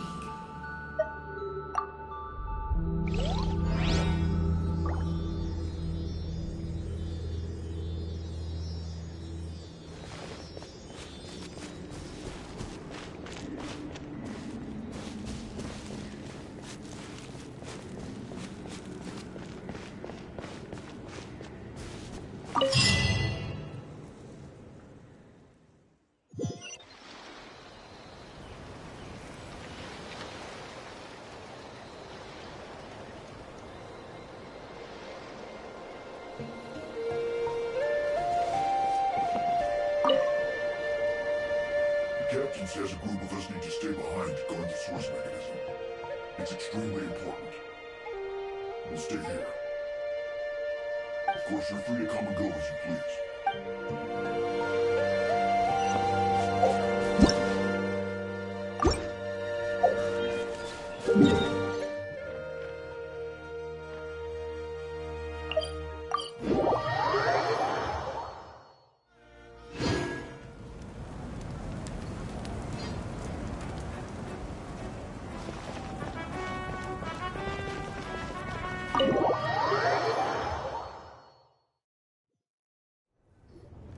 In that case, allow me to formally welcome the Fatui to our cause. We now face a common enemy. It's time to put our differences behind us and look to the future. As for Auroron, his actions may have been out of line, but I don't intend to punish him right now. I'd rather give him a chance to prove himself. A magnanimous decision. We're back! Whoa. Seeing the two of you chatting like this, Paimon almost feels like she's dreaming. This may be an unexpected outcome, but a favorable one nonetheless. Now that we're all here, I have some questions of my own. Tell me, how did you discover the source mechanism? We weren't getting any closer to obtaining the Gnosis, so I had my men scour Natland for a different option. Auroron helped as well. We tracked down 3 scholars, Averawa, Bosomtwe, and Kushtal, and combined the results of their research to locate this ancient device. I've never heard those names before. Seems like my own investigation failed to locate some critical personnel. I'm just not sure how I missed them. Strange. Perhaps they simply live in seclusion. In any case, their results speak for themselves. It's true. Now we have another option at our disposal. Compared to using the Gnosis, our current plan will buy us some time. And if all else fails, we still have this plan as a last resort. Even though executing it will come at a heavy cost. But that means making everyone forget their past. We should definitely try to avoid it if we can. Actually, speaking of the Gnosis, how did you know what it could do? That story begins with the Cataclysm 500 years ago. I failed to save Conria from the rampage of the Abyss. When the situation became unsalvageable, I fled to Natlan with the remainder of my platoon, only to find that Natlan had fallen victim to the same tragedy. I defended this land for quite some time, and, in the process, met the chief of the Masters of the Nightwind, Aizu. I'm sure many people viewed Conria as the cause of the tragedy. But Aizu was kind to me all the same, and even helped me in my time of need. From that moment, I made it my mission to aid Natlan. In battle, a warrior fights to win. Even though my homeland was lost, I was already committed to this fight. Together, Aizu and I fought many battles and overcame countless hardships. However, he was unable to escape his fate. And, in his final moments, told me the secret of the Gnosis. So was he. He recommended using the Gnosis on several occasions, even before the tragedy. But I turned him down each time. And you fought for Natlan all those years ago. Why don't I recognize you? It must be the mask. Even without the mask, my past appearance is long gone. Even with the curse of immortality, the flesh still rots. Wait, do you know someone named Dainsleif? That problem doesn't seem quite so extreme for him. You've met him already? Yeah, a bunch of times. Sounds like you know him too. During the Age of Conria, all I knew was his name. The last time I saw him in person, he was traveling with the princess.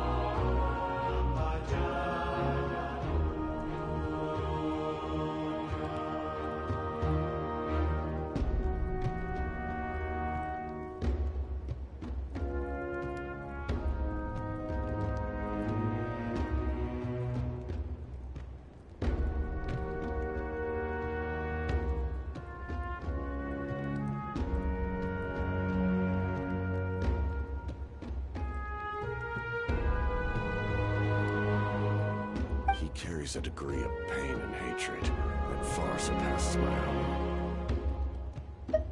Yes, you're the brother of the princess. Given the role I held in Conria, I would prefer not to harm you. Although, this is likely a self-imposed burden. If the princess saw me now, I doubt she would even recognize me. As for your question, I don't know how Dane managed to slow the deterioration of his body. My appearance is much changed, and that's not the only thing. Even my physical strength is a shadow of what it once was. I would have never known. During our battle, it felt like I was fighting against the pinnacle of human strength. And I still lost. I deserve no praise for that outcome. Still, it's a shame we never faced off 500 years ago. I could have seen what I was truly capable of. I agree. Had we fought then, I'd also have been more motivated to go all out. So, all that commotion back at the stadium, and you're saying neither of you were using your full strength? I'd say we're evenly matched. If we face off again, victory will come down to who wants it more. I imagine you held back since there were spectators around that could have gotten hurt. But capitalizing on that situation would have only led to a hollow victory. It would have been no different than taking hostages. My goal was the Gnosis, and I failed to obtain it. That means I lost, plain and simple.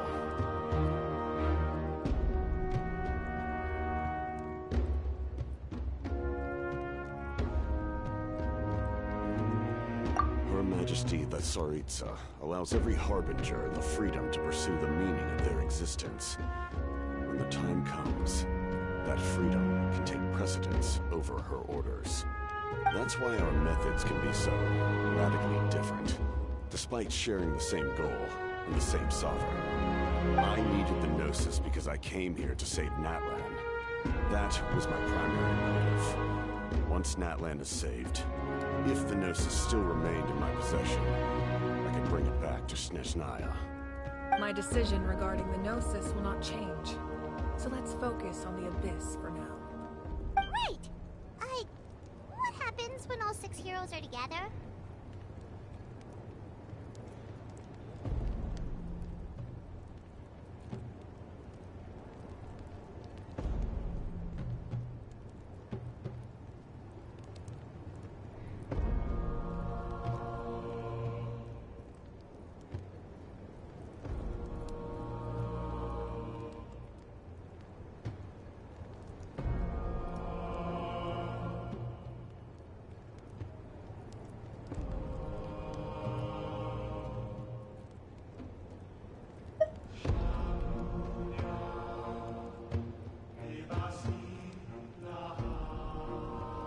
We will unleash a great power that can be used to thwart the Abyss.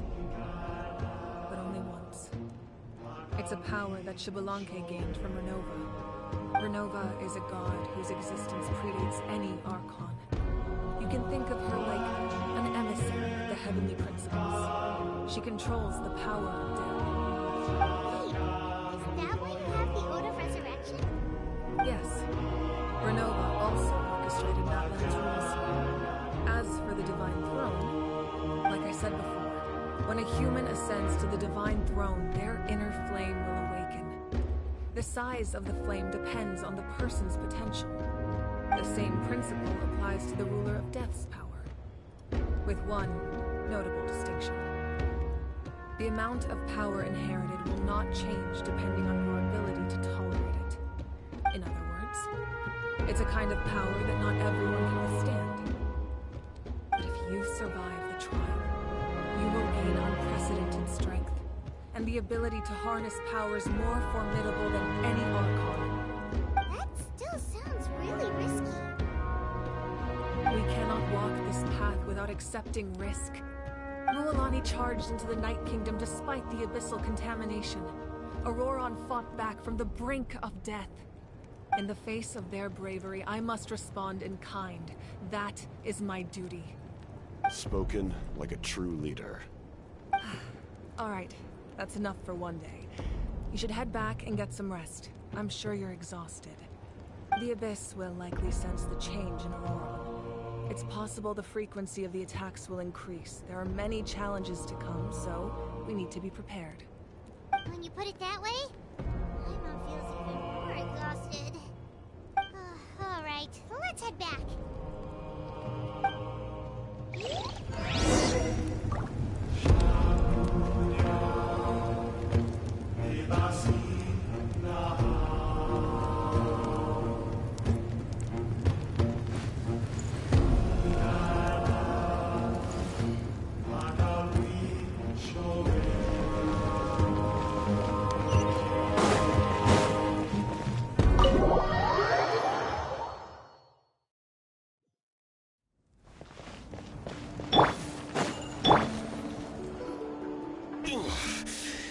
That hurts.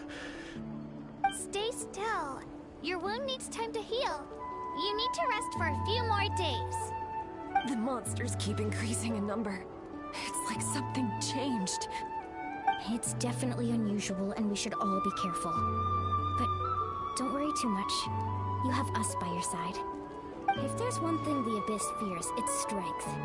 If they think we're easy prey, they've got another thing coming. Oh, someone's calling us. Coming! Coming! Something wrong, Traveler?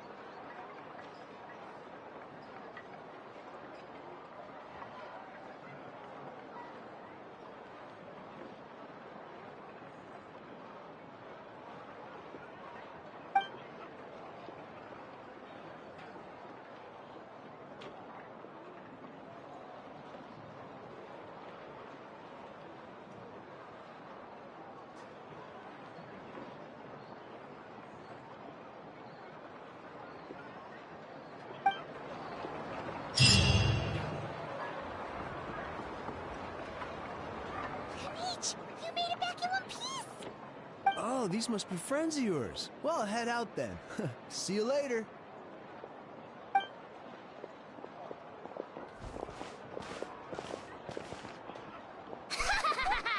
It was a piece of cake. Those invasive pests are lucky someone called a truce, or we would have burned them all to ashes.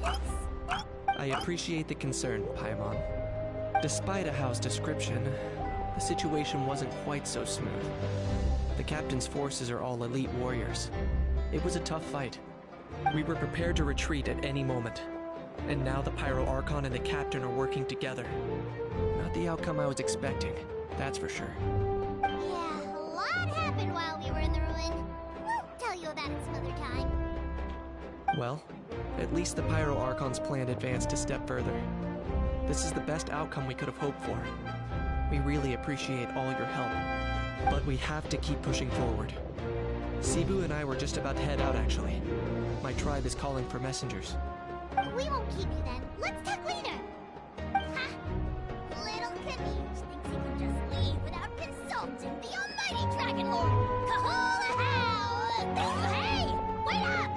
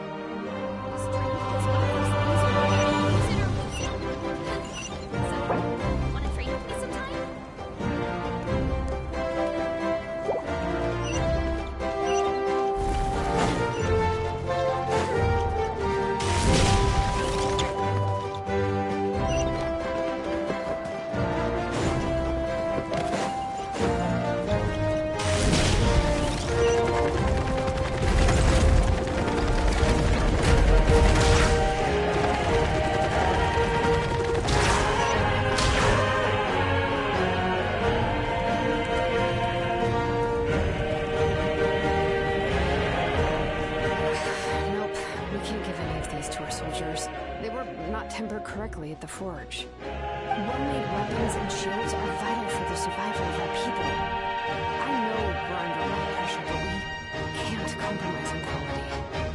Listen, I'm not blaming you. I know this isn't your usual standard of work.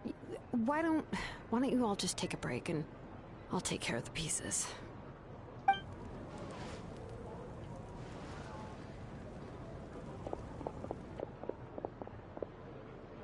Hey, Shilona? Is something wrong? Nothing I can handle. Just, some rushed defective goods, that's all. Even the most skilled craftsmen make mistakes under pressure, and if you two want to avoid the same fate, you should really get some rest. You must be exhausted too. Don't worry. I like it that way.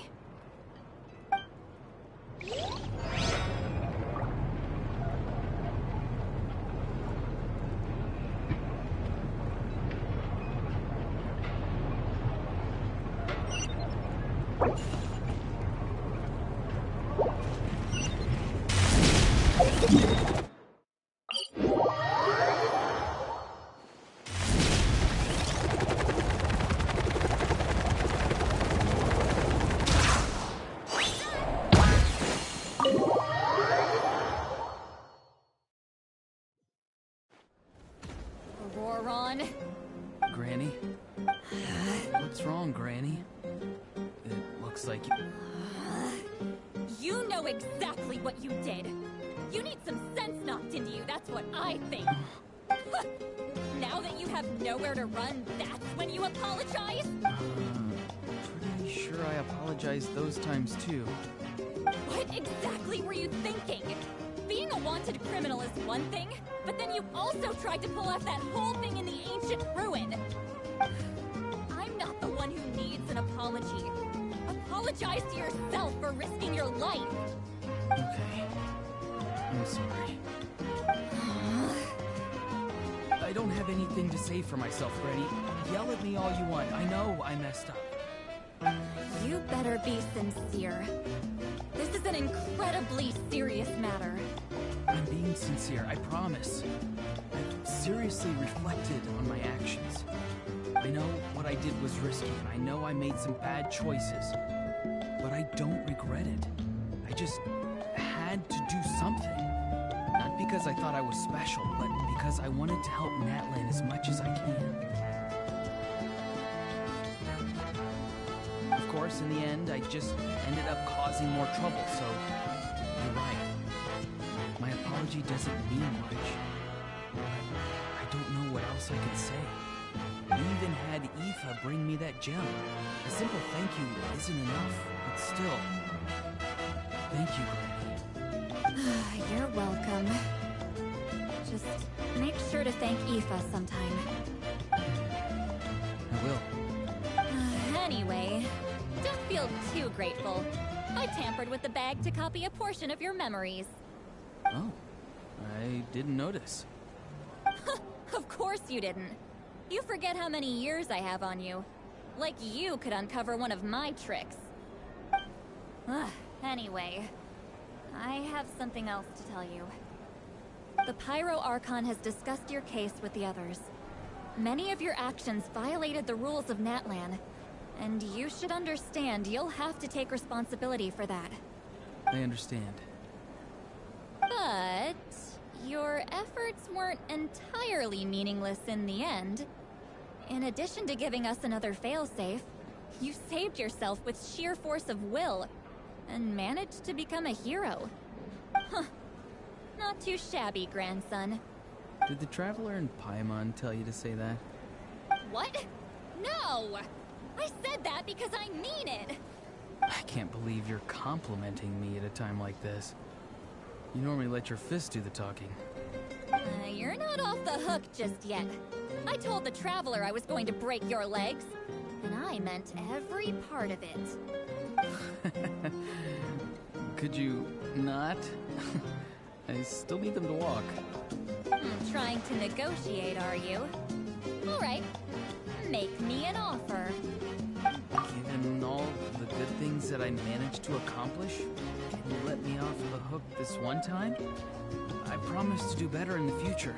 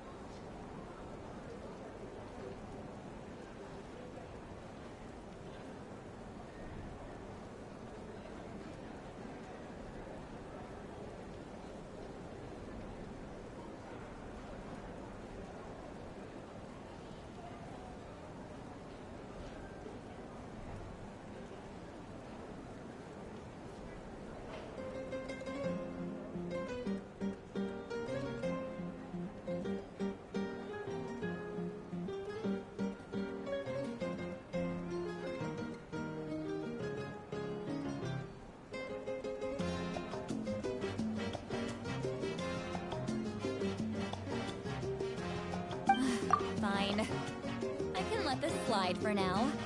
But I'll be watching. We'll see if I change my mind. Oh, Traveler, Paimon. Didn't expect to see you here.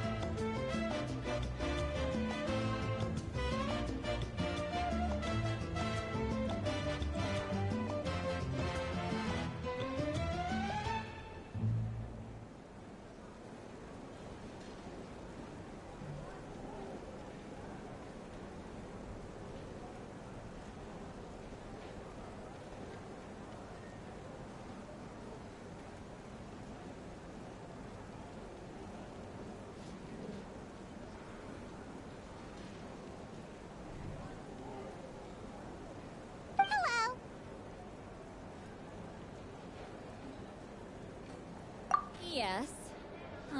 Looking after these little rascals is rather exhausting.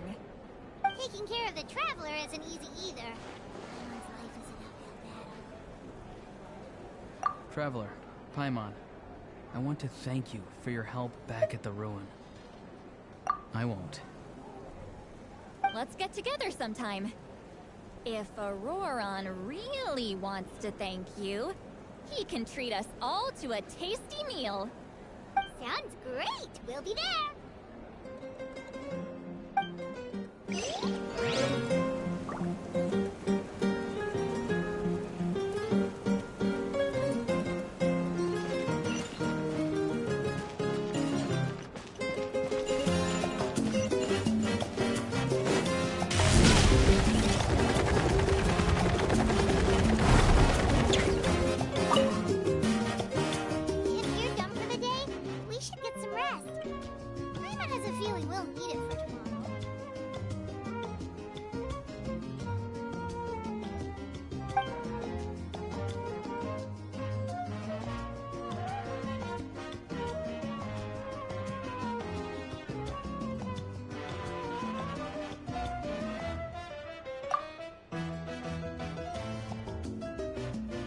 You ready?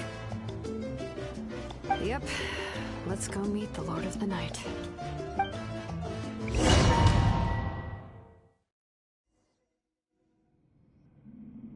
So, this is where you heard the Lord of the Night? Hopefully we made it before she falls asleep again. Fret not.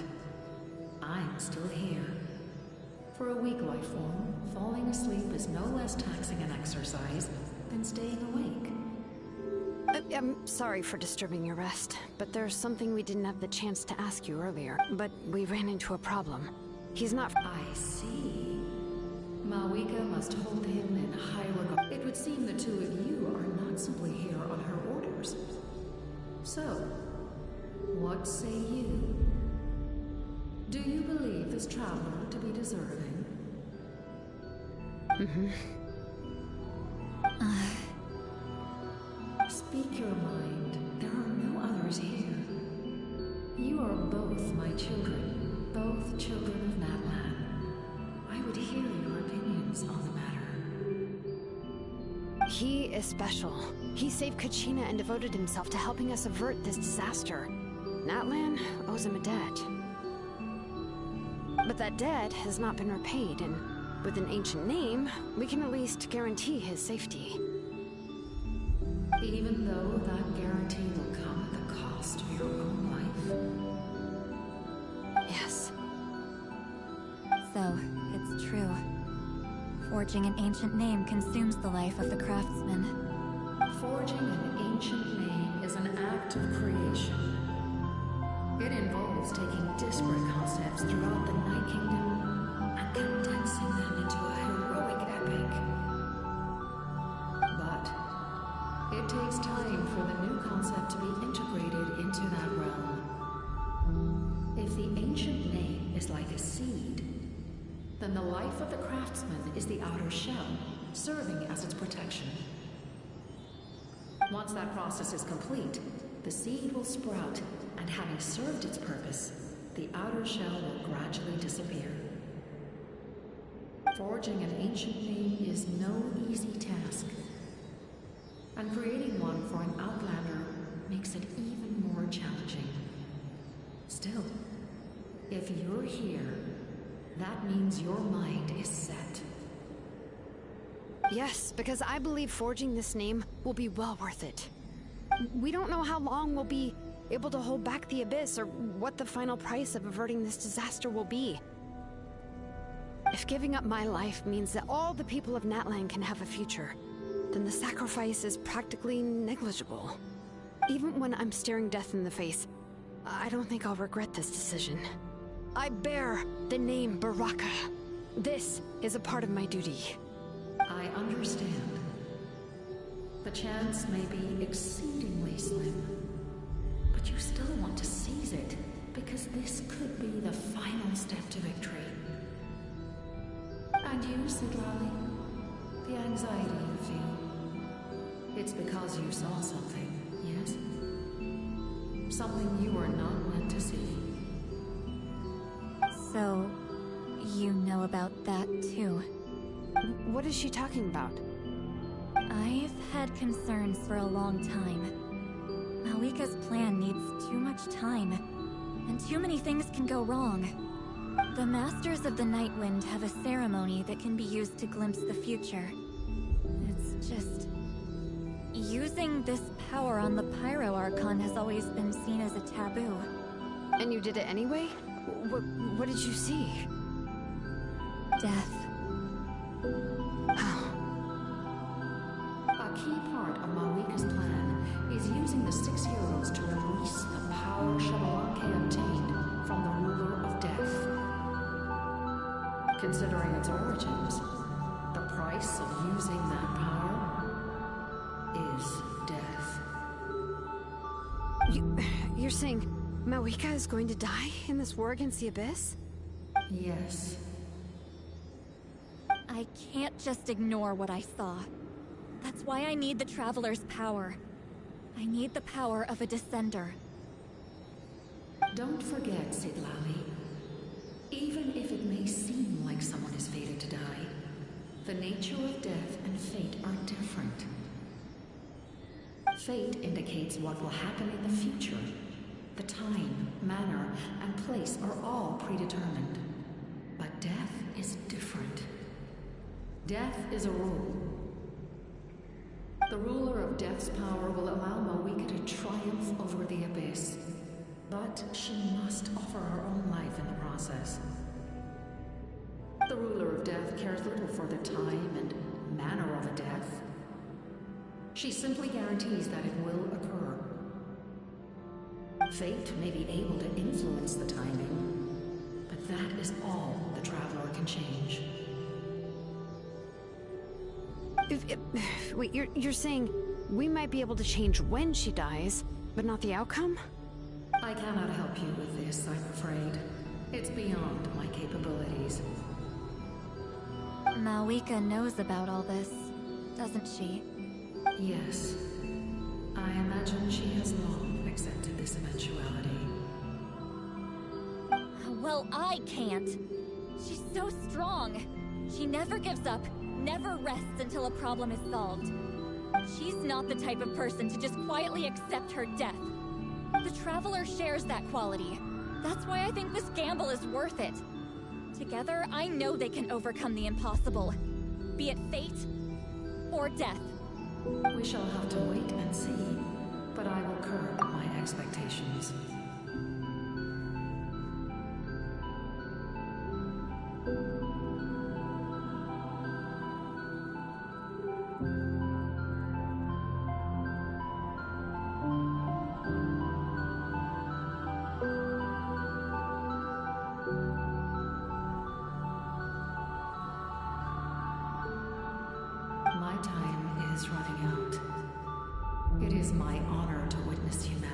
this moment of absolute determination. We won't forget your contributions. Once we deal with the Abyss, we'll find a way to keep you alive. Thank you for saying that, but there is nothing you can do. How many years of life are enough? 10? 100? 1,000? 10,000? The Night Kingdom will disappear. The humans will continue to fight against the Abyss, and in the end, all will cease to exist. When you consider all of that, extending my life is meaningless. That's what makes us different. Even if our end comes tomorrow, humanity will still do whatever it takes to survive today. Exactly. Times like these always fill me with admiration and reinforce my commitment to the mandate I shoulder. My creator was right in esteeming you as special above others. Here. This is my gift to you and an extension of my will. It can record the traveler's experiences in this land, whether from the past or the future. With it, you can forge the ancient name you desire, and the traveler will also become a hero forever recorded in the memory of Natlan. Thank you.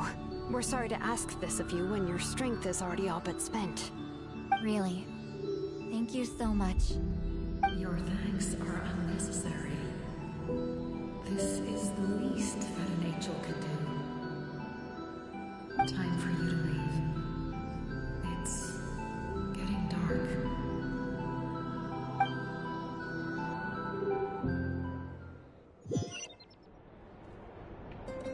I can't sleep with all this noise outside! Forget it, let's go check it out!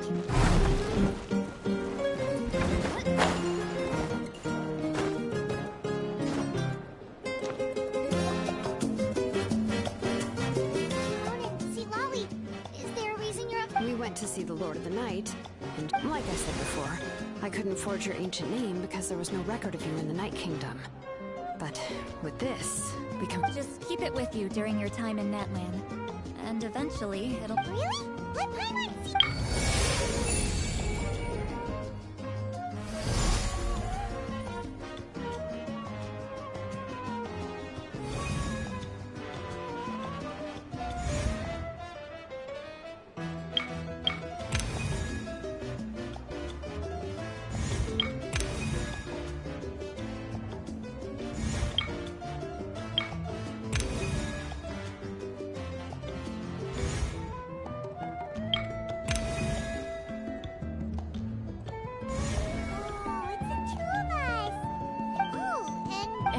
concrete medium.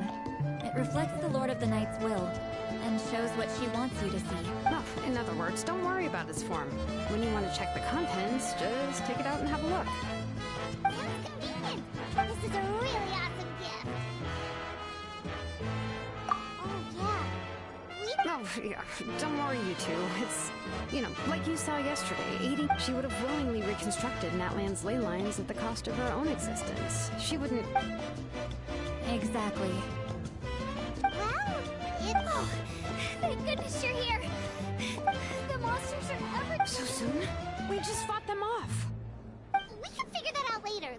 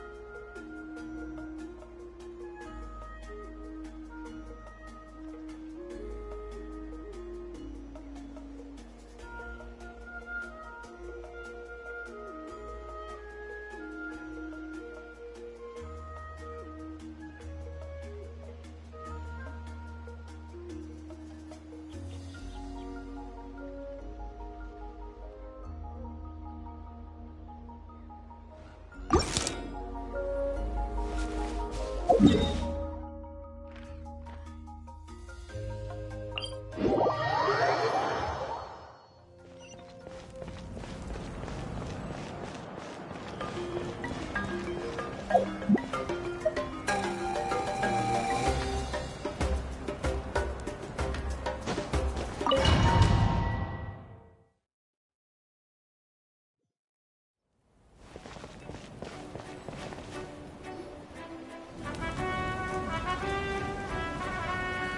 see.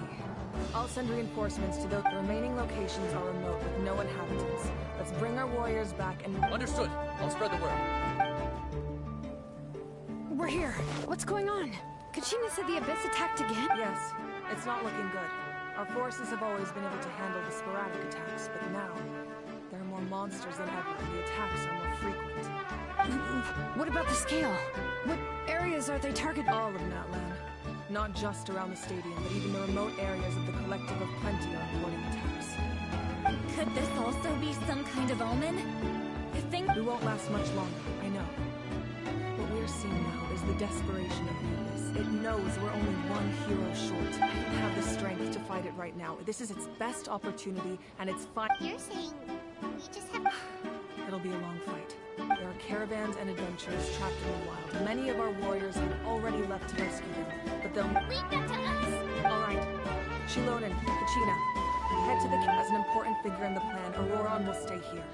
Understood. I'll leave... I prepared a hot air balloon to take you where you're needed. Messengers from the Scions of the Canopy are traveling off as I receive intel from the... Alright, no time to lose. Let's go!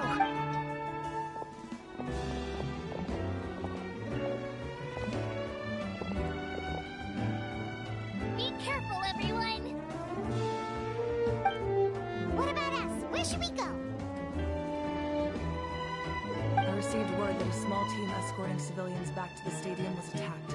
They won't be able to hold... Can I leave them to you? Thank you. The hot air balloon is over there.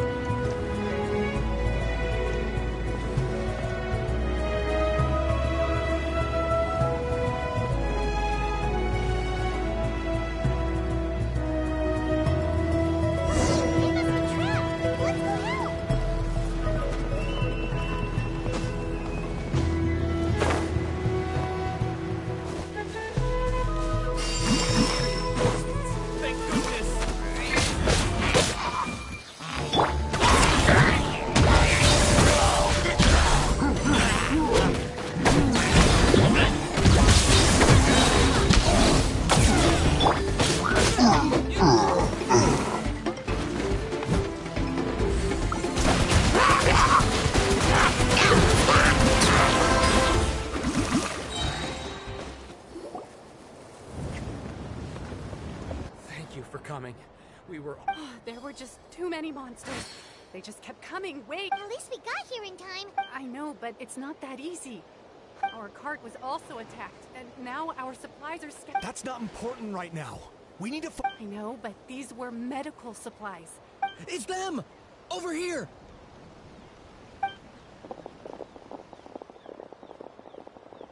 We came to help, but looks like you don't need it. Now we can head straight to the next location. What other areas Here, take messengers from the Scions of the Canopy. If you see a messenger from the Scions of the Canopy, feel free to ask them about the latest battle situation. Thanks! Now, seems like you can hold your own in a fight. So let's split up. Choose where you want to go. Still? It's all right. Don't... But if we stay here... What do you think, Traveler? Should we stay and help? Paimon will do whatever...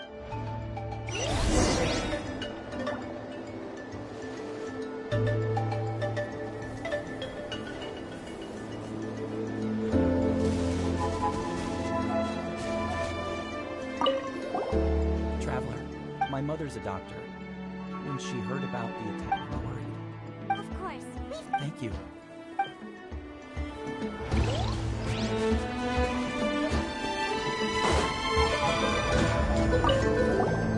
Do you get...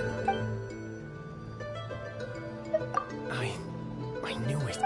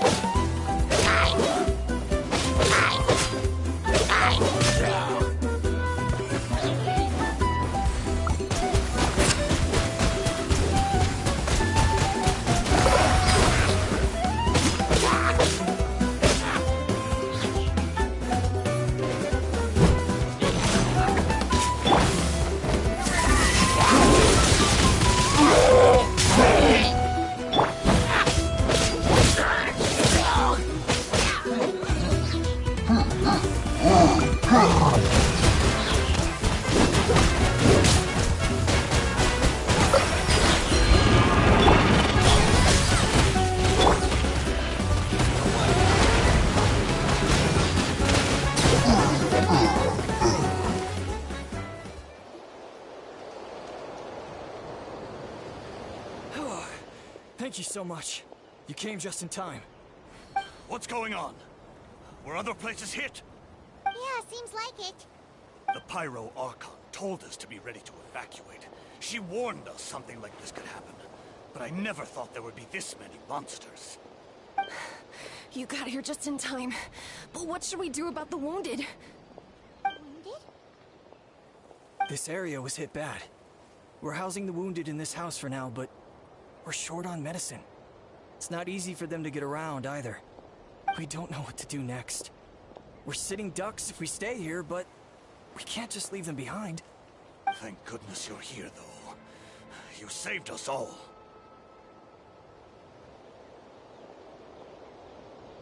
You're right. The monsters are gone. So should be safe for now. Some of my men can escort them. That will take time, though. And some of the wounded can't walk. They might have to stay here. Don't worry. Once we escort the first group, I'll call for reinforcements. That way, everyone can evacuate.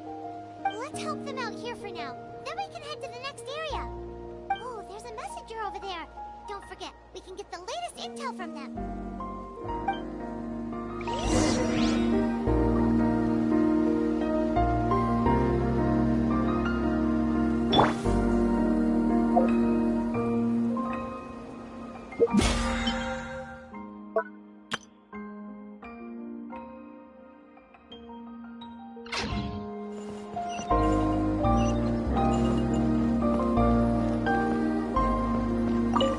Thanks for hanging in there.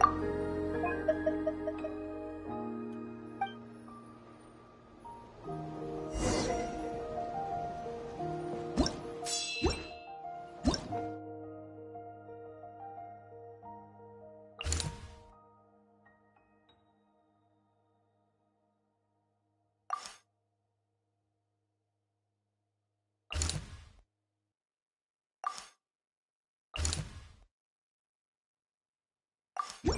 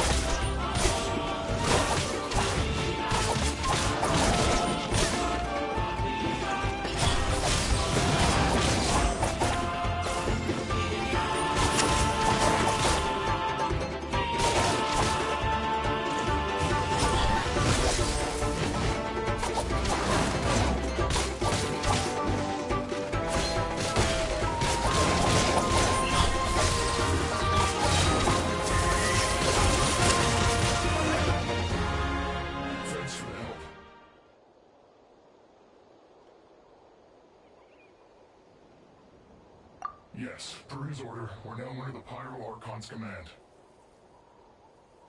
Not everyone understood his decision, but our Lord's orders take precedence over all. We're alive because of them. They saved us. Well, yes. Agreed. Where are you headed? The people of the Springs? That was the plan. I suggest heading to the stadium. Most of the manpower will be focused there, so it'll be safer than staying with the tribes. Once we take care of these monsters, some of our soldiers will escort you. Thank you so much. Guess a little extra help never hurts. People from all over Natlan are heading to the stadium. That area needs to be the center of our defensive efforts. If your other tasks are complete, I'm sure the people there could use your aid.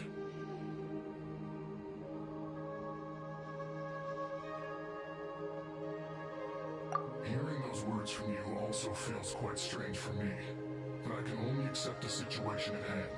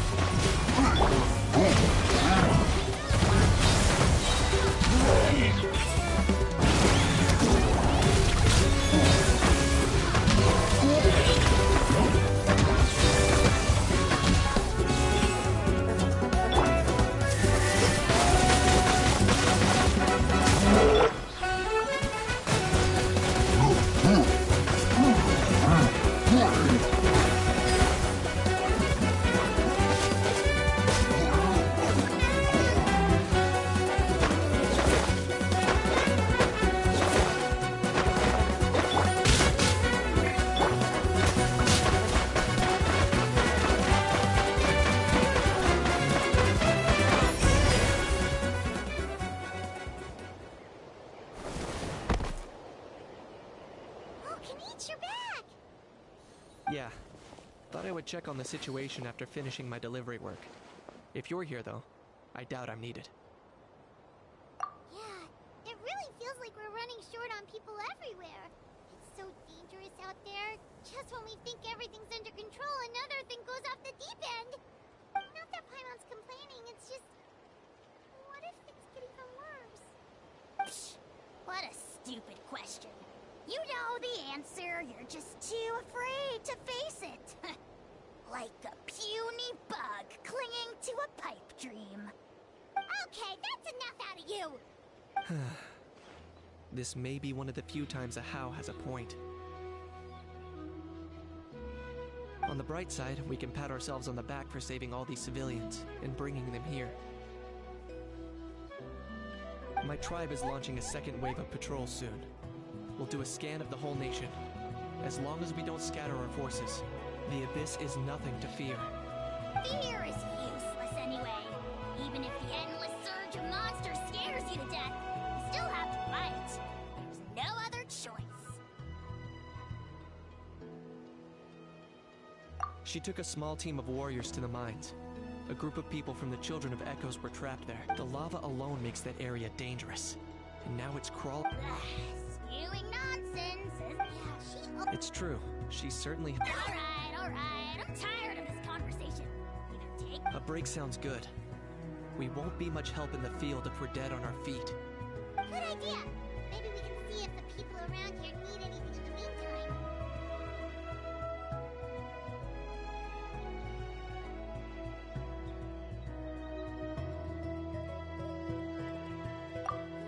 Looks like we're on the same page.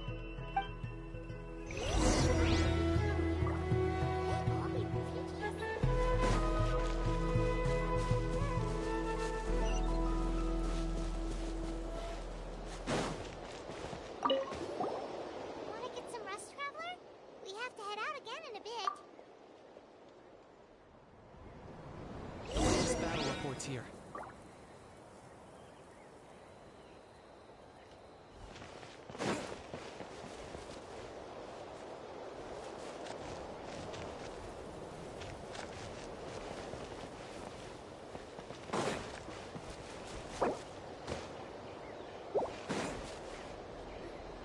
The situation is still quite grim.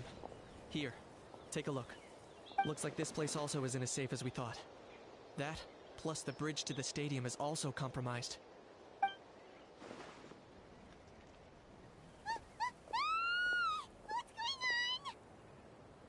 Rabble-rousers return! They don't know. An abyssal pylon. Here.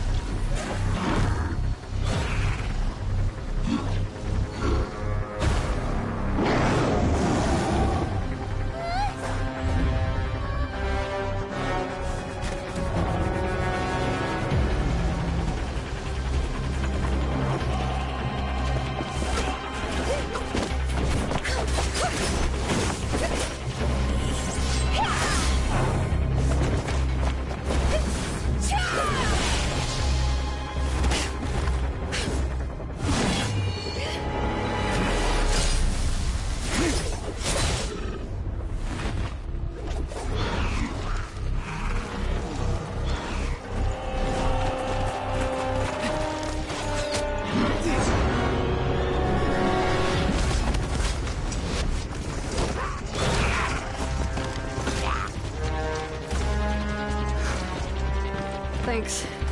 The situation is grave. Hold this position. Keep the people safe.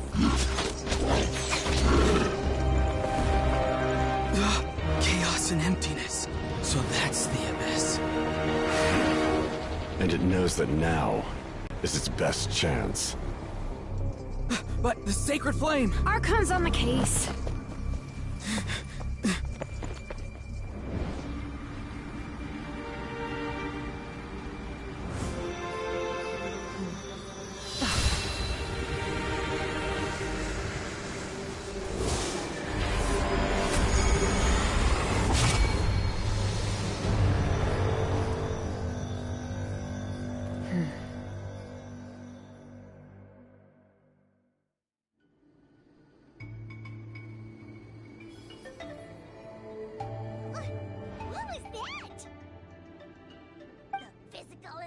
basement of pure dread and destruction.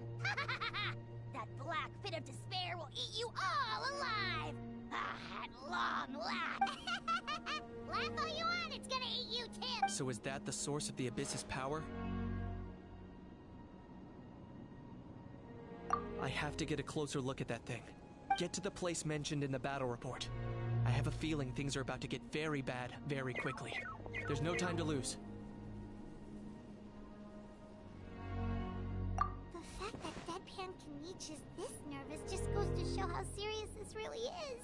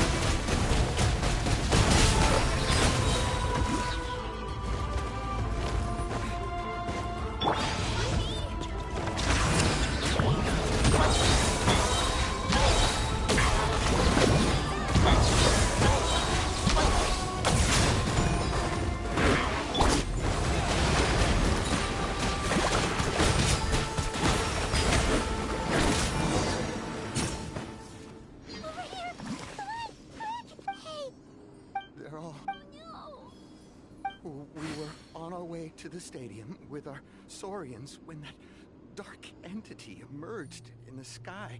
Seconds later, the abyss monsters appeared and changed, and they fought till the end to protect us.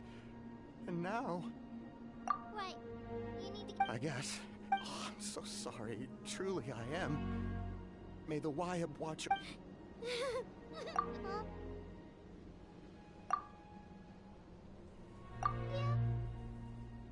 But anyway, right now, let's focus on getting them to the stadium. With any luck, there'll be an update waiting for us there. If not, we'll just have to play things by ear.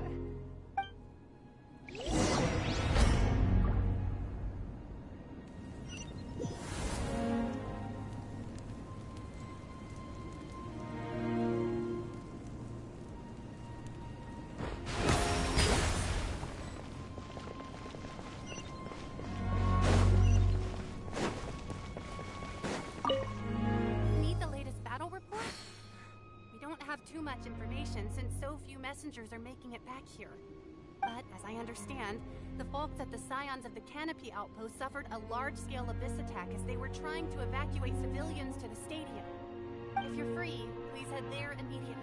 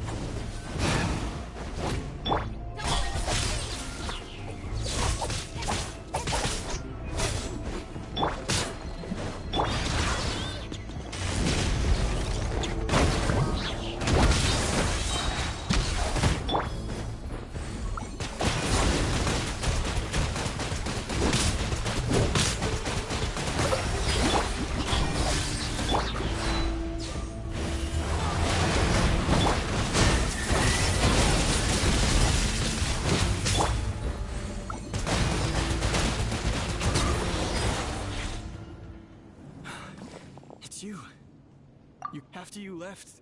Some of them started evacuating the civilians, while the rest stayed behind to keep guard, but... they're all dead. We're done for now. The Abyss will attack again any minute. And then I'll be a dead man too. Hang in there. We'll think of something. Like what? None of the civilians have any combat experience. There are... The monsters are gone for now, right? Get back inside! I know it's dangerous. That's... Same. Huh? Can you spare some equipment for it? I've never been in a battle before, but I'm young and I can hold a weapon. And I used to fight in the pilgrimage when I was a younger man. Admittedly, I never made it very far. But if you hand me a spear, I think the old muscle memory will kick in. There are others willing to join us as well. I persuaded them to fight. We can't let the blood spilled by our warrior brethren be in vain. We can't watch on as our heroes lose heart. And we can't let them fight alone. We don't have much equipment.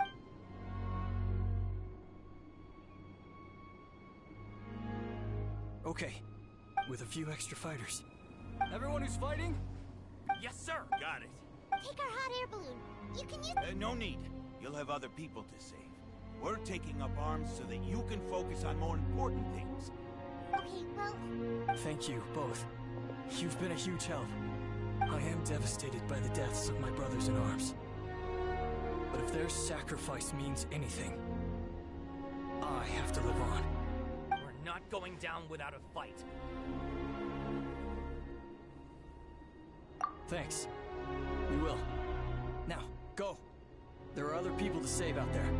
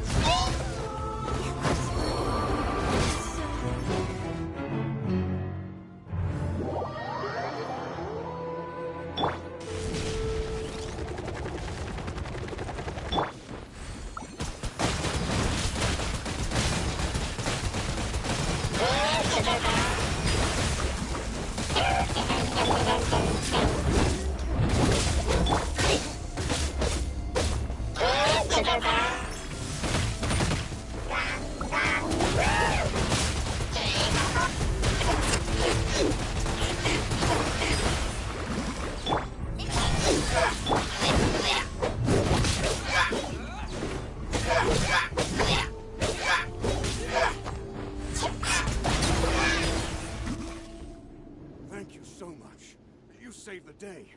The enemy attacks grow stronger with each wave. Given how few of us are left, I think it's time to cut our losses. This base is as good as gone. Yeah, everyone needs to stick together. Better late than never. Time to evacuate.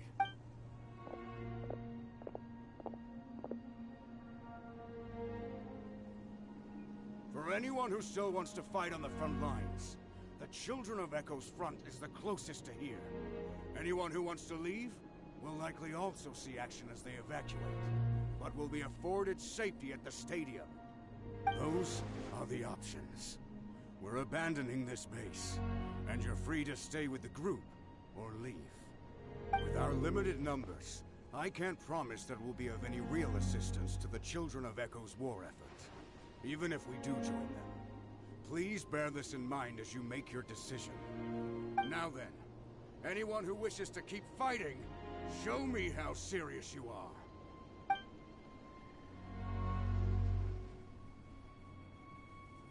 Really? Even after my less than rousing speech? Why would we give up now, after everything we've been through? We didn't stick it out this far just to admit defeat. We can't give another inch to the Abyss. We have to fight them back. If not for our own sake, then at least for our fallen brethren. Very well. For Natlan. For Natlan! We may be few in number, but our will remains strong. We will join the ranks of the Children of Echoes, and they will be stronger for it, however little. Okay, well, take care of yourselves. Don't worry. It'll be just like another Night Warden war.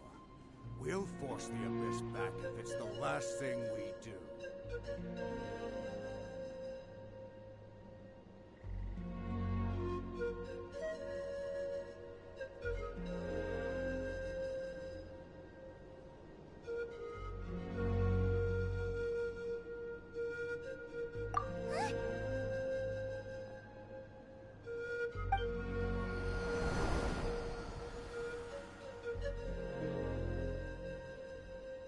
Shoot! That creepy abyss thing is raining down a dangerous-looking substance again! That's over towards people of the Springs territory. From what I've heard, their defenses have been substantially weakened by the Abyss invasion. Then let's head over and check on them!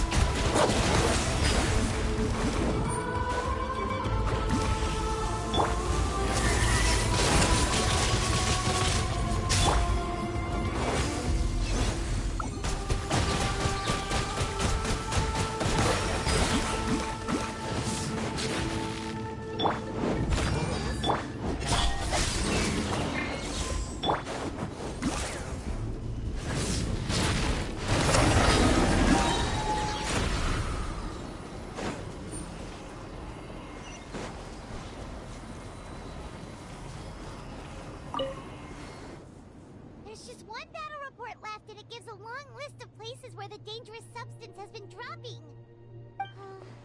This is the first report we've had in ages, which means the messenger's job has become all but impossible.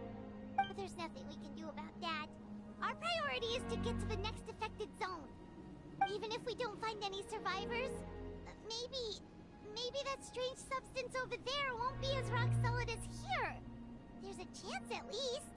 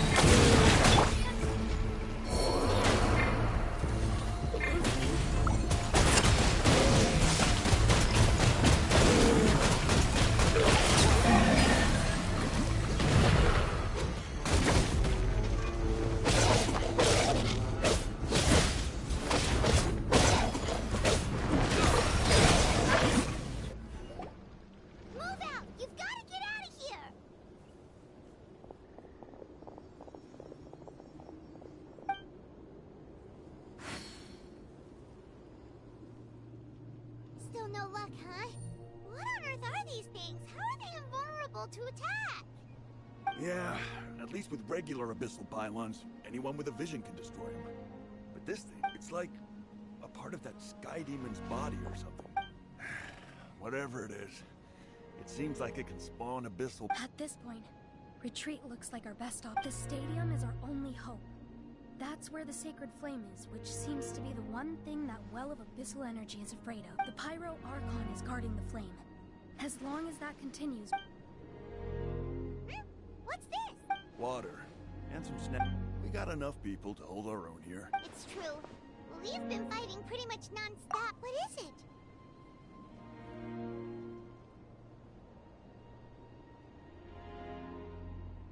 Oh, you're right. Well, then guess, it's your decision.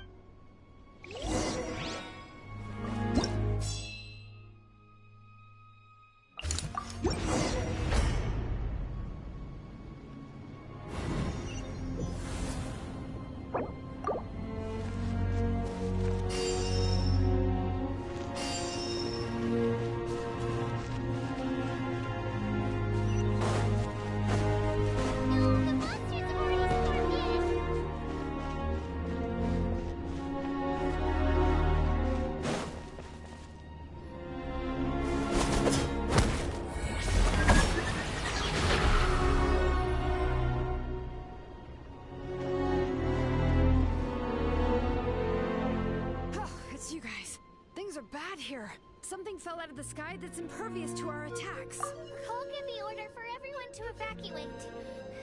It's a good thing you did, otherwise we might not have made... Kachina, he and I can deal with the remaining monsters and abyssal pylons. You... Got it. Stay safe, Kachina. Come on, let's get this done.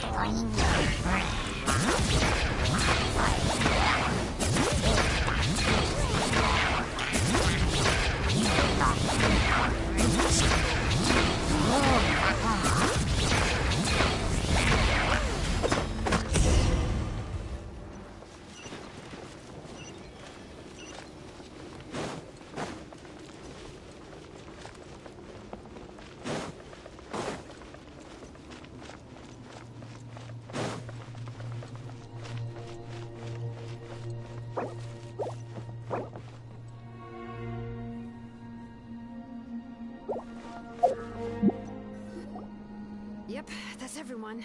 And no more casualties by the look of things. Yeah, this is, good. We can evacuate shortly. I appreciate your help. How are things out there? Pretty dire, I bet. Some of the things I've seen, I don't know if I'll ever be able to get them out of my mind. Are we in Natlan doomed to this fate? I've never witnessed a full-scale abyss invasion before. I mean, I'd heard stories about the sky being painted black, but I always thought that was an exaggeration. Malika has witnessed this all before, so she knew better than anyone the terror and despair an abyss invasion would bring. Yeah, and despite that, she's still facing it head-on. We've had to abandon our homes and chase the dying light of day. And maybe the only time we'll see the dawn again is in our dreams. But as long as there's even a sliver of hope, I am not gonna give up.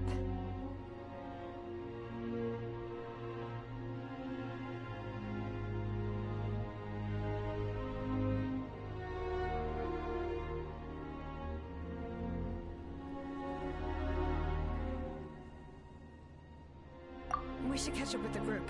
Let's go!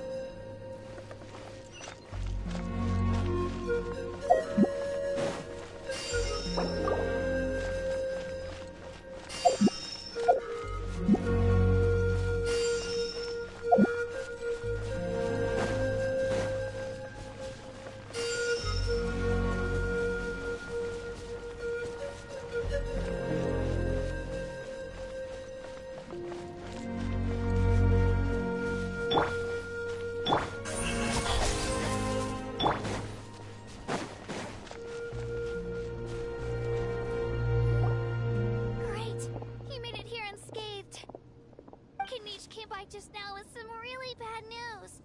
Those indestructible abyss things have been dropped by all of the tribal territories. So it wasn't just the Children of Echoes. Even the Collective of Plenty was affected. And they're the furthest away. But the worst affected region was the Flower Feather clans. He said it's a complete disaster over there. What? Isn't that Chaska's tribe? She said she was gonna take Koichi home to rest for a while. Kanich didn't even stop to catch his breath before leaving for the stadium. He said he was gonna try and assemble a team to go and support them, but... But how, right? Everyone's struggling just to defend themselves. There's no spare manpower. At this rate, it won't be long before even the stadium is indefensible. With everyone congregating at the stadium, the Abyss forces will start converging there too. Then, there'll be a battle on a scale much larger than anything we've seen so far. On the bright side, at least my old injuries aren't playing up at the moment. It means I can actually join in with the fighting. The crux of the issue is that the heart of the Abyss itself has joined the invasion. That's a power we just can't match. I have every faith in the courage of our people. The Natlanese will never give in to despair. But still, the fact is, our lives are more fragile than our spirits. Traveler Paimon knows what you're about to say.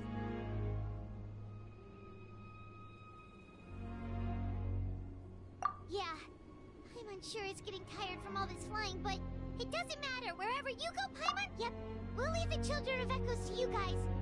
Flower Feather Clan, hang in there. We're coming. Really?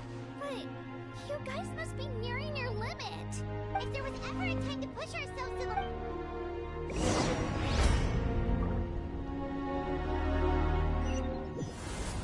Wait, over there!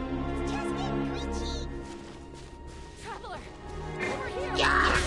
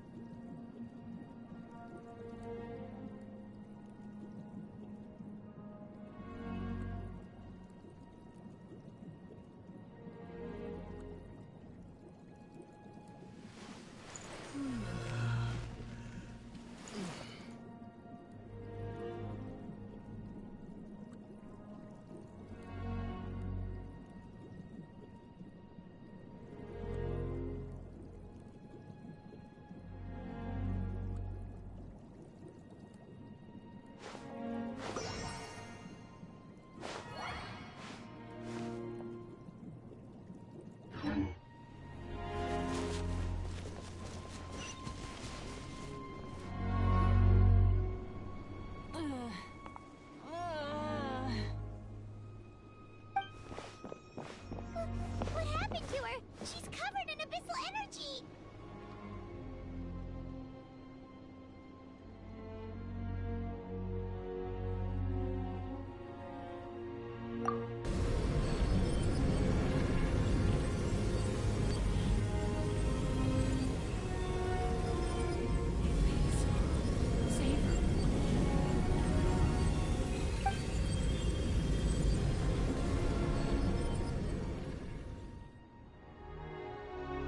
How's that, Koichi? Any better now? Koichi! Koichi! Chaska, I used to think Mom and Dad were crazy for adopting you. I was the younger sibling, but I always felt like it was my job to help Mom and Dad take care of you. I thought I could set you free from the abyssal energy you struggled with. I guess I was pretty full of myself, huh? Thinking I could fix you when... well, we were always... Hush, Koichi. Put those thoughts right out of your mind. We'll be at the stadium in no time, okay? I'll carry you there. The abyssal contamination is gone now. Just rest, and you'll get better. I was always nagging you to slow down. Stop rushing headlong into things. I just didn't want anything to happen to you. I worried about the fact that you survived an abyssal. The fact that we became family was another miracle. But with me No, absolutely not. Nothing could be all you ever did was love me. Same goes for Mom and Dad. I've always known that. And I feel terrible because I really did want to get along as a family. It might take me some time, but I'll find a way to make it work. I'm so sorry, Koichi. I never meant to make you feel this way. It's okay, Chaska. No need to apologize. You didn't do anything wrong. You keep forged, never slow down, and never hold back. Spread your wings and fly free, like the fiercest Kukusaur in the sky. Show the world who the bravest flower feather warrior is. Because that's who you are. And that's the sister I'm proud of.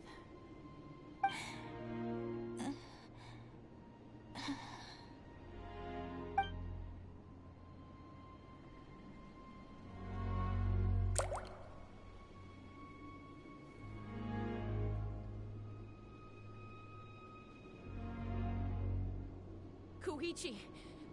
Koichi!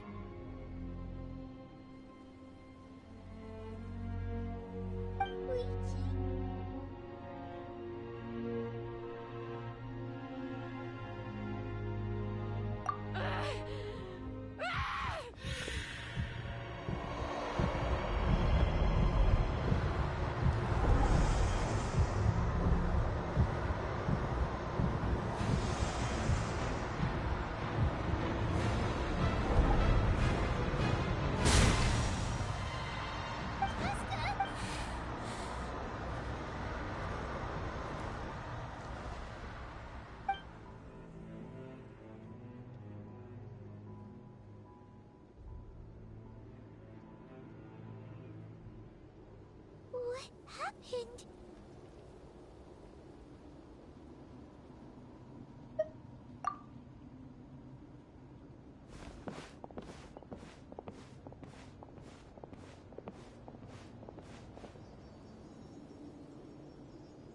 What was that just now?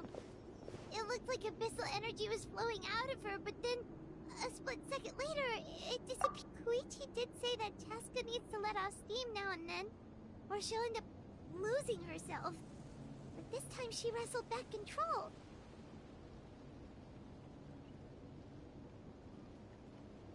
If only we were faster, we could have gotten to her earlier, then you could have treated her before... Wait, what's happening to Chaska? How unfair. You have the odds stacked against you from the very journey goes on, and one question looms large in her mind. If she could rise above the layers of pain and ascend over the dark clouds of her mind, what then would she find? Maybe the glorious light of the sun, or maybe a dark. My life's suffering shall be my epitaph. To remember the pain I endured, and finally transcended. Let's take Koichi somewhere safer.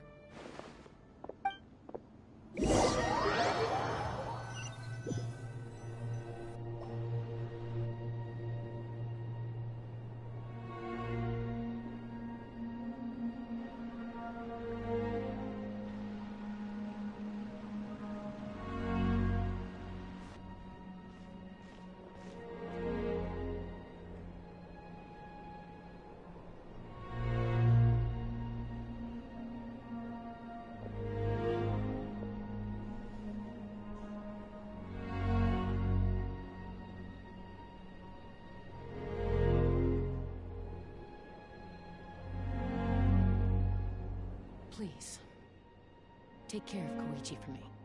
I still have more important things to do. Of course. We are grateful for her service. Yes. She served selflessly.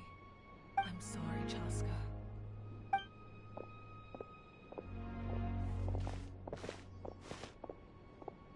It's all right. I'm far from the only one going. Koichi wanted to be a hero. And in my heart, she always will be.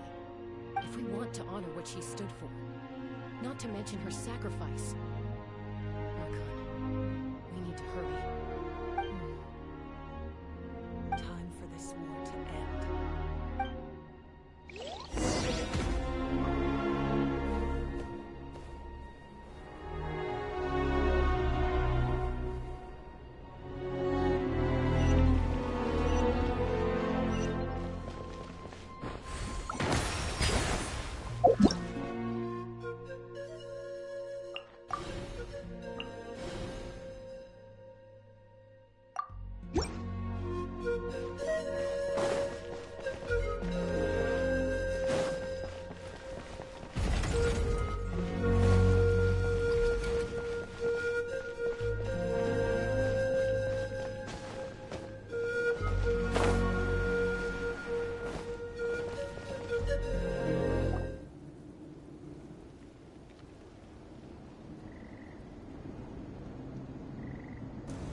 Everyone, are you ready? A bitter war lies ahead. Our victory begins in each of your minds. So ignite the spirit of victory for me. May no further lives be lost, and no one else may to suffer the loss of their loved ones. As long as blood still runs through your veins, even the tiniest spark of steel against stone can ignite a flame.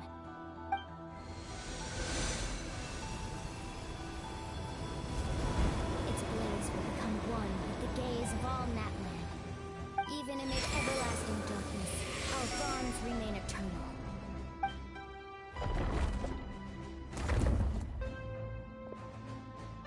Stone engraved in echoing peaks. Converge, disperse, and ashes be reborn. For flames born anew, and the blazing dawn. A hero scaled the volcano and seized the sun. Anointed with flames, she shone with the light of 1,000 stars. Guide me in my first step. Having foretold his own death, the omniscient man holds a feast in celebration.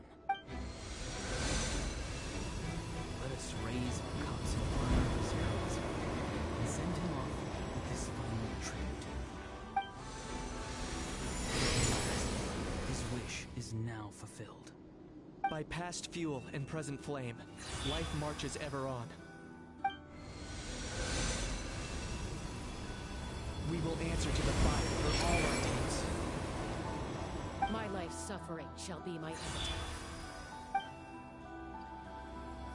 To remember the pain I endured. Transcendent. Heroes of the ages, our moment has finally come.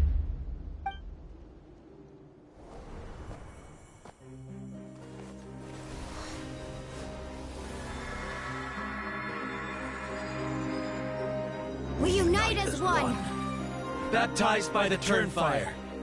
bearing an ancient blessing, knowing true power.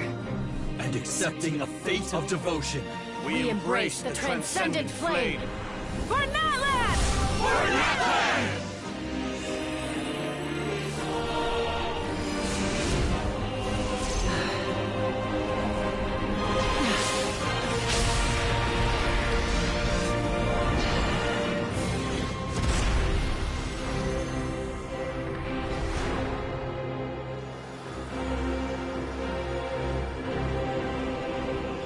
In the name of the Pyro Archon Halloran, I declare the Night Wars underway! The Ode of Resurrection will guard all life till the war is over!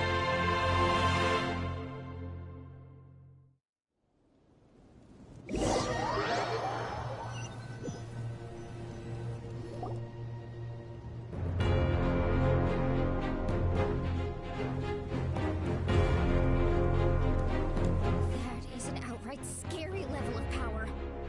So, from now on, all warriors will be able to resurrect themselves using the sacred flame. That's right. No more casualties. It's time to wipe the enemy off the face of the earth. And to reclaim our lost territory. This is for all those who gave their lives for Natlan. Everyone, let's go. We'll come with you. Paimon, traveler. I'm so grateful you got to us when you did. You gave Koichi the chance to say those words to me before the end. If I'd lost control out there in the wild, this counterattack... Probably best. But now's not the time to deal with it. In the spirit of Vukan, I have to rise above it. The conflict and suffering in me are there to test my character. My struggle will make me stronger, and make me the person Koichi believed I can be. Alright, let's go show the Abyss what human beings are made of. They'll be sorry they messed with Natlan after we're through with them.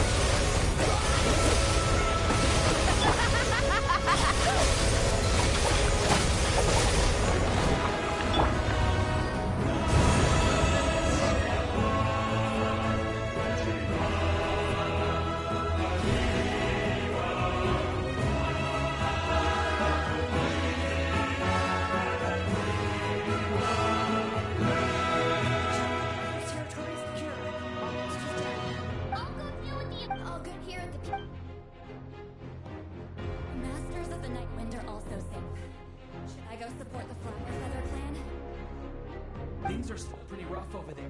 I'm already rude. Already? But you're... Oh! Eon-san, what should we do about the Collective of Plenty? Your home's a long ways away. Oh, no need to worry. I just heard from Parisa. She says they're safe now. Sounds like all regions are secured. The Abyss forces are... Yeah! Their only game plan was to outnumber us, and that ain't gonna work now that we have the... Hold on. Abyss is sending a sizable unit towards the... I guess they realized that the Ode of Resurrection is a game changer. So now...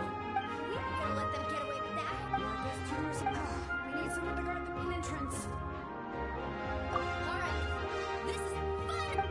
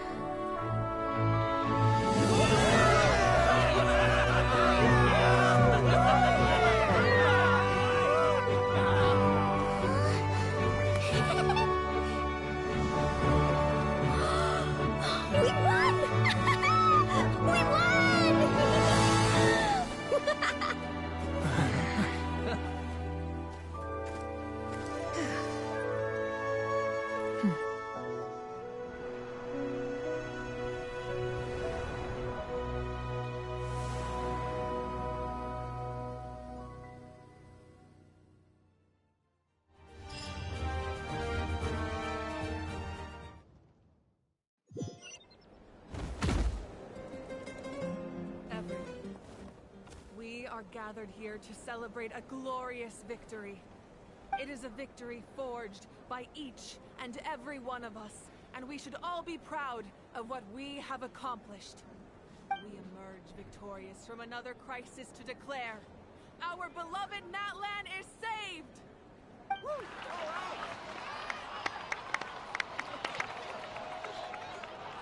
I must caution that this war is not yet over. We have not destroyed our enemy, merely driven them further into the depths of the Night Kingdom. But the Abyss underestimated Natlan's forces, and they have suffered a devastating defeat. It will be a long time before they are able to pose a threat to us again.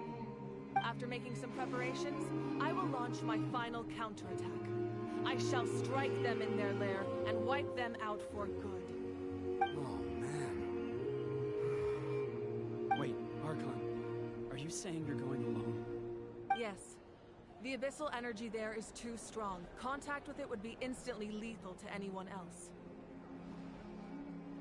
I'm sure you're all still fired up, and you must be eager to take the fight home to the enemy. But I must ask you to temper your ambitions. I will return victorious, for all of us. It's kind of a shame that we can't join in with a final showdown. Please, look at the bigger picture. Thanks to every one of you, we have already secured an enormous victory. Tonight, we should celebrate to our heart's content. I guess if our lives are no longer at risk, things can basically go back to normal, right? That's good enough for me. Beats having monsters everywhere. When the time comes, I will gather everyone here again.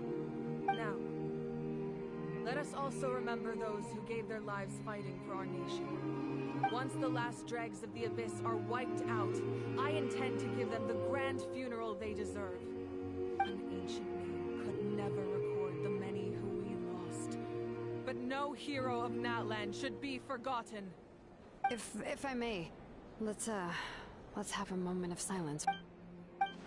Lastly, there is one more person I must thank for his Speaking in a personal capacity, I should like to offer my sincere congratulations. Well, everyone.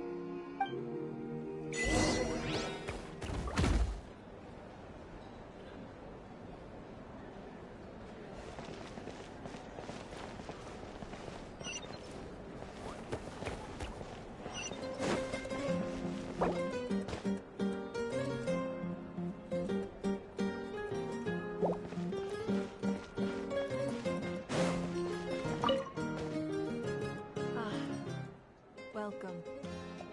You seem a little out of sorts. Are you just tired, or...? I guess I am. You know, when I was up there in the sky, I could see all of Natlan stretching out below me. People everywhere, giving everything they had for a chance at victory. If only I'd been quicker. Maybe they wouldn't have... And Koichi. Maybe she'd still... I'm sorry. Now is not the time for that. Fruit juice, right? Make it a large? True. My 500-year plan has almost come to fruition. Just one last step to go. Namely, my final battle against the Abyss. The battle is second nature to me, so I'm not feeling a huge amount of pressure. That was so awesome. The way you exploded that thing in the sky with one almighty punch. Are you always gonna have that kind of power from now on? Oh, that was the Divine Throne unleashing my full potential. And it was only temporary. I can't wield that power for any length of time. My body wouldn't be able to handle it. Likewise, the amplified power of the Ode of Resurrection is also temporary. From now on, it's back to ancient name bearers only.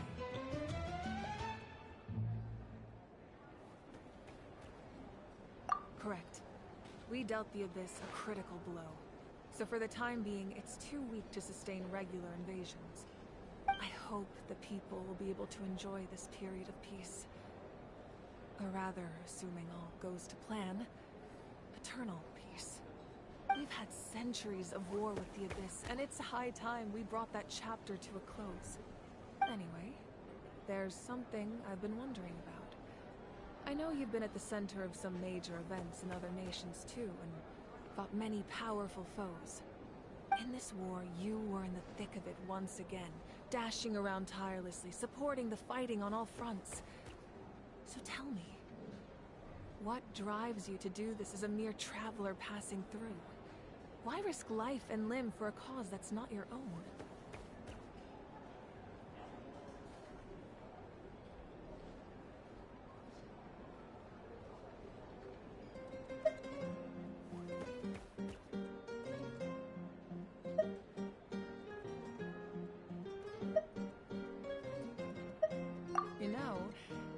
Mindset that distinguishes the heroes in every story. They're the natural protagonists. What I'm really trying to say is, I would love for you, with your extraordinary talent and your sense of justice, to join me in this final step. You and I together, finally putting an end to the ever-looming threat of the Abyss. But I also don't want to take advantage of your good nature and readiness to help others. The final battle will be very dangerous, and you have the rest of your journey to consider. I'm sure you must be weary. Sleep well tonight. Let's talk again tomorrow in the Speaker's Chamber. I'll give you more details on the final battle, and then I hope to hear your verdict.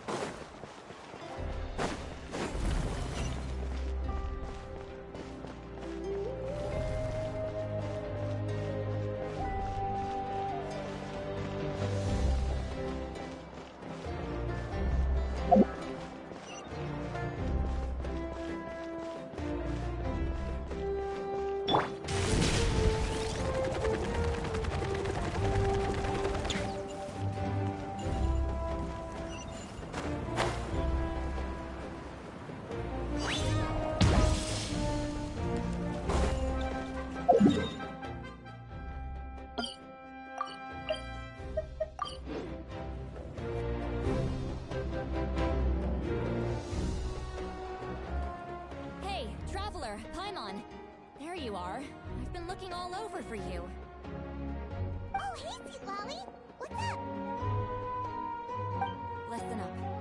I have something really important to tell you.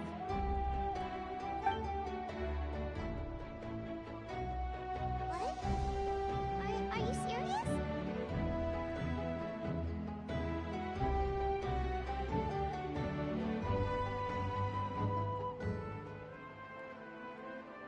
Natlan must pay the price for Mawika's use of the Ruler of Death's power. That price is death. And only Mawika's death. I had thought that the Ruler of Death might have a change of heart after seeing the people of Natlan come together. Even now that the war's over and the threat to Natlan is gone, it looks like that death is still set in stone. I had to know your thoughts. I want to save her, but I can't do it alone. Okay, good.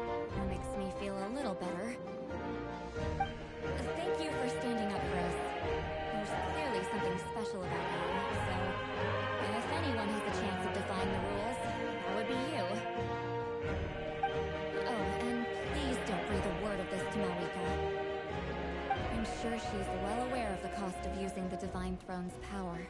But if she finds out that anyone else knows, it could ruin our chances to help. Alright, that was the last major item on my to-do list. Now, since I've come all this way, I think it's finally time for a well-earned drink. Go easy though, yeah? Don't worry, I said a drink. That means just one.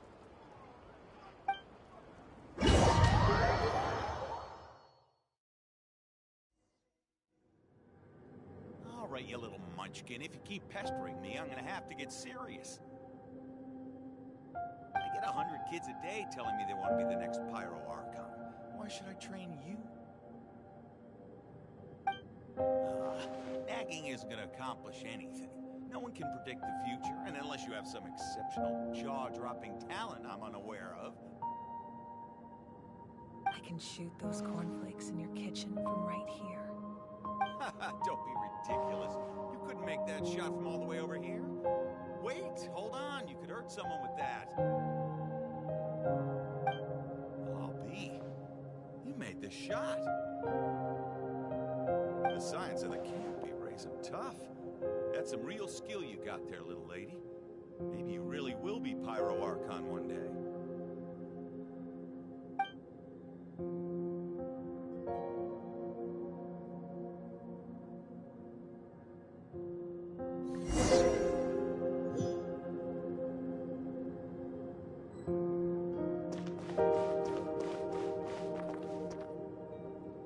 See this?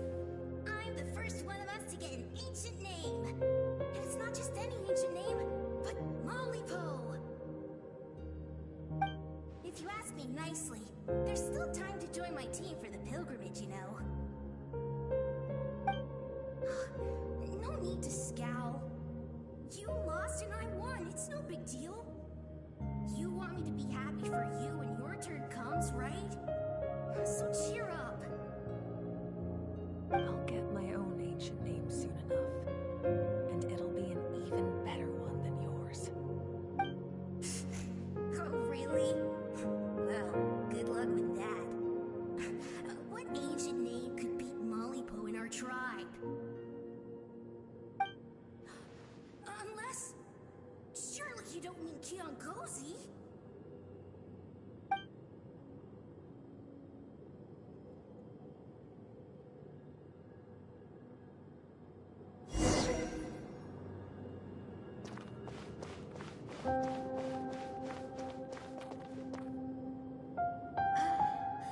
That was fantastic. I can't believe I beat you in a wrestling match for once. Can't be more than a few days now until you're officially made the Pyro Archon. Imagine me trying to schedule a wrestling session with you after that. Excuse me, Pyro Archon, but would you be able to take a day off from running the nation to wrestle with me? I heard that the Pyro Archon inherits the knowledge stored in the sacred flame, and apparently it can change your personality. I can't help but feel a little worried. Worried that you won't be able to beat me in a wrestling match anymore? Why would I be worried about that? Never mind. Clearly I'm just overthinking things. Why would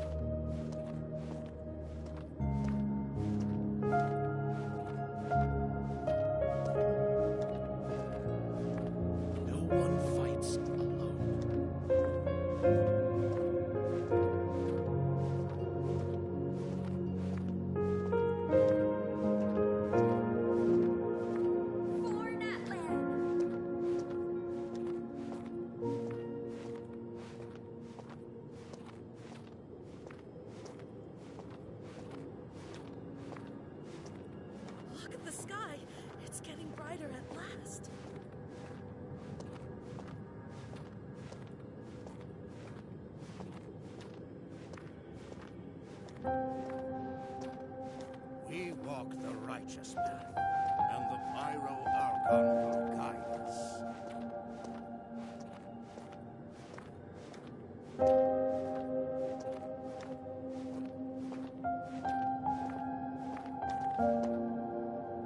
The victors shall burn bright, while the losers must turn to ash. I have done what is required of me. The rules are now written into the Night Kingdom, and this will help you to stand against the Abyss. It is still not enough. All this can do is give my people courage. If you are to make the Natlanese alone bear the consequences of a broken world, you will have to bring more to the bargain. You are the greediest human I have ever met, and the fiercest negotiator. No other would seriously ask to borrow my power. My domain is death, and its power comes... I need that power. Only a hero can truly wield it, and heroes are not afraid of dying. No. A fear of death is ingrained in all living things. Those are the rules. Mine is a nation that will not yield, as their culture and civilization... Very well. Then what do you propose? Keep this as if I am questioned about it. I will deny all involvement, and claim that treacherous Shibalanke stole my power. That will not be a problem. Thank you.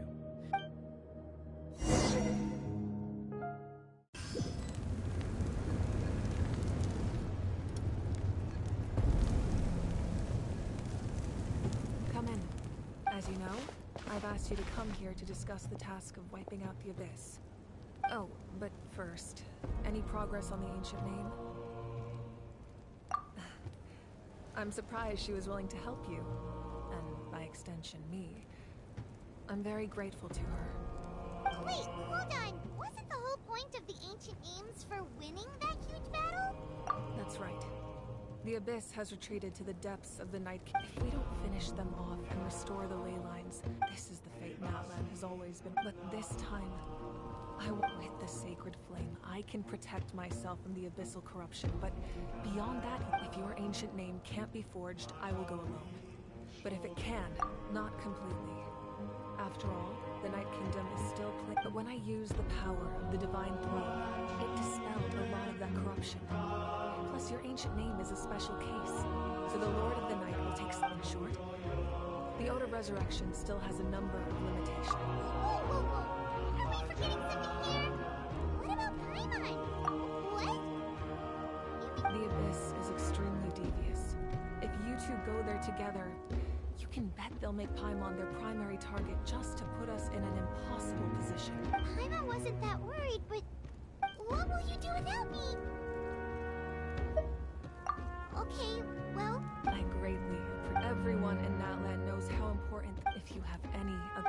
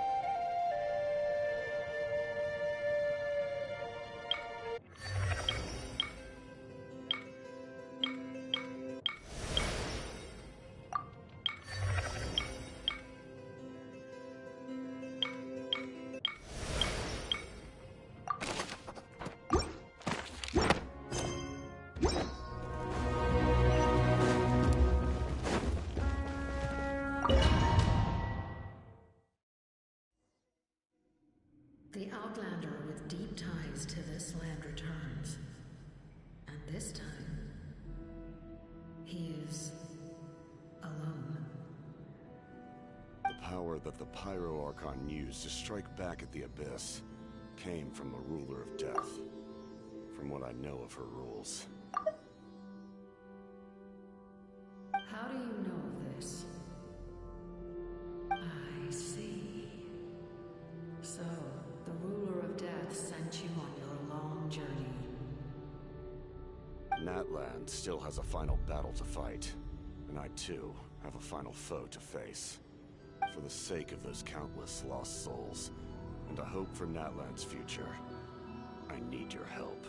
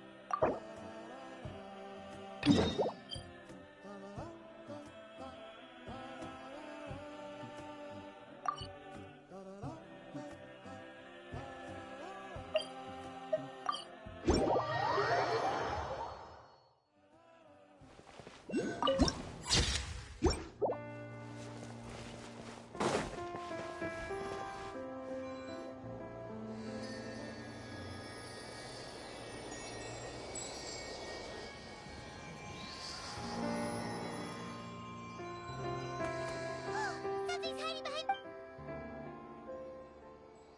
Aw, it's a baby Ectomisaur! So cute! Although...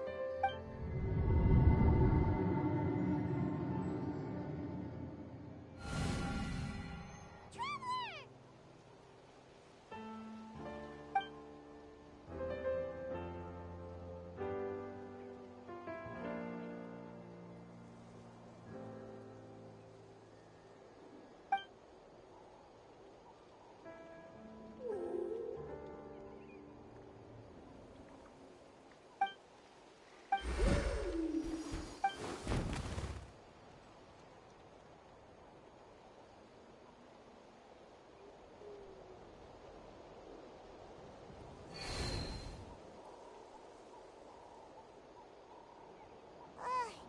How long was Paimon out? Paimon locked eyes with that baby Ectomisaur for like a second, and then she was suddenly pulled into this strange place with a huge Ectomis. Any idea? Traveler? Hey, what's wrong? Look, it's that baby Ectomisaur. Seems like it wants us to follow it. Paimon's adventurous side says we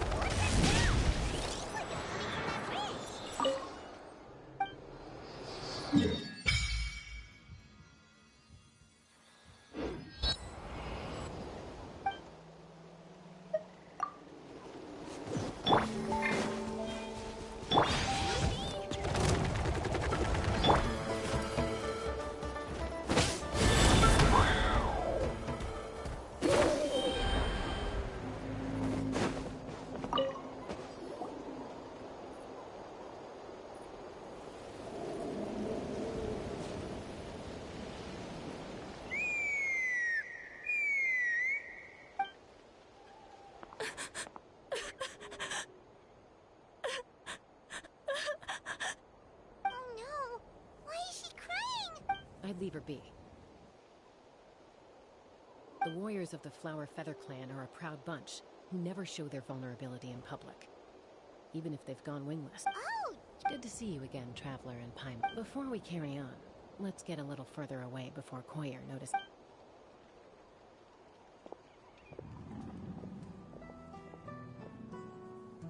So, that girl on the bridge, Koyer, you said?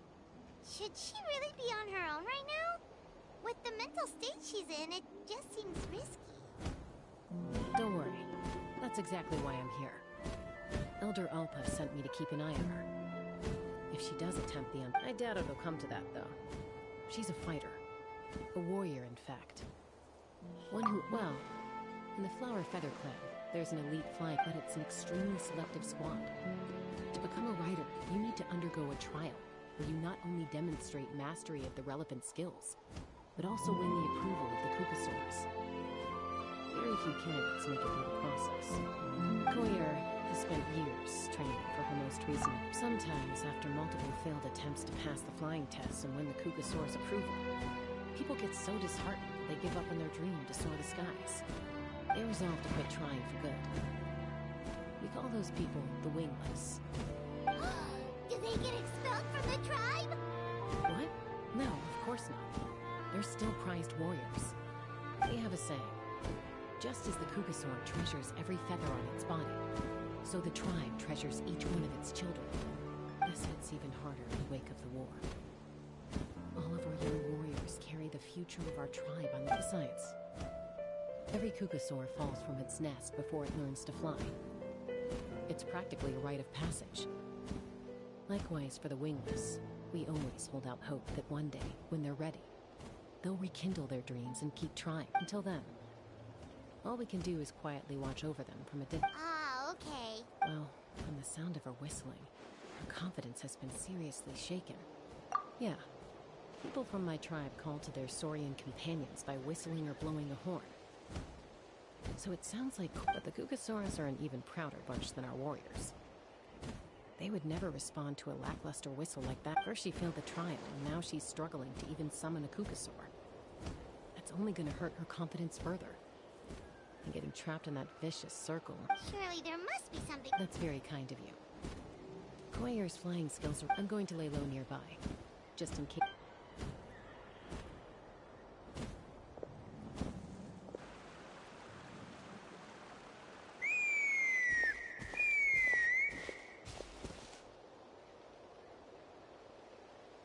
Koyer still isn't giving up. Even though Chaska said that she has to do this by herself, Paimon can't help feeling like maybe we can nudge her in the right direction.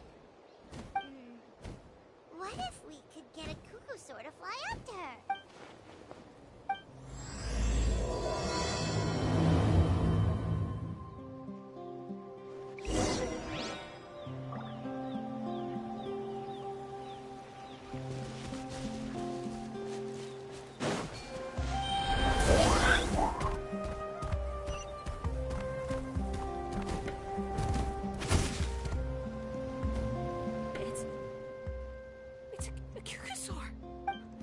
Beginning to think you'd all given up on me completely.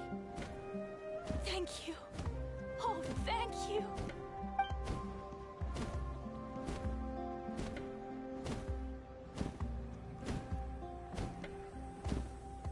Excuse me?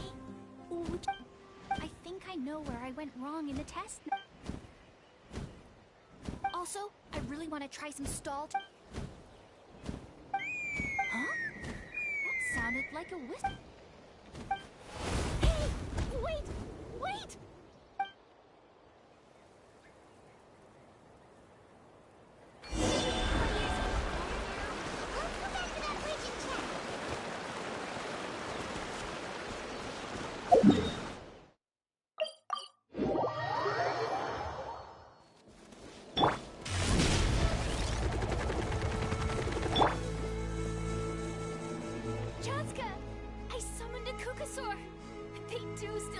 To me after all.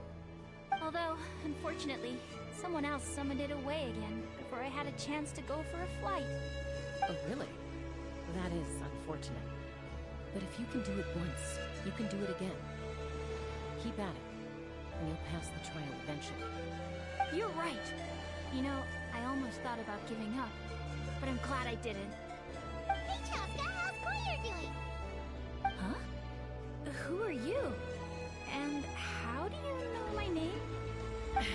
These are my, you came up in conversation the other day because I was telling them about up-and-coming warriors. Oh, the Traveler, huh? So that's you. What do you mean up-and-coming? Anyway, we haven't met before, have we? You look so familiar somehow. Maybe you saw him in the stadium? Or anywhere, really. If you say so. Koyer, Chaska.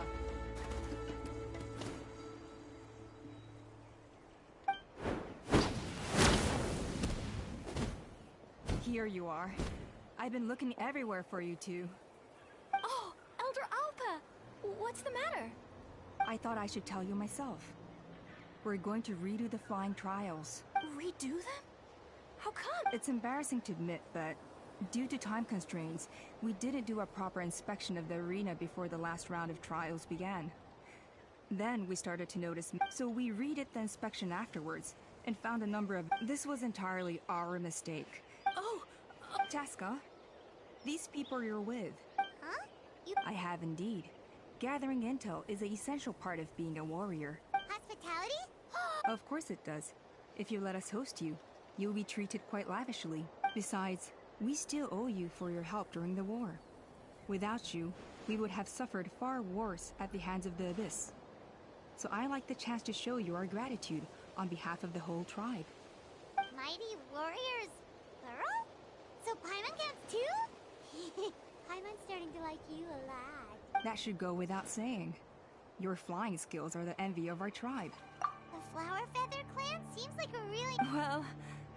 Wait, Elder Alpa! Let me help! This would... Very well. Sure thing. Okay. Okay.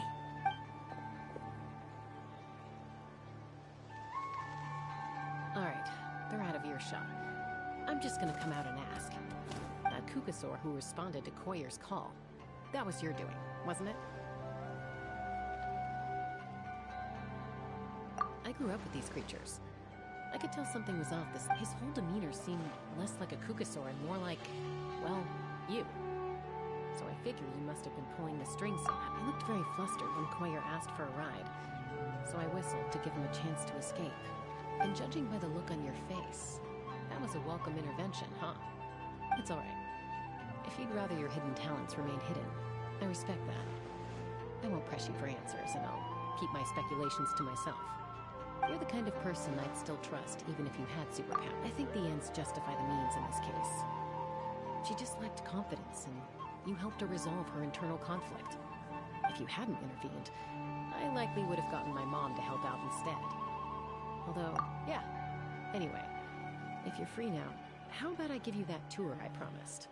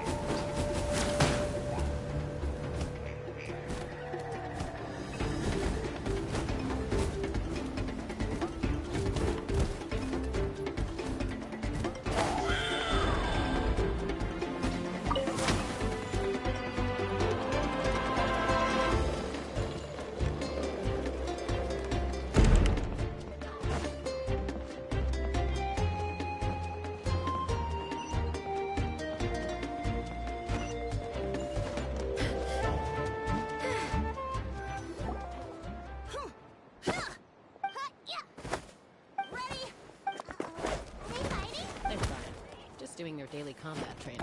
You're a little young for that, aren't you? Not to us. We're a tribe of warriors. In ancient times, we were the most elite troops in the nation, responsible for patrolling and defending all of Natlan. And even though times have changed, we've kept our martial spirit alive. Hey, is that Chaska? Chaska! You're back! Oh, can you come train? Now's not a good time, I'm afraid. I'm showing the Traveler... The Traveler and Paimon? Wait, you mean that what? Awesome. It's so cool that you can fly without having to ride a Kukusaur. Even Chaska could only do that for short distance.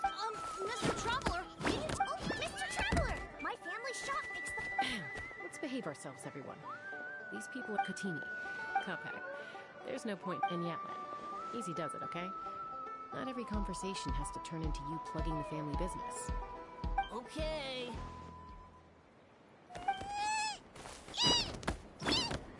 Sorry about those kids. They just got overexcited when they heard your name. Hope it didn't bother you too much. This is a volcano cake that Yatlan forced into my hands. She said to think of it as an apology gift. Whoa, it smells amazing! Traveler, you want some?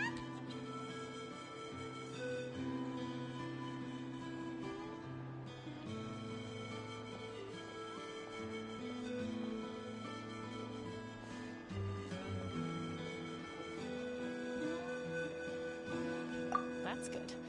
Yatlan will be thrilled. By the way, Chaska, those kids really adore you. Aloof, huh? Well, to be fair, there was a period when I was like that. Around the time when I first joined the tribe. But it's a terrible attitude to have as a peacemaker. It tends to turn situations that could have had a peaceful resolution into a stalemate that can only be resolved by force.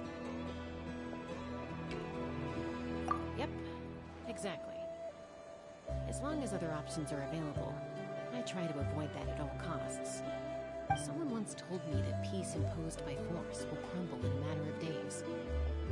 Peace achieved through genuine dialogue actually benefits both sides, even if sometimes the parties are only willing to negotiate because they're both armed to the teeth. That's true. Hey, Chaska! Uncle Cusco knows you're back, and he's coming to get you. Traveler, Paimon, got a dash. Wait, are you ready? First rule of conflict resolution? Grab the fan and run before the you-know-what hits. Trust Chaska to make even running away sound... Sorry about this. Just stall him for me, okay?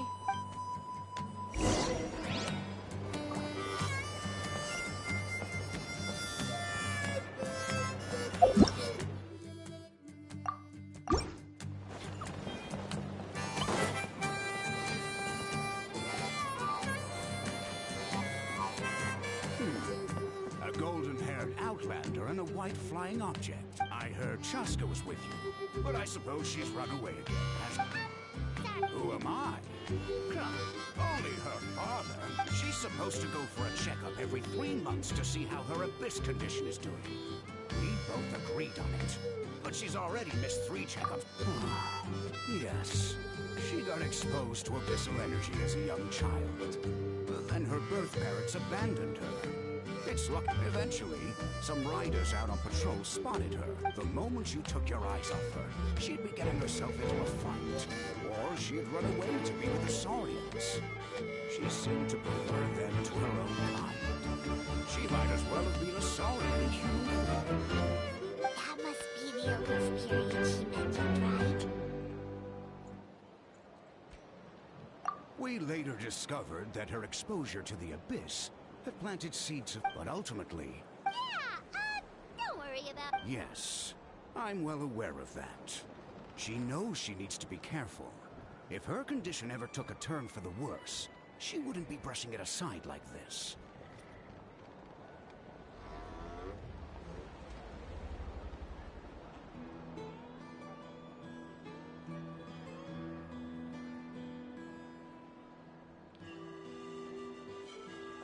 It's just, every checkup she's been to, they find new cuts and bruises. Nothing to do with the abyss, of course. Oh no, that's all fine. The problem with her is, she's her own worst enemy. She's been living dangerously again. I'm sure of it. That's why she's avoiding the checkups. She wants to hide it from us. Yeah. Oh. In the past, she always had Koichi to keep an eye on her. Now Koichi's gone, and I don't want to lose another daughter. Chaska's been increasingly reckless since Koichi passed. It's like she's trying to make up for it somehow. Next time you see her, please tell her to be careful for me. Even if she doesn't want to hear it. If she doesn't want to do these checkups anymore, that's fine. I just want her to stop putting herself in harm's way.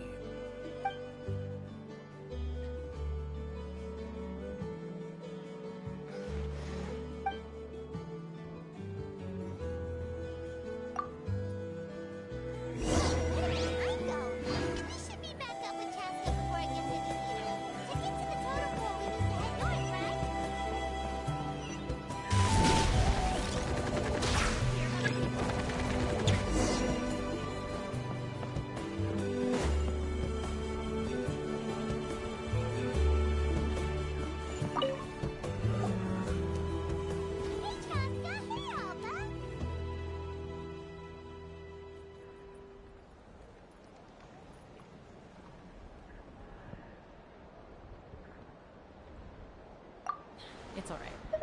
I bet my dad talked your heads off, huh? What did he say?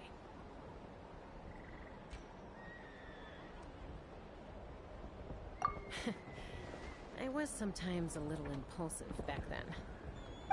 That's putting it mildly. The memories. It feels like it was only yesterday when we brought you back and had Cusco and his family take you in.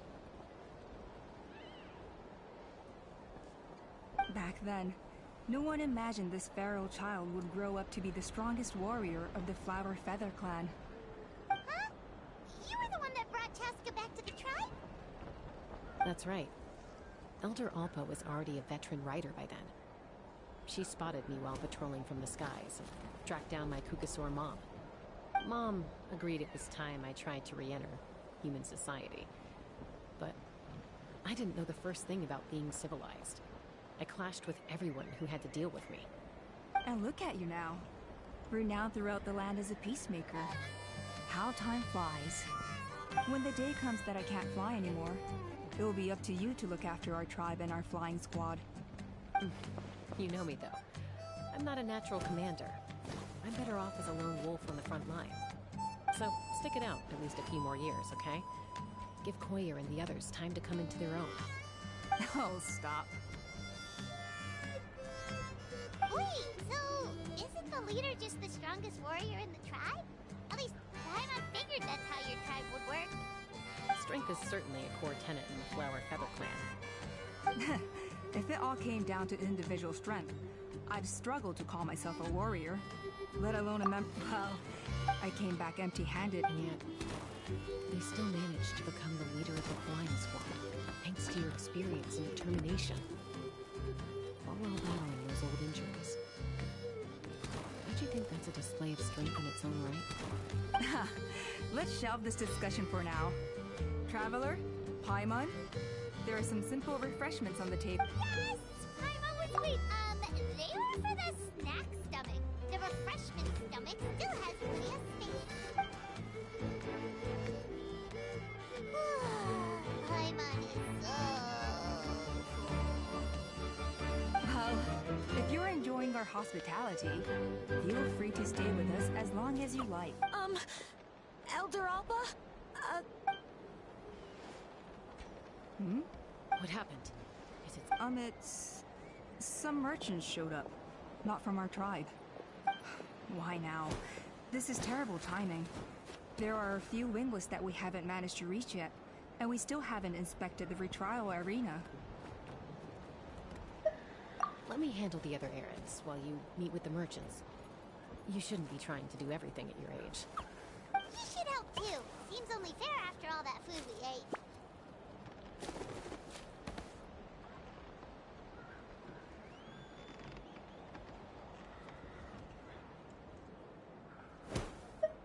Oh, well, much obliged. Chaska, the remaining wingless are all people you know. Let's see. Pishika now manages the floating target balloons. Waska's probably still addicted to eyes on the feathered prize, and Junon spends her days up on the flying platform, staring at the Cinder City. I'll leave you to tell them the news.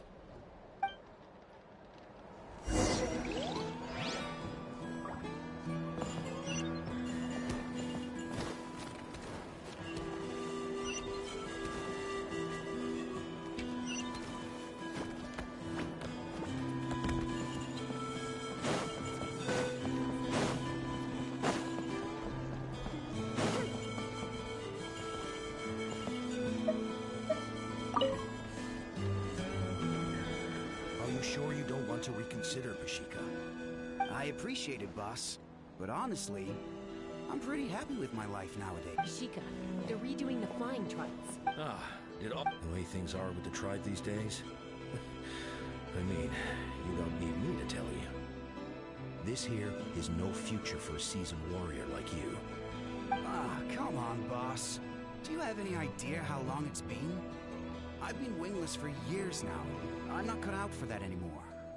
Of course, I'll do my part if we ever need to defend the tribe. But there's really no point in me trying out for the flying squad now. I've already made my peace with it.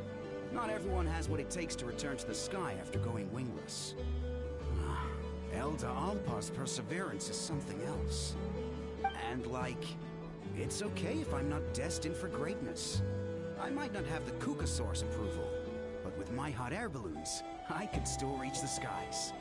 Handling these balloons every day, seeing how the customers react, the looks on their faces, that's enough for me.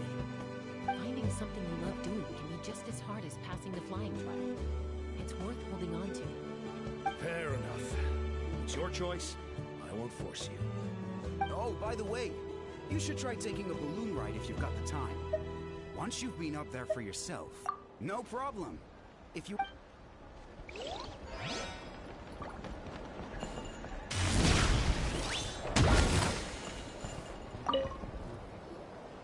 A retrial? What's the point? I pretty much treat life like it's a game. No Kukasaur is ever going to approve of that, no matter how many times I try. Waskar, I can assure you, Kukasaurs wouldn't judge you for something like that. Well, they must be judging me for something.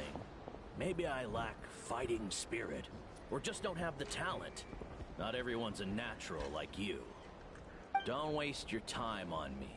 You'll have better luck with the ones who still have their heads in the cloud. In the meantime, I think I'm gonna treat myself to a few more games of Eyes on the Feathered Prize. Yeesh, there's wingless, then there's being a total lost cause. You used to be a fierce warrior, actually. But fighting spirit alone won't win you the Kukasaur's approval. Are all Kukasaurs so strict? The ones in floating target balloons and Eyes on the Feathered Prize seem pretty chilled out. It's one thing to hang out and have fun, but quite another to take to the skies with a human life on your back. Giving a ride to someone who's unqualified endangers not only the rider, but also the Kukasaur themselves. So we have a mutual understanding with the Kukasaurs. If someone isn't up to standard, we have to reject them.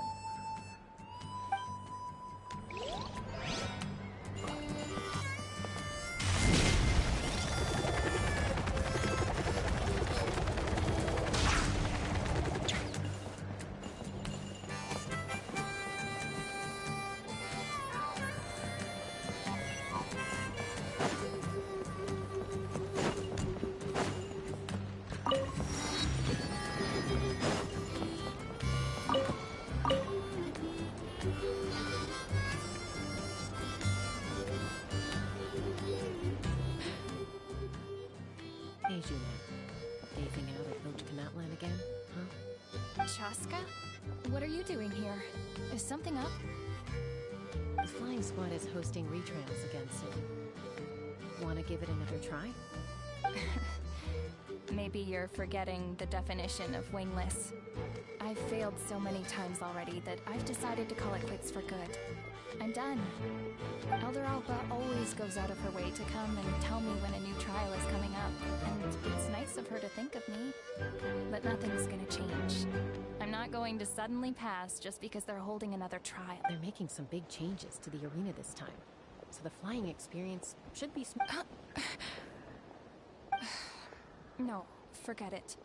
If I was genuinely good enough to make the squad, the location shouldn't affect my chances. A true rider can fly confidently whatever the conditions. Like you. Shunan! They're redoing the... Huh? I guess they told you already then. What? Why? She went wingless after her injury and spent years drifting, but even she came back and made it in the end. If she... I mean, I don't have that kind of perseverance. And besides... Oh, come on. You know you don't need to worry about that. Alright, well, how about we just treat this as you being my mentor? Then will you train with me? I mean... Enough umming and ahhing. Let's just get up in the air and figure it out as we go. Wait! Hold on, slow down. I can't keep up. Well, that's one way to do it.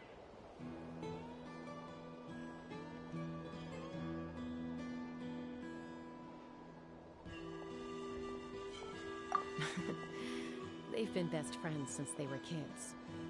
If anyone knows how to get Junan out of a rut, it's you helped Koyer deal with her internal conflict, and now she's done the same for someone else. But sometimes in life...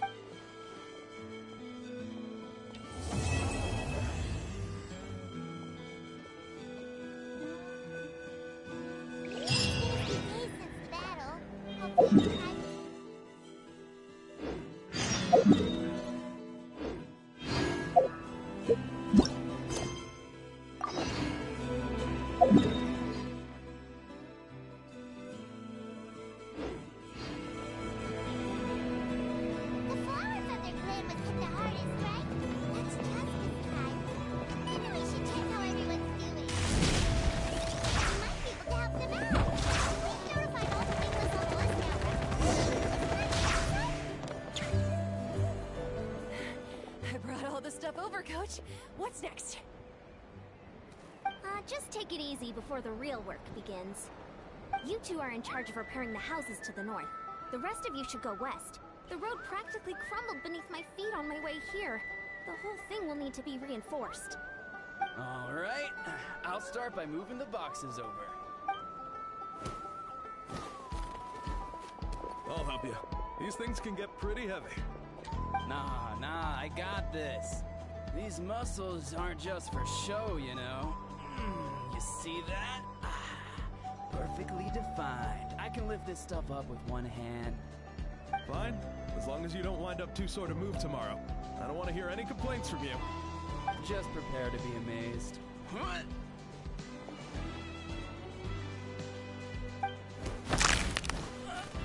back! Well, what doesn't kill you makes you stronger. Take him to get some rest and apply some meds. And you, take it easy for the next few days, alright? I don't want this getting worse, and don't push yourself. You can help out once you're better. I knew I should have trained harder. Working out is different from real work. You gotta ease into it. Anyone not have an assignment? Chief Mutoda needs our help. Traveler! Paimon, what are you doing here? We were just about to ask you the same thing. We didn't expect to run into you in these parts. Well, my tribe's in pretty good shape, all things considered. We're already done with all the repairs.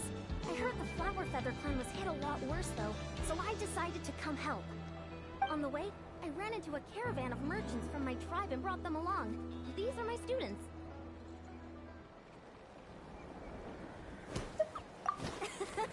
Good memory. You a sports lover? I can design a training plan for you. Looks like you're in pretty good shape already. Competitive fighting, extreme sports, you could take your pick.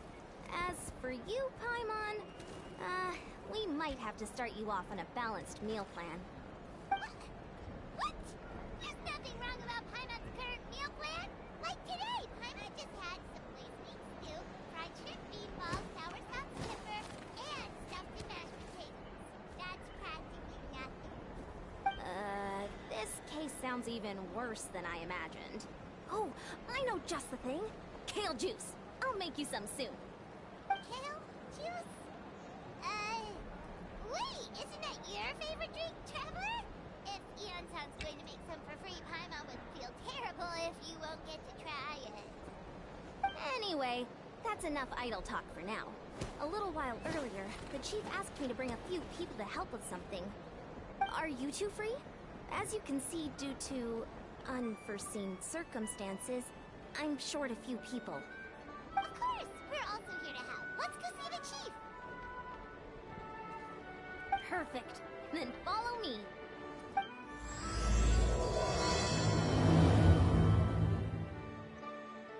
The train. It's not far. Drive.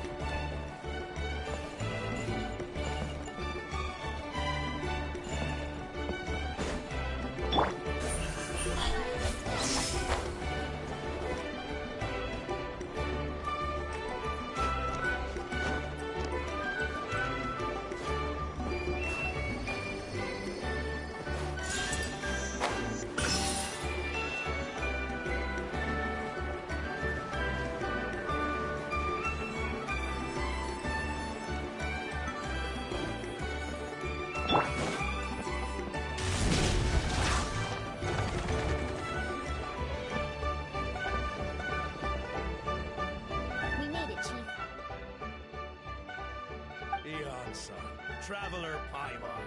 I'm so glad you're here. Let's just get straight to the point. Are the people behind you warriors from your tribe? Did something bad happen to them? Cold. So cold. Duarte, are you there? I'm drowning, and there's something in the water! On the ground, but it almost...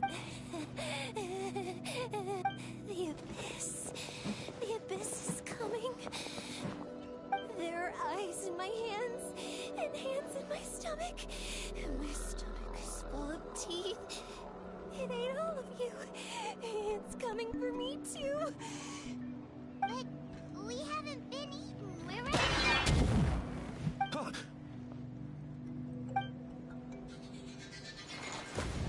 Monstrous beasts!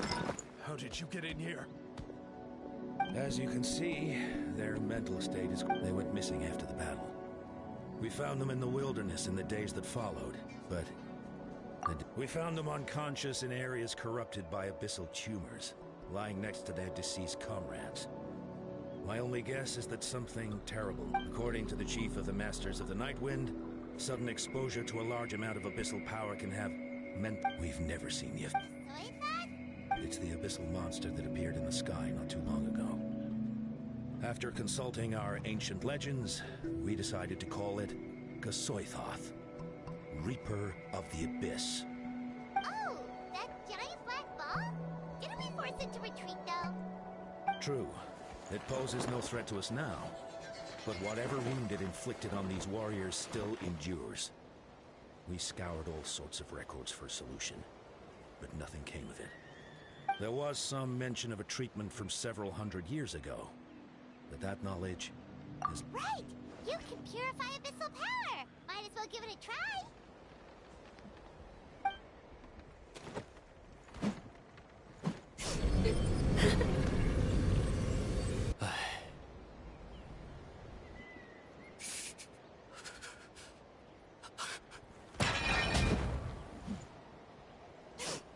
That must mean purifying the abyssal power within them still isn't enough.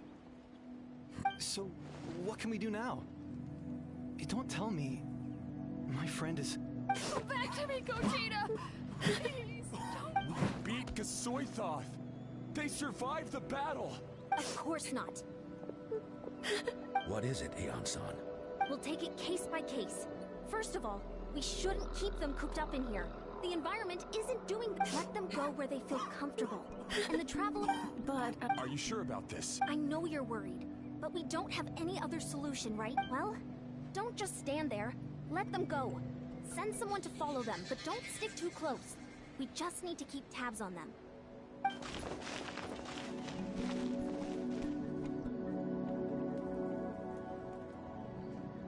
All right.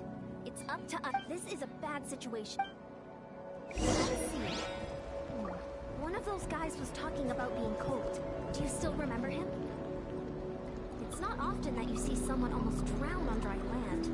Let's go talk to him.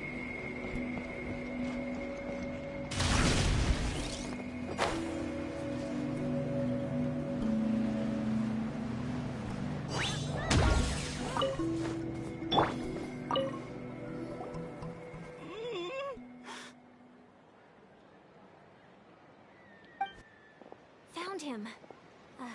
Hello? Can you hear me? So dark. So cold. I want to go home.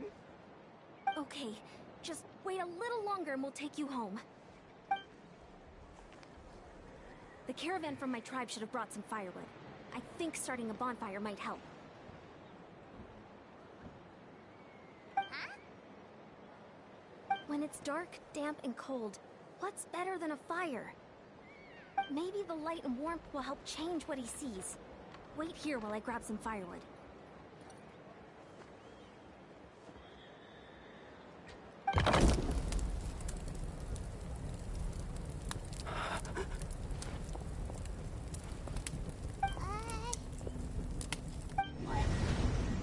The water. Where is it coming from? It's working! Someone here.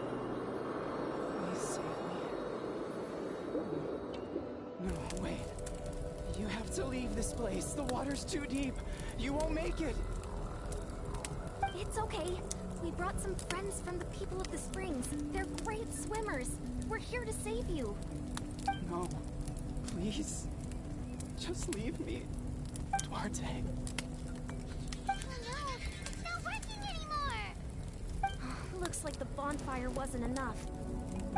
That was the second time he mentioned the name Duarte. Maybe we can start there.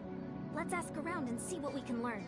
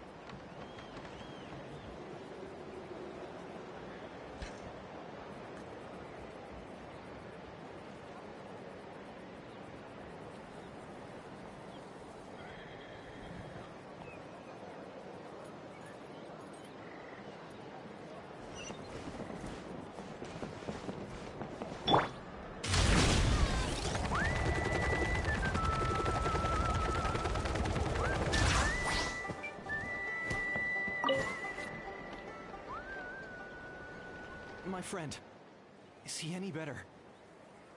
We're working on it. But I wanted to ask, does the name Duarte ring any bells for you? Duarte? Oh yeah, I remember. Duarte was the name of Otoko's Surian companion. Otoko almost drowned as a child, and Duarte was the one who saved him. He dove deep into the water and used all his strength to carry Otoko back to the surface. It was pretty touch and go, but both of them made it in the end. That means we just need to bring Duarte here and... Well, you see, Duarte died 4 years ago during an Abyss invasion. He was helping evacuate injured warriors from the front lines, but felt he was a bit on the smaller side, but other than that, he was just your average Kukusaur. Well, hold on. What are you planning? Based on the look on your face, All right, let's get to... No problem.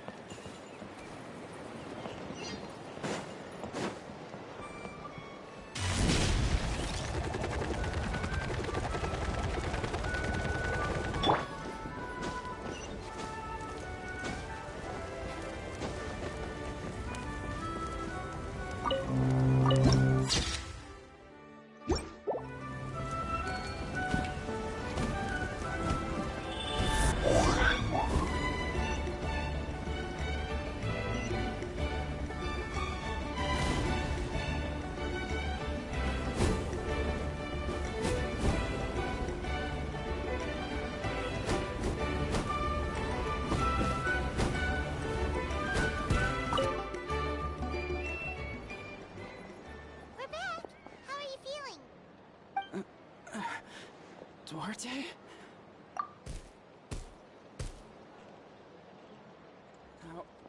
How did you get here? Are you here to save me? It's working!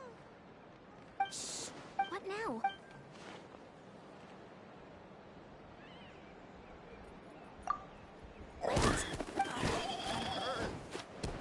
Duarte, you have to get out of here. There's so...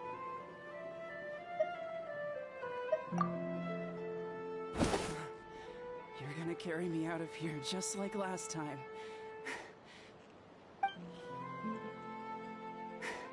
Over A decade later, and you're still trying to save me. I can't believe you made it this deep underwater. Once we're out of here, let's split a huge portion. We're almost at the surface. No. Wait. Oh no, he's getting suspicious.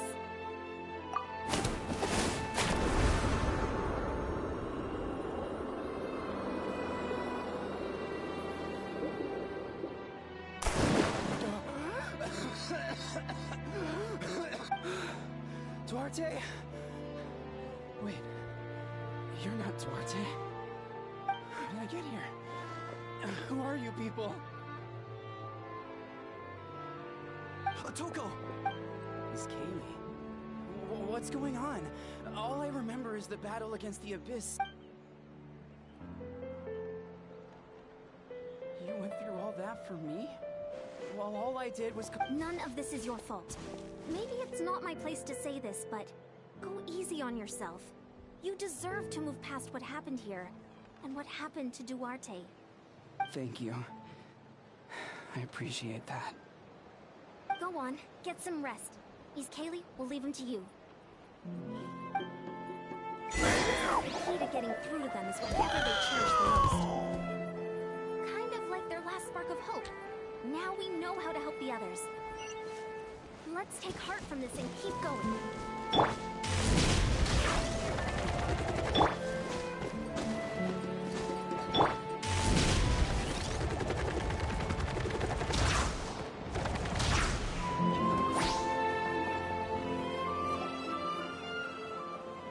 It's coming for me. It's gonna eat me. It's okay. There's nothing to fear. Gasoithoth has lost. Nothing can hurt you anymore. It's no use. It'll just come back. Nothing can stop it. Nothing can stop the Abyss. It will devour everyone. One day, we'll all be reunited in the pit of its stomach. Maybe it's just Paimon, but she seems to be in even worse shape than a Toko. She can talk to us, but nothing she says makes any sense. She also seems really afraid. Afraid? Is right. I wonder what triggered it. The battle against the Abyss? Or maybe like a Toko, it's some deep-rooted fear, and the Abyss just made it worse. Alright, just like before, let's go see what we can learn about her past. Ion-san, I heard you cured a Toko? I'm so relieved. Is there anything I can do to help? If you need extra hands, I can... Chifu Tota! Perfect timing. I was just looking for you. I wanted to ask you some questions. I think you're onto something. The mental distress does seem to be connected to pre-existing fears and anxieties. Kochita doesn't like it when people talk about her past. But the situation is urgent. So, I guess I'll be the bad guy. Ion-san, do you believe there are people in this world destined for battle? Yes, I get that feeling sometimes when I'm instructing a particularly gifted student. It's something like, wow, you were born to play this sport. Then, what about people destined to be unfit for battle? Huh? What do you mean? When Kochita was little, her parents died fighting the Abyss. She was only 11 or 12 at the time, and her brother, even younger still. The two saw their parents collapse in a pool of blood as flames roared and spread all around them. Kochita trained hard to become a warrior, but still found fighting Abyss monsters too difficult to handle. She and her brother were left with severe trauma after the incident. Pain and fear that they could not get over no matter what. But isn't Kochita one of the warriors who fought the Abyss? Didn't you find her unconscious out on the field? Yes, we did. You see, something changed within her several years ago when the Abyss attacked our tribe and broke into her home. By the time the guards rushed to the scene, they found her standing there, weapon outstretched, hands trembling. Her brother huddling behind her for safety, and the Abyss monster dead at her feet. She didn't even look at it, and just kept repeating the same thing over and over. You're the only family I have left. I won't let anything happen to you. She became a completely different person after that. She earned a reputation as a very capable warrior, and fought countless battles against the Abyss. We all thought she overcame the trauma, and we were so happy for her. But now it seems like even if she buried it deep within herself, the fear still never left her. Maybe fighting the Abyss was her way of making sure she wouldn't lose anyone else.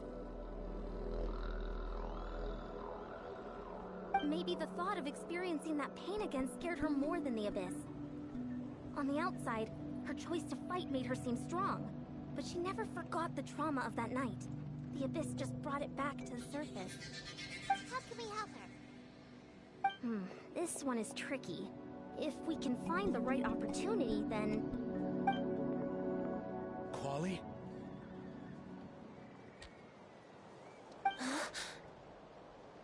Quali, what are you doing with that weapon? Show me the monster that hurt you! I'll make it pay! I'm going to protect you this time! Calm down, Quali. That monster is already... I can do it! I don't care what it takes! I just want her to get better.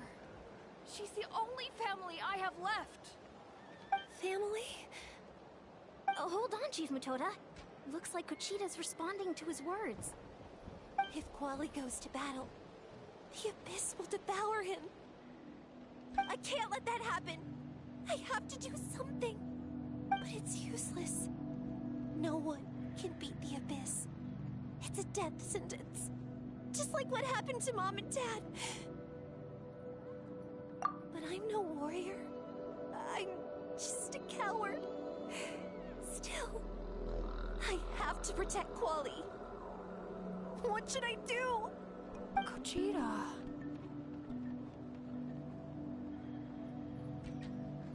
Fight it. One more time? Good idea, Traveler. Her fear of the Abyss runs deep, but she still has the will to fight. She just needs to defeat an Abyss monster by herself, and we can prove to her that the Abyss isn't indestructible, just like you said. I think it's worth a try. Plus, with us around, we can make sure she won't get hurt. Although, that also means finding an Abyss monster. Try checking the mountains to the north. A few fled in that direction after the battle. I dispatched a team to clear them out, so most of them should be gone. But there might still be a few stragglers. Great. Then let's go right now. Kuchita, think you can make it?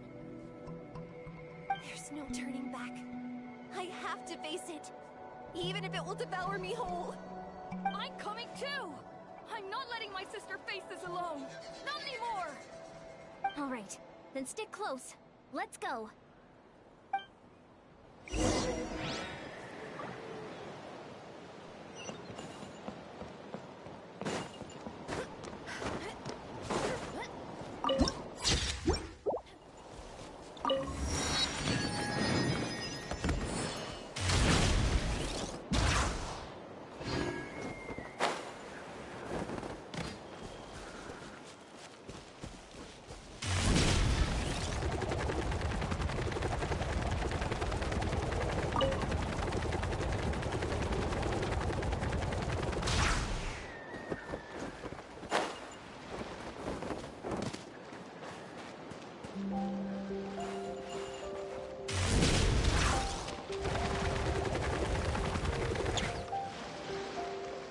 Found him.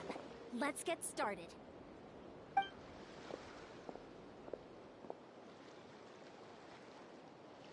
Everything all right, Kuchita?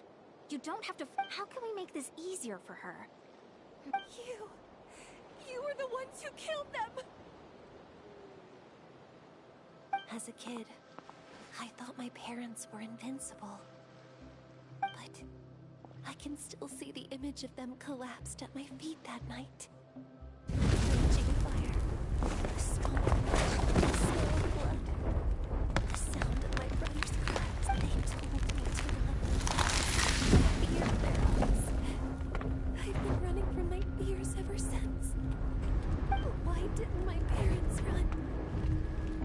most of it because... You can do it! Because of our family. When you have someone to protect, there's no backing down. No matter what. Stay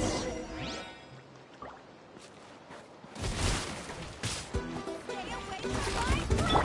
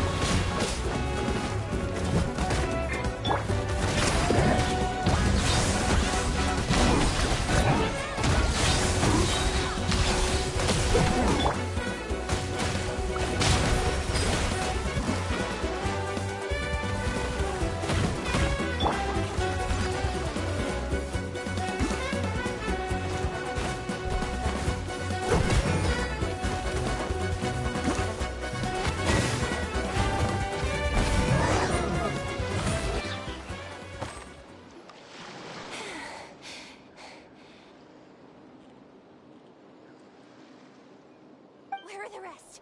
Where are they hiding? That last strike was absolute perfection. That's impossible. They were gigantic beasts crawling with us. No. Wait. What am I... She's back to normal! Kuchita! What? That is... quite embarrassing. Sorry about that. I've always envied warriors who don't get scared or feel lost. It really felt like I was getting stronger over the years. But in the end, maybe I never made any progress at all. It's important to listen to your limits.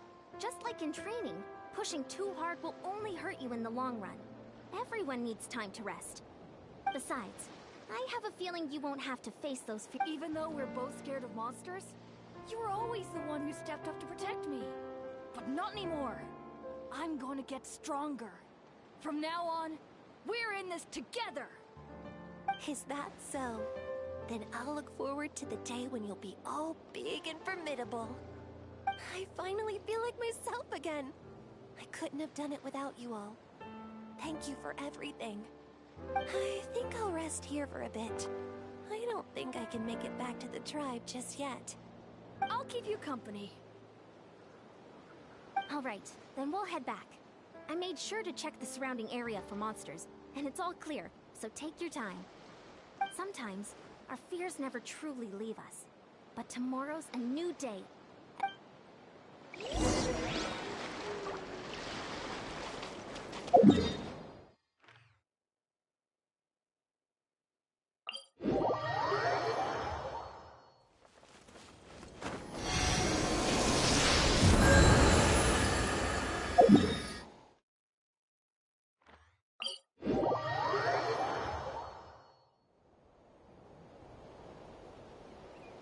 Atoko's all better. Did you hear?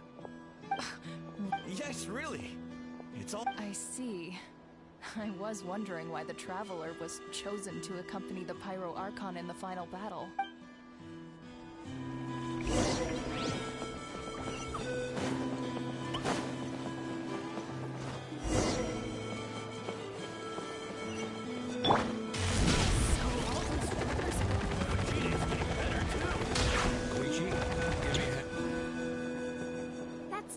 people down. You're an amazing problem solver, Traveler. Probably a well-honed skill from all your travels, right? You really know how to give people hope. Ever since you came to Natlan? Yeah. Honestly, Paimon was at a complete loss when she saw so many sick people on the hot air balloon platform. We only found the solution this time because you kept her cool and took control of the situation. Well, who am I to... Most people say the first step is the hardest, but it's not actually all that hard. Exaggerating the difficulty in your own head is where the fear comes in. I'll never get it, or might as well not try. I hear that kind of talk all the time. But if you break your goal into smaller parts, the first steps might actually turn out to be the easiest. Oh, you're right. That makes a lot of sense. Just like when I told you to eat less meat and drink more kale juice. You probably heard that and thought, I can never eat meat again. I'll have to drink kale juice for every meal. I'll practically starve. In reality, all it takes to start is eating 2 fewer servings of glazed meat stew and adding some kale juice for nutrition. That's it. It's not about making drastic changes all at once. That sounds like something Paimon could do, but would that really change anything? Consistency is key. You can't accomplish your goals in one fell swoop. You have to eat away at them, little by little. My ancient name means power. Did you know that? So everyone thought I would grow up to be this tall, burly, muscular warrior. But that's not what happened. A lot of people were confused and disappointed. My fellow warriors couldn't understand why I inherited that name over them. At first, I also felt lost. It was only later that I realized true strength basically boils down to problem solving. Physical strength is just a means to an end like everything else. So I began to break problems down into smaller parts. When facing an impossible situation, you just need to act. And if you fail, so what? That's just life. Anyway, that's what I've learned over the years. Maybe it'll come in handy for you someday.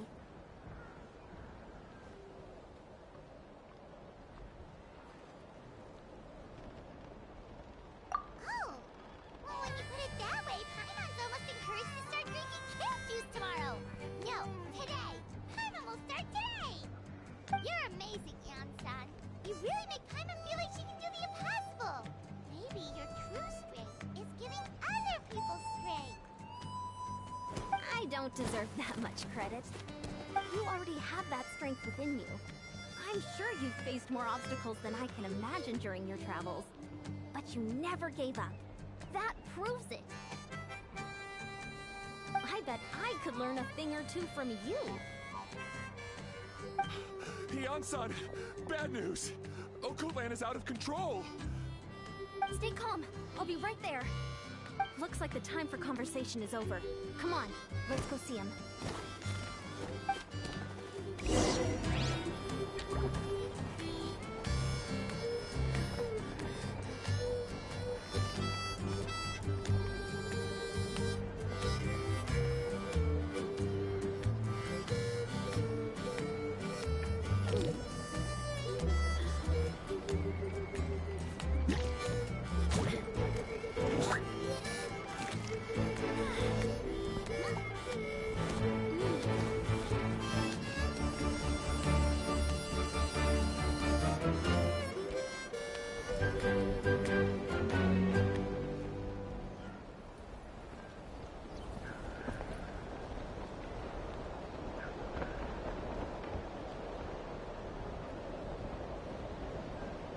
There's a lot that goes into managing an orchard.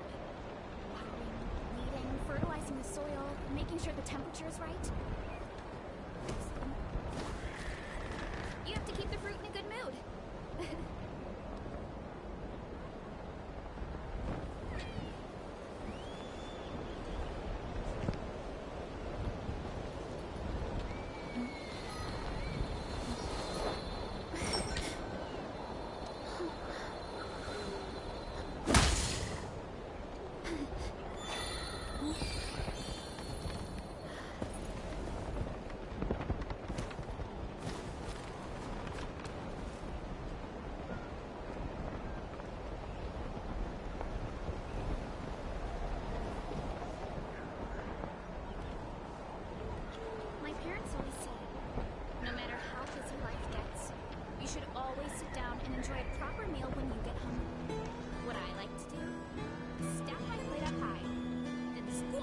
There's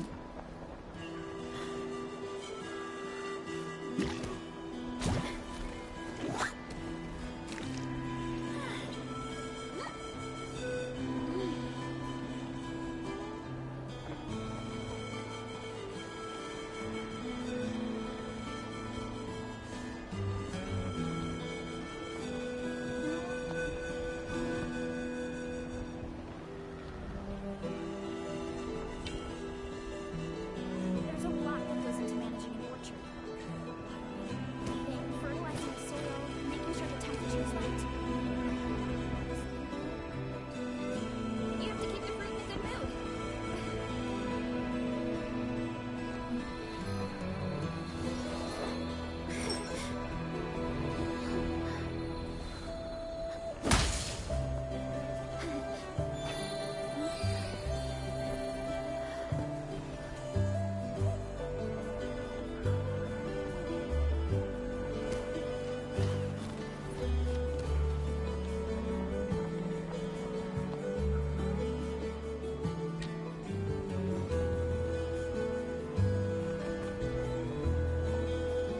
Strength is one of those things where you gotta use it or lose it. So, wanna train with me sometime?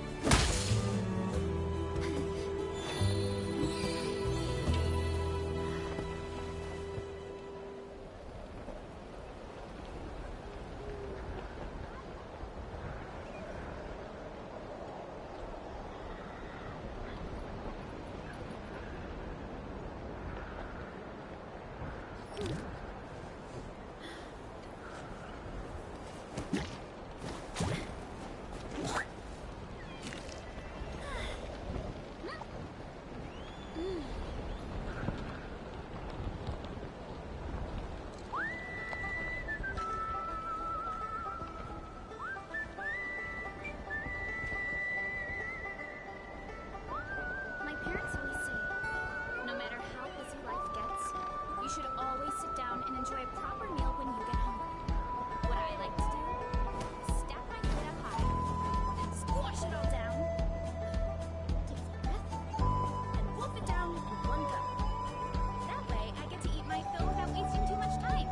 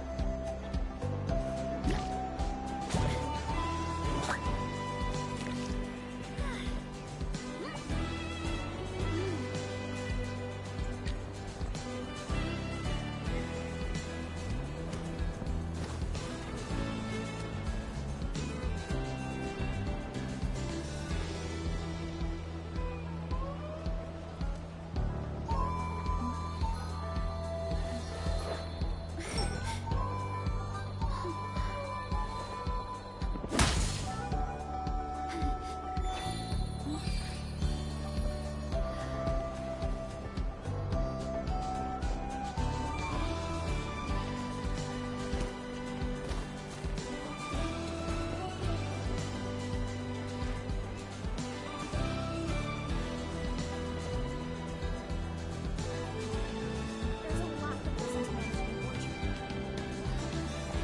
Fertilizing the soil, making sure the temperature is right. You have to keep the fruit in a good mood.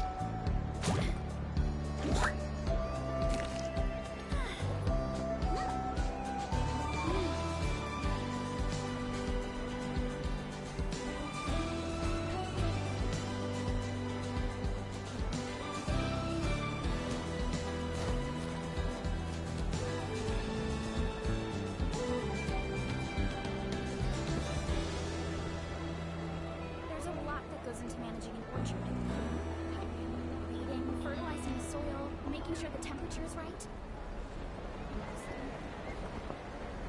You have to keep the fruit in a good mood.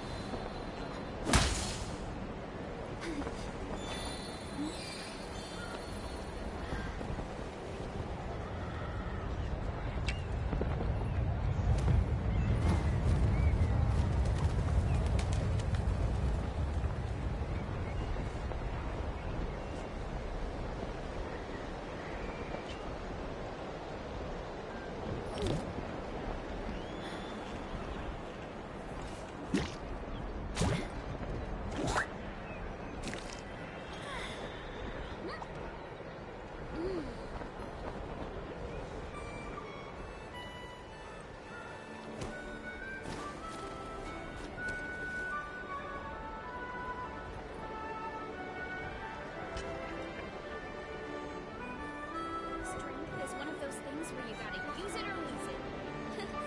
So, wanna train with me sometime?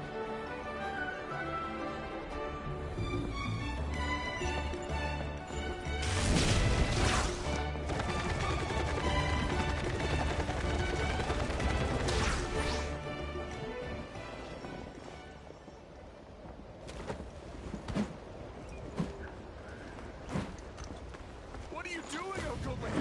Wake up! Don't you recognize us, my boy?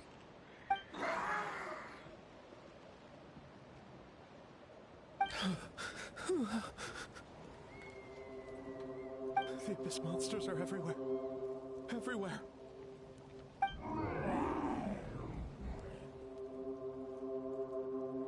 They've taken over. We're safe. Did we lose the battle? No. It's pointless to think about that. The warrior only has one job. Fight until the very end. Careful! He's not himself!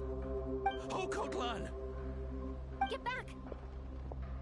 I don't think he can hear us right now. We need to get him under control. Let's go!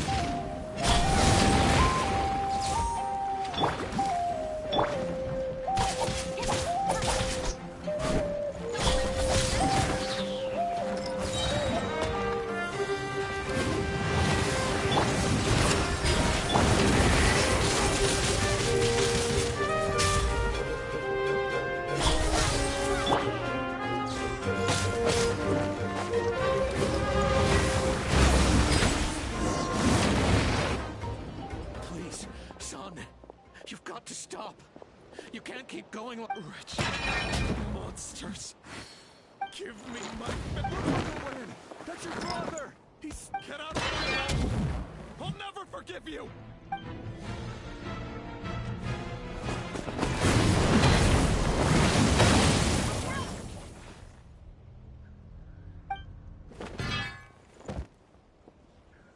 Are you alright, sir? Please, don't hurt my son! Don't worry. We'll figure something out. What should we do now? He's different from the other two. It's like he can't hear us at all. He keeps calling us monsters. We're basically enemies to him now.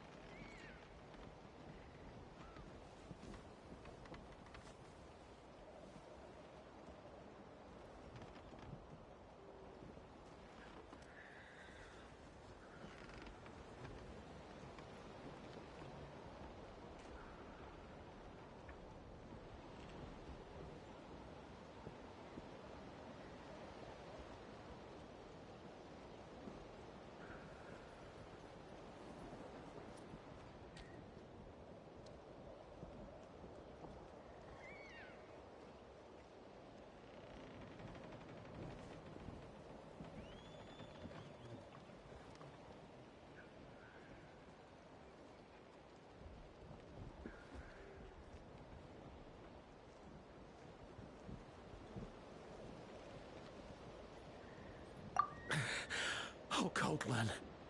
He has a fighting spirit, that's for sure. But we can't keep him unconscious forever. I need to think.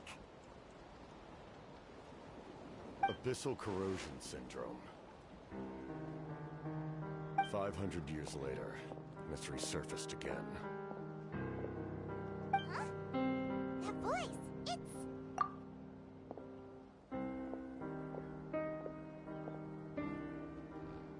So you've seen this illness before? Direct contact with high concentrations of abyssal power causes irreversible mental trauma in most people. The exact presentation will vary according to trauma level. Some will suffer from superficial hallucinations and maintain the capacity to perceive the outside world. In such cases, verbal and physical interaction can be used to break through the hallucination. However, there are also those who are so far gone, entrenched in hallucinations so deep, that medical intervention is the only option. That's why we developed the Drought of Lucidity. The Draft of Lucidity? It's a kind of medicine that can dispel the psychological impact of the Abyss. The treatment comes with severe side effects, including chronic migraines for the rest of the patient's life. So, it's reserved for the worst cases. This man is a devoted warrior, one not easily swayed from battle. That is precisely why it's so difficult to pull him out of this hallucination. If you trust me to be true to my word, give him this.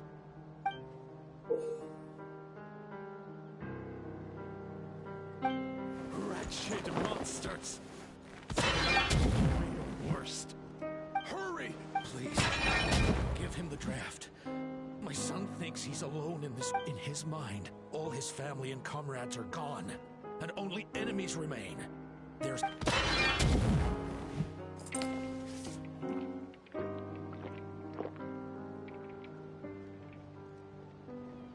monsters!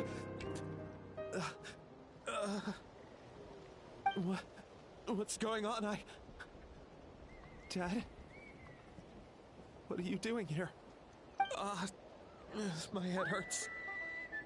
I just had the strangest dream. I dreamt the Abyss took over the tribe. It's all right, my boy. It was just a nightmare. Let's go home. You need a good night's sleep. But first, I want to thank you for saving my son. May I ask your name? Just Capitano is fine. I owe you more than words can say, Mr. Capitano. My name is Mune. You're welcome in my home anytime. Time to go, son. Can you stand?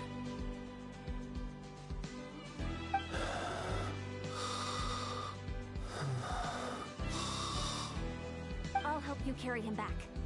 Traveler, let's meet up later.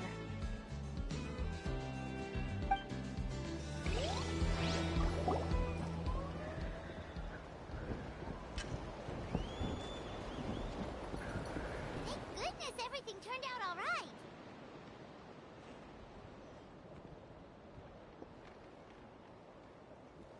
Think nothing of it. I agreed to offer you my aid, so this is merely a part of that duty. Besides, I care deeply about this land.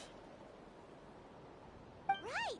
When we were with Moika, you told us you and your soldiers defended Natlan against the Abyss 500 years ago. That's right. My desire to protect this nation remains unchanged. When my platoon arrived in Natland 500 years ago, like you, we were true Outlanders. But as time passed, I encountered the people of this land, and witnessed their desperate struggle against the Abyss. Though many of the warriors were rash and inexperienced, they were steadfast and fearless in battle, willing to do anything to protect their fellow citizens, oftentimes with complete disregard for their own survival. Just as I fought for the glory of Conria, they fought for the survival of their nation. We happened to share a common enemy, so I decided to offer my aid. We fought side by side to the very end. I traveled to many places after that, but I never forgot this land. Even now, my work in Natlan remains unfinished. It may seem difficult to understand. That name carries with it the glory of my homeland and the honor of Natlan. Yet... But that's not your fault. The Abyss is way stronger than any of us imagined. You need not comfort me. I am no longer who I once was. Let the events of the past continue to collect dust in the annals of history. I will continue to help Natlan in my own way. Like, with the Draft of Lucidity? Who knew you could make medicine? Were you a doctor before? The drought was Guthred's invention. He was a respected military doctor, as well as my trusted second-in-command. We faced a similar situation to what you witnessed today. The endless battles against the Abyss triggered delusions among the soldiers. to the point where some attempted to kill each other. In order to develop a treatment as fast as possible, Guthred used himself as a test subject. Passed away shortly after the drought was complete. That's who he was. Unrelenting in his pursuits. No matter the cost, no matter the sacrifice. In the end, he even gave himself up for a chance of success. I'm sure he would be pleased his creation aids people, even now. The Abyss has wrought enough suffering on this land.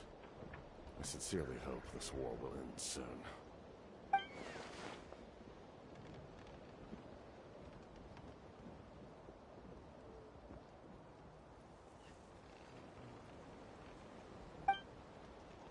Stop worrying about other people's survival, about their losses and sacrifices. You just need to win. That must be why I've returned. For this moment. Please finish what you set out to do, Commander.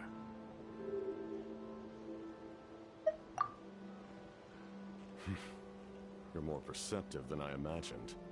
However, some things are better kept secret for now. We may be working together, but our goals are not entirely aligned. What's with the secrets all of a sudden? I'm starting to think we should be more careful around you. I do not mean to jeopardize the trust between us. I simply prefer to keep this to myself, because it's a personal matter. All I can tell you is this. Natlan may have survived the worst of the crisis, but the souls of this land are still not at peace. And that is why my work is not yet done. Well, if it's personal, then we'll just have to trust you. If you have other questions, I'm willing to answer them. Wait, like anything? Hana wants to know how you eat with the mask. Anything you want to ask, Traveler?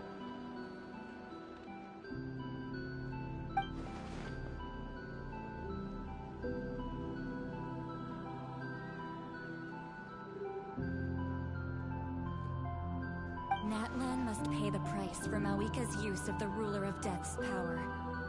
That price is death. And only Mawika's death can clear the debt. Even now that the war's over and the threat to Natlan is gone, it looks like that death is still set in stone.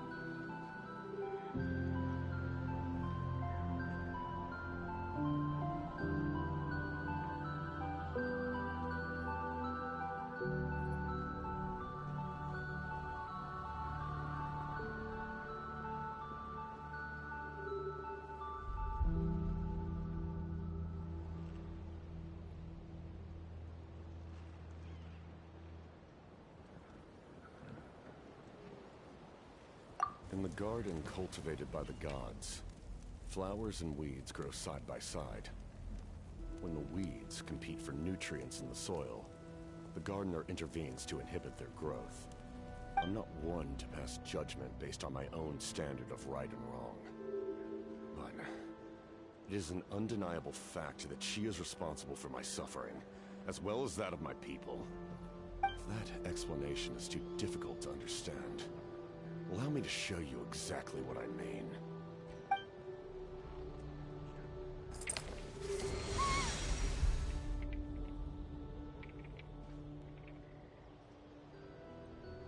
The ruler of death can freely define the form of death, or grant immortality to anyone she desires. Her power is a rule in and of itself. Faced with such an overwhelming level of power, it can feel hopeless to resist. But I am of the belief that, in this world, no destiny is unchangeable, no death inevitable, and no rule unbreakable. So, before the final moment truly arrives, we must fight harder than ever. Hey, Traveler. Paimon. Sorry, hope I didn't interrupt anything. After helping Occult land back home, I went on a small walk and happened to run into a messenger from the Scions of the Canopy. He's been looking for you everywhere. Oh, did something happen? Apparently Shilonen's ready to start forging your ancient name. She needs to check the progress of your Pilgrim's Chronicle, that device she gave you before. She invited a bunch of people to be there, including me. So let's head to the stadium once you're done here. This is a critical time for you, Traveler. It's best not to delay, so let us end our conversation for now. Best of luck to you all. Goodbye.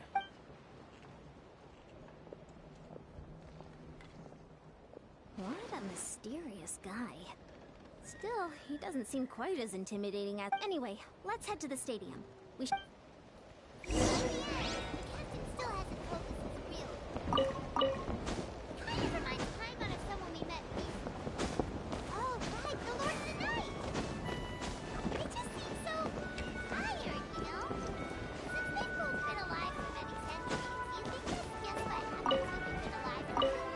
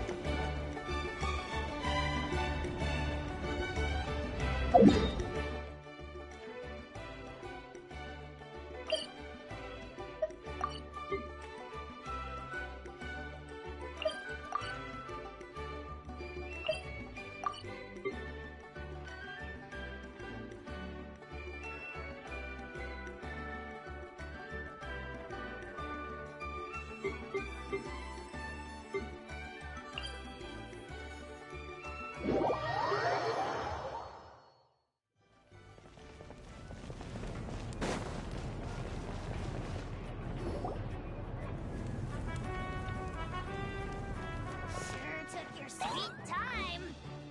Wretched scoundrels! How dare you keep the almighty Dragon Lord, Kahulaha, waiting! Kneel before us and apologize, or we'll... Don't listen to him. Each Kachina Muamani? Woo! Everyone's here! Reunited at last. Did you miss us? I brought candy and cookies to share. Of course we miss you! Ooh, you brought swords, crackers, too? Score! Just in time, Traveler. It's so stifling in here. I was just about to go outside to get some air. It's the same temperature outside. Anyway, how was the trip here?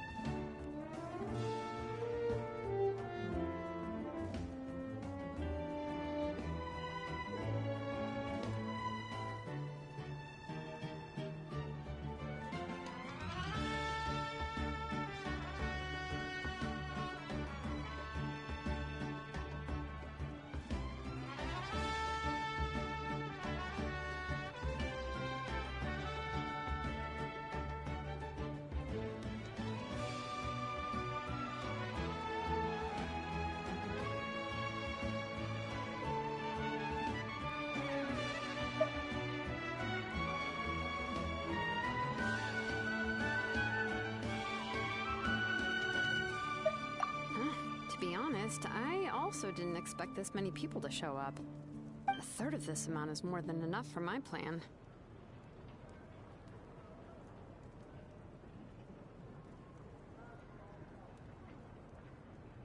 I need to ask them about you, gather their thoughts and hopes. Oh, you brought the Pilgrim's Chronicle. Okay. The progress looks good. Sorry I'm late. Chaska showing up late for something? That's a first. I had to follow a group of monsters further than expected. When I got back, I heard about what you did for my tribe. Thank you. The Traveler deserves most of the credit. Plus, if it weren't for your help during the battle, the Collective of Plenty would have suffered a lot more. We had the manpower to spare, so it's all... Okay, let's save the pleasantries for later. Alright, let me remind everyone what's going to happen. Your words will be recorded and become a part of the Traveler's... Nope. Alright, then... hold on. Oh, right, I almost forgot. Traveler, Paimon. Huh? But what? I need people's true thoughts and feelings. It's best if the subject... It's much more difficult to express those feelings to someone... You're right. Just like when Paimon doesn't have enough lore to pay for her meal, but she's too embarrassed to tell the Traveler, so she has to make up some excuse. So basically, you want us to... Oh, don't worry. This shouldn't take long. Everything Shilonen said made sense, but did you see Lolly's reaction back there? She was definitely the one who decided we should leave. But staying out here is just making Paimon even more curious about what everyone's gonna say. Anyway, you're gonna have an ancient name soon. That's so exciting! Feels like we've been in Natland for quite a while already, doesn't it?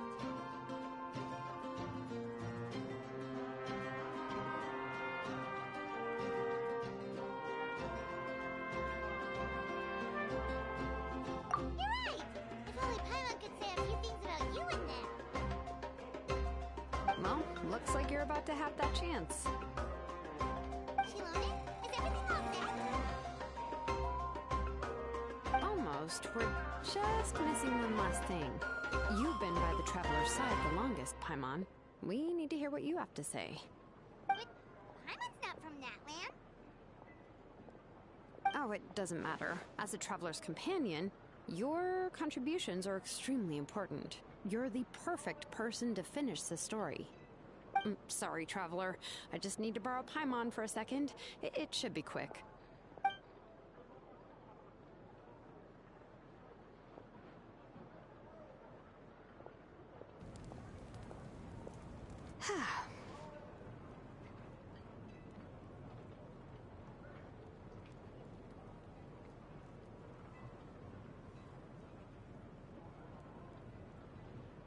Paimon gave us a lot, and I mean a lot of information. I'm not even sure the Lord of the Night managed to get all of it. Well, we've been to 6 nations already. Here, you can have the Pilgrim's Chronicle back. I'll need it when I forge the name, but you can continue your adventures in the meantime. And when the time comes, I will forge you an ancient name unlike anything that's come before, so that you, Moika, and Natlan as a whole can finally put an end to this endless war.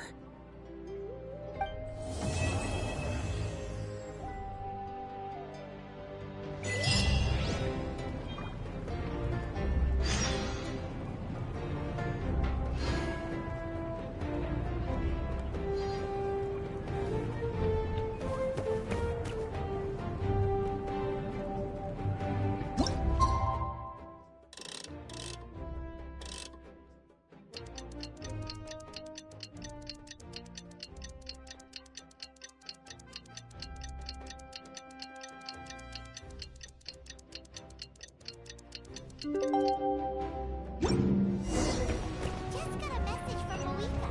She says to meet her at the Speaker's Chamber tomorrow. Does that mean your ancient name is ready to be forged?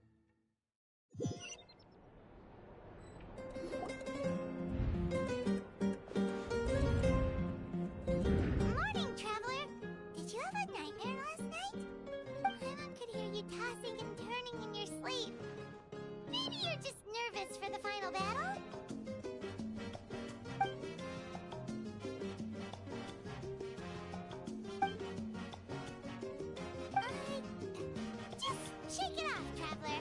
We're supposed to meet with Moika today.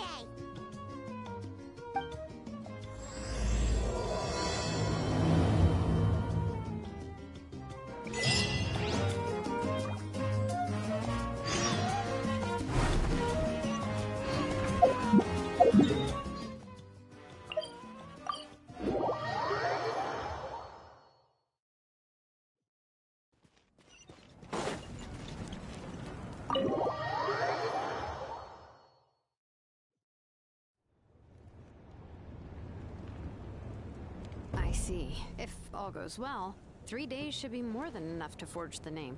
You won't need to push back the plan.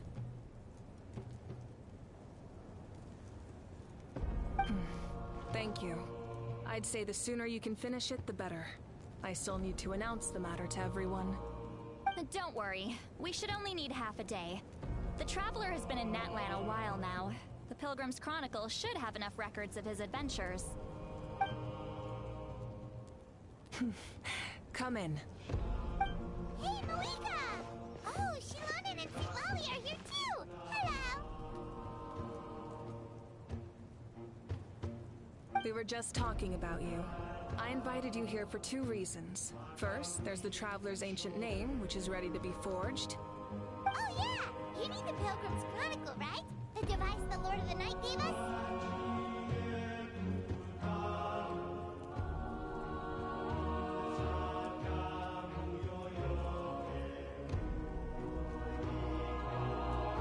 Perfect. Could I take a look?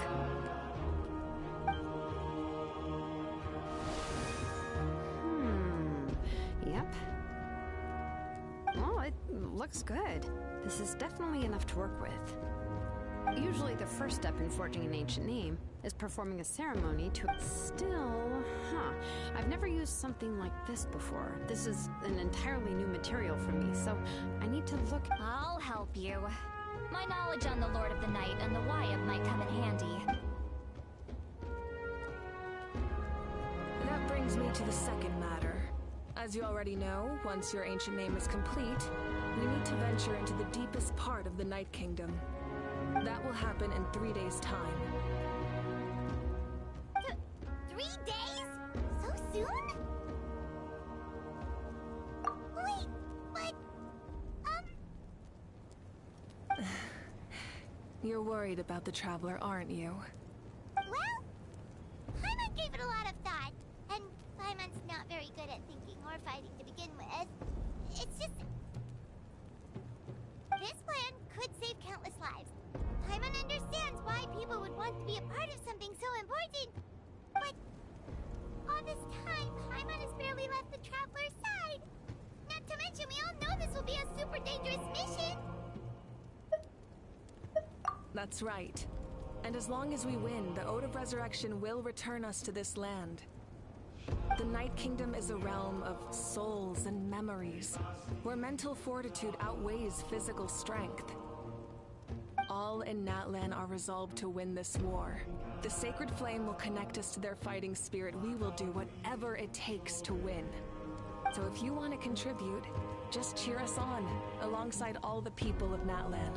For the Traveler, I'm sure your words of encouragement are among the most important. Most important? Really?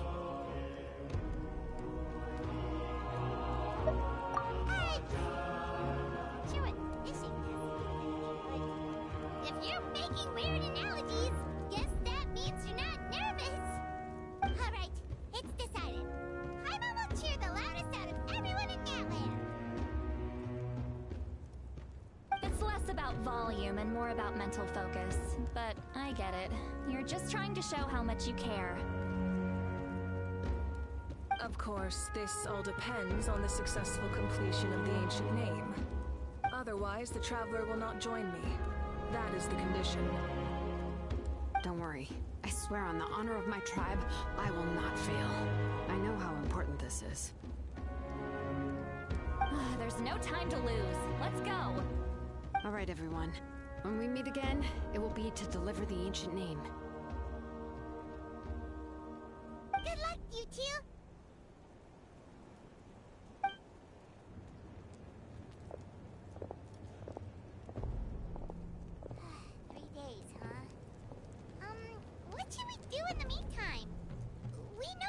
still rebuilding, so is there anything we can do to help? From what I've heard, the two of you have helped more than enough. You should take a well-deserved rest. Even if there are stray abyss monsters out there, our warriors can handle them. Don't worry.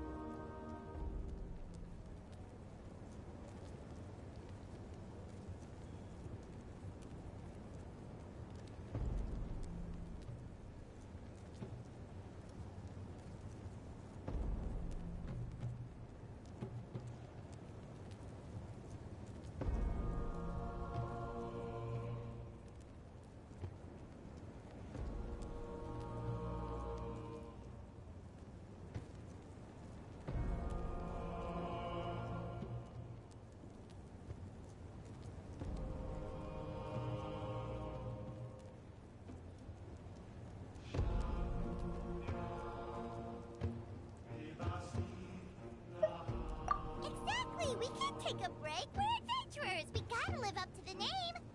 We still have a long journey ahead of us and so many places to go. The battle in 3 days is just another part of our adventure. I see.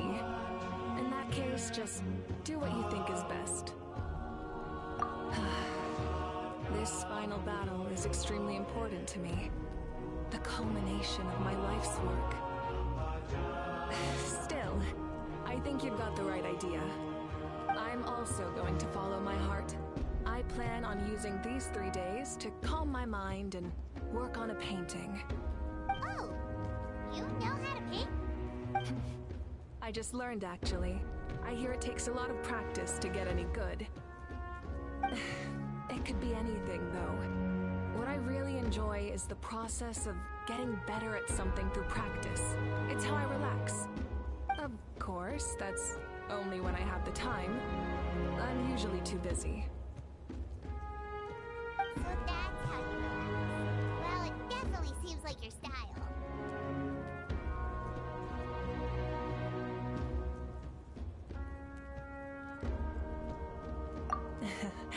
All right. Let's go our separate ways for now.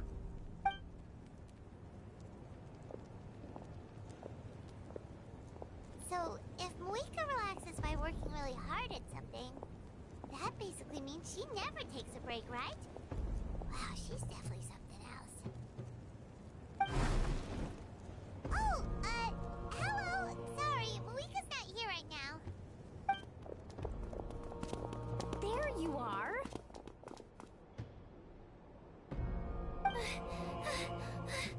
We made it!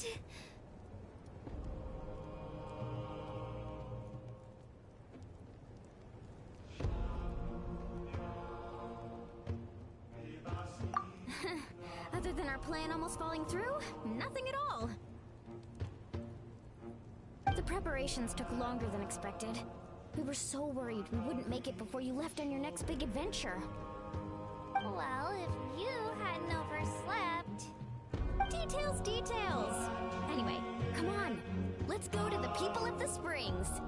Hold on. Tell us what's going on first. Oh yeah. Jumped the gun a bit there, didn't I? Basically, we know about your super important mission coming up, and we want to give you a proper send-off. Before the pilgrimage, we usually hold a huge feast. All you can eat, with meat by the tableful. Ooh, all you can eat? I knew that would pique your interest, Paimon. You can eat to your heart's content. You won't want to miss out, I promise. Of course, there's not just meat, but also all kinds of fruit, vegetables, desserts, drinks, you name it. You won't be disappointed. That sounds amazing! We're in!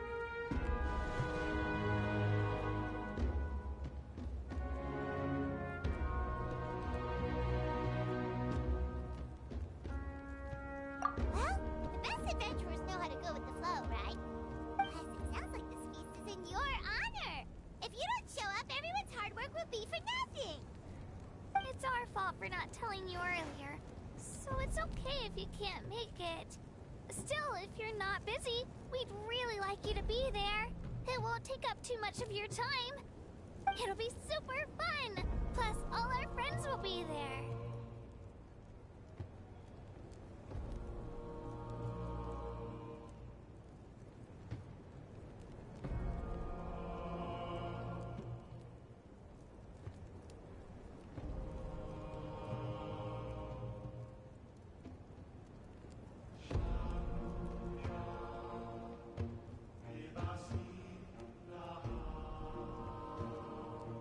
Yes, what? Huh? What's the holdup, traveler? Huh? Is that okay? It's not like we... Well, I definitely wasn't expecting that suggestion. She's the Archon, after all. But we might as well extend the invitation. The Archon is about to fight for us with everything she has. This feast is in her honor. Then who's gonna be the one to invite her? All of us, of course.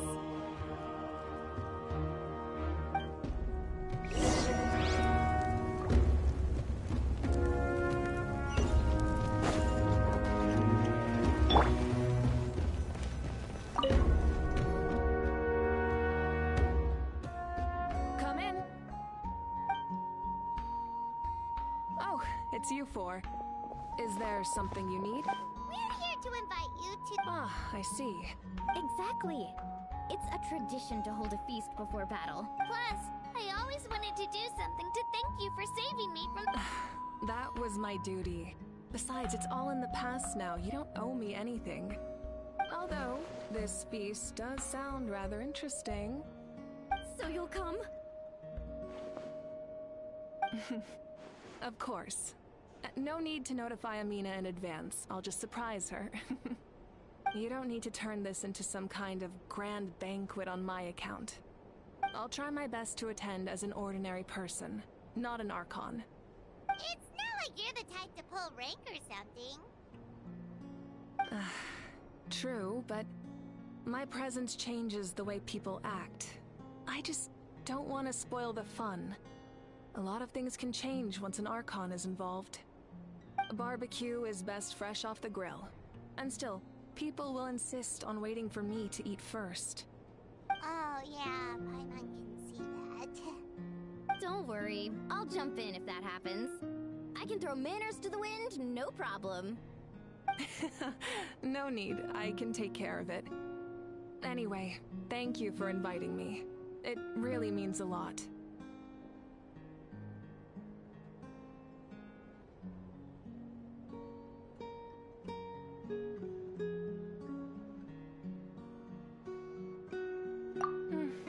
I don't need to finish it. I enjoy the process, but now there's something more interesting to do. Then let's go together. The main dish should be ready soon.